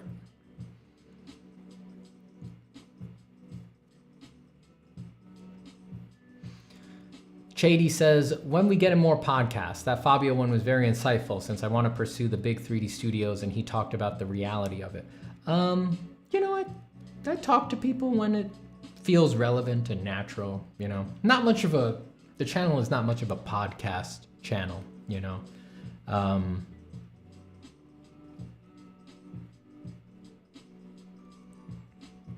don't know, I mean, art interview podcasts, unless you're talking about some really different stuff, like what me and Fabio talk about on that interview, they all get kind of the same.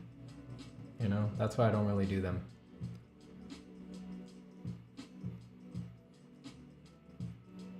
The camera doesn't capture the sheen too well. I wonder what it looks like IRL. It doesn't look that different. I mean, it looks about those values. It's a touch lighter overall. It's a touch lighter overall.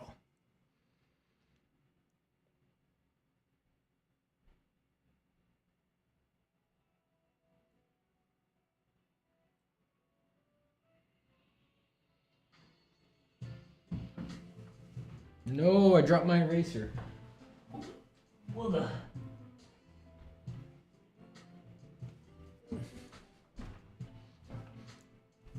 All right, everybody. It's getting kind of late here.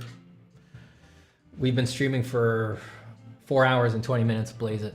So I'm gonna start wrapping up. I'm gonna go play some fetch with my dog. And then get on to the second part of the day. Do admin stuff, chores, maybe do a little feedback.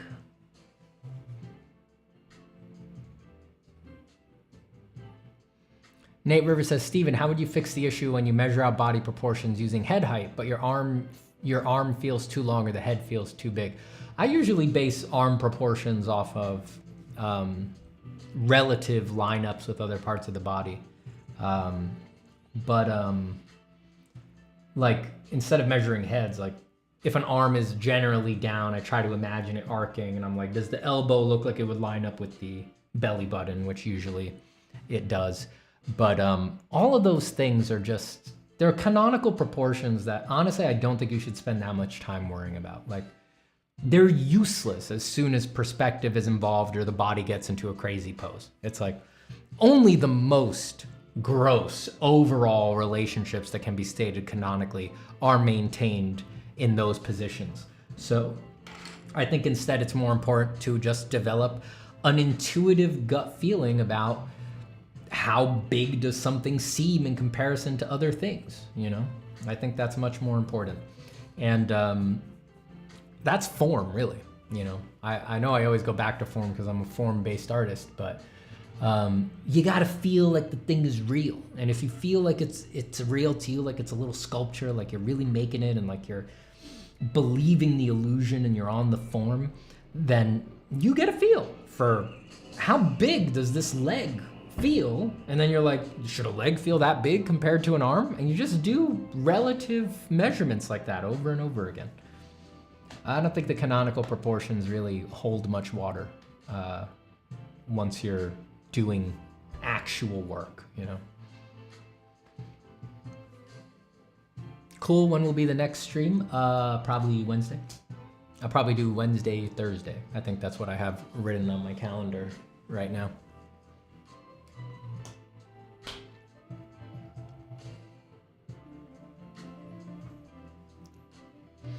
A. Wasim says, do you have any advice on breaking into the video game industry? I would say try to get a mentor who is currently working at a studio and pick one that does similar work to what you want to do, as similar as possible. Then just do your best to impress them. I mean, the thing with video games is that it's so precision. People tend to hire for what they've got cooking on the burner at that time.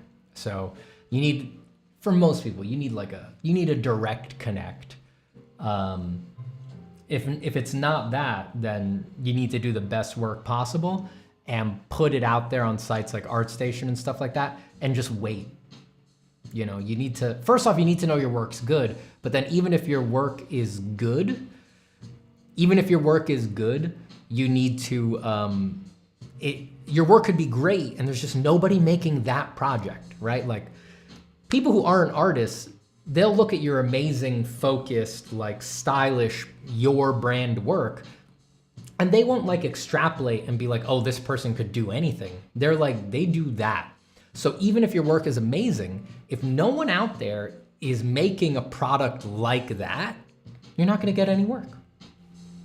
So you need to make very good work, and then you need to start sharing it, and then it's right time, right place.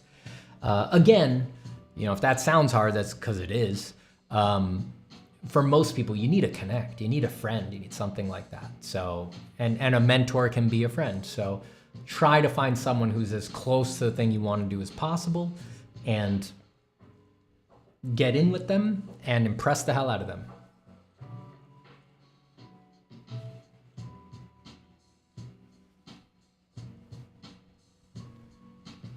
Of course it's gonna be like that. They're cloudy jobs that everybody wants. Of course it's gonna be like that. That's the way that's gonna go.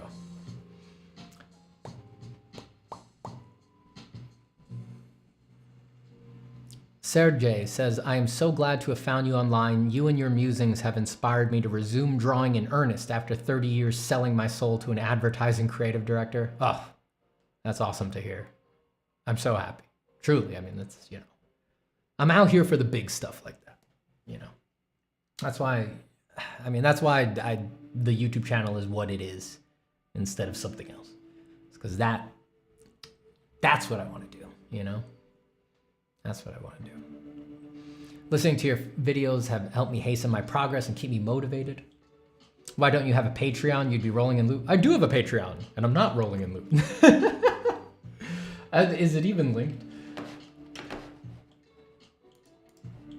It should be. Well, I've been messing with my links because I've had so much AI stuff going on. Yeah, the links right now are all the course and TED Talk, Concert Art Association fundraiser, BBC appearance. Yeah, my Patreon's not even on there. I'll put it right now.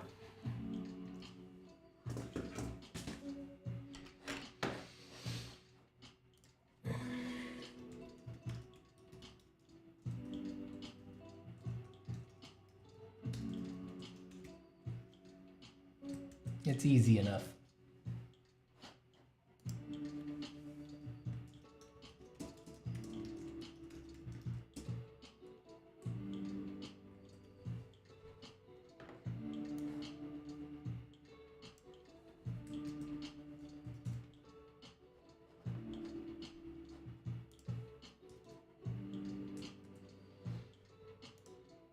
All right, I added it to the description. If anyone is interested in supporting me on Patreon, it's there. There's a $5 tier, and there's also a $10 tier if you want if you want to sign up and get a bunch of discounts on tutorial videos and things like that. You can do the $10 tier. Besides that, they're exactly the same. The $5 tier and the $10 tier are exactly the same, just the $10 tier has the discounts, the $5 one doesn't. But either one gets you all the stuff that's in the Patreon. There's a long backlog. You know, there's scans of my super high-res scans of my pencil drawings on there. A bunch of musing audio files and stuff like that that aren't on the YouTube. Just a lot of chats, Q&As, random podcast episodes. Just stuff that I felt like trying that didn't wind up on the YouTube. There's a long archive of all that. And it has an RSS feed, so you can sign up for the Patreon and then put the RSS feed into like your podcast app. And then all of the audio files from the Patreon are just populated into your RSS feed. And you can just listen to them on your phone. Thank you, Matarel.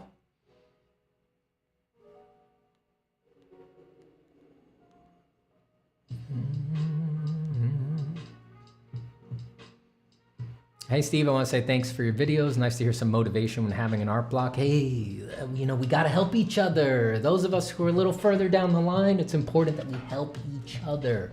Help the students, help the people who are coming up. And we all get stuck. You know, I need help. You know, I need help.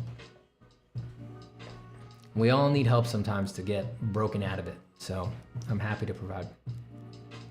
Jenny Craddock says, Stephen does in fact have a Patreon. It is true. Yeah. Oh, and there's also a Discord. Doing the Patreon gets you into the Discord. The way it's set up, the Patreon is just like, you know, if you give me that $5 tip, it's just like you're in the Discord for good. You just get to hang out in that community. You don't have to you don't get kicked out when you stop paying for the Patreon. Maybe in the future I may do some, you know, there may be there is a role that gets maintained only if you're currently active on the Patreon, and I may start doing some stuff just for them, you know, streaming in the Discord or stuff like that. I used to stream in the Discord a lot before things got busier and busier, but I always want to go back to that because it's fun to stream while talking to people too and hearing their voice. But yeah, all that to say, there is a Discord community through the Patreon, and you don't get kicked out when you stop paying for the Patreon. You pay once, you're in. You've been streaming for 4 hours. Hello. Yeah, you know, when I draw for a long time. I like to draw for a while. It feels good to draw for a while. 4 hours, what's that? That's nothing, baby. It's nothing. Man, I mean, damn. I used to do commercial work. I mean, Jesus, drawing for 8 to 12 hours a day. I mean, it's, you know, you get used to it. You get real used to it. And that's drawing stuff you don't even really want to draw sometimes. How to effectively deconstruct references to better understand. You need to know what exactly you're trying to pull out of them, what kind of understanding. And for me, I always had to focus on that one thing at a time. I always really got lost when looking at references when I was just trying to do all of it, like just not thinking about it and just trying to, I'm doing the reference. You should pick a particular thing and just focus on that and subordinate everything else. At least that's what worked for me. So I would say like, I'm only trying to get the values on this one. Color, not so important, or do it completely in black and white. Color's most important. Maybe the values don't have to be perfect. I'm trying to get the structure of it. Then don't need to worry about shadow shapes unless they're very structural and things like that. Don't have to worry about the values, just draw it. When you're doing stuff like portraits, for example, on a face, it's like you can say the likeness doesn't matter, right? A lot of people don't think about that until they spent a long time drawing, but there's a lot to pull out of a face, like structure and anatomy, while just saying, I'm not gonna nail the likeness, and that's okay. It's not really gonna look like them. I'm just trying to get like the lighting pattern, for example, and understand the way the form turns on the face. You can do all of that without sweating likeness even for a second.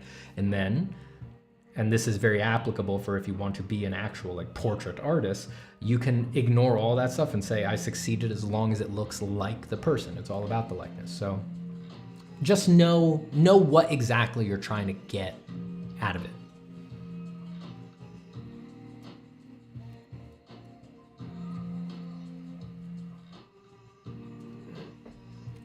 Someone give this video the 420th like? Dude, someone did. 420 likes on this video. Man, double 420 references, time and the likes. You guys are some serious potheads. You guys are some serious potheads. Nick says, Steven, what if I have too many ideas that I end up working too quickly and sloppily because I think I have to bring these ideas to paper before they vanish and I forget them forever? I mean, it's not really a problem. I mean, it's a problem in light of not finishing anything. But if you did all of that still, if you didn't change a thing about them, but you also finished one a week or one a month, suddenly you'd be fine with all of those other things, right? So it might not be that you need to reduce the amount that you do that. It may just be that you need to add on the discipline of finishing a piece every now and then at the rate that you would like to be finishing things at. But Zapata, your dog needs you? She does. I'm an hour and 13 minutes late on her walk and fetch sabbatical. As I say that, she's literally dreaming. She's out cold and she's hunting a squirrel in her dream, so I actually don't think she needs me right now, but the butt beefed up since last I checked. You bet. Don't make me sing the song again.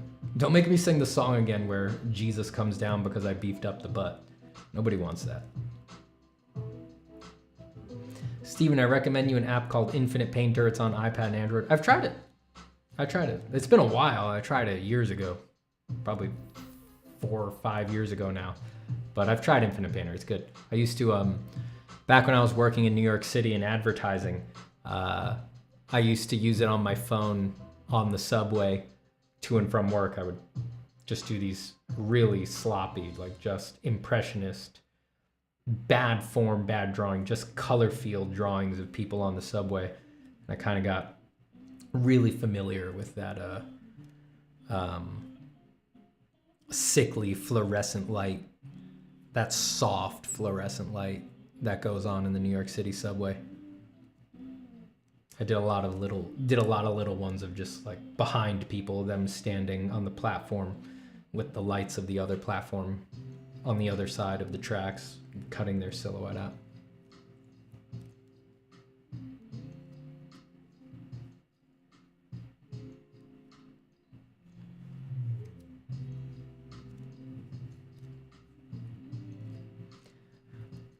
Montreal says, I miss the drawing meditation videos. They have really helped me stay motivated both in drawing and for life itself. But I love your lives too. I want to do more of them. I want to do more of them. Just like so many artists. I have bitten off so much. But though actually I did recently take steps again to make more of those. Now that I think about it, I recently did some drawings where I just recorded them instead of streaming them. So that footage is the stuff that gets turned into drawing meditation videos. So I have taken steps towards them again.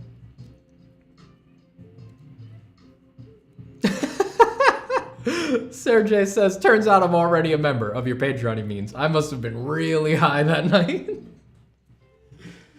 We've all been there, man. Happy to have you as a patron. All right, everybody. I gotta go. It's time for me to move on. Take care, everybody. Happy drawing, and I will see you in a couple of days. Or tomorrow, who knows, depends how I feel. But if not tomorrow, then yeah, I plan on streaming again on Wednesday. Take care, everybody. Happy drawing, whatever it is you do. Music, singing, dancing, shooting half-chewed burritos out of your mouth while an audience watches. Whatever it is you do, have fun doing it, man. Have fun doing it, man. Bye, everybody.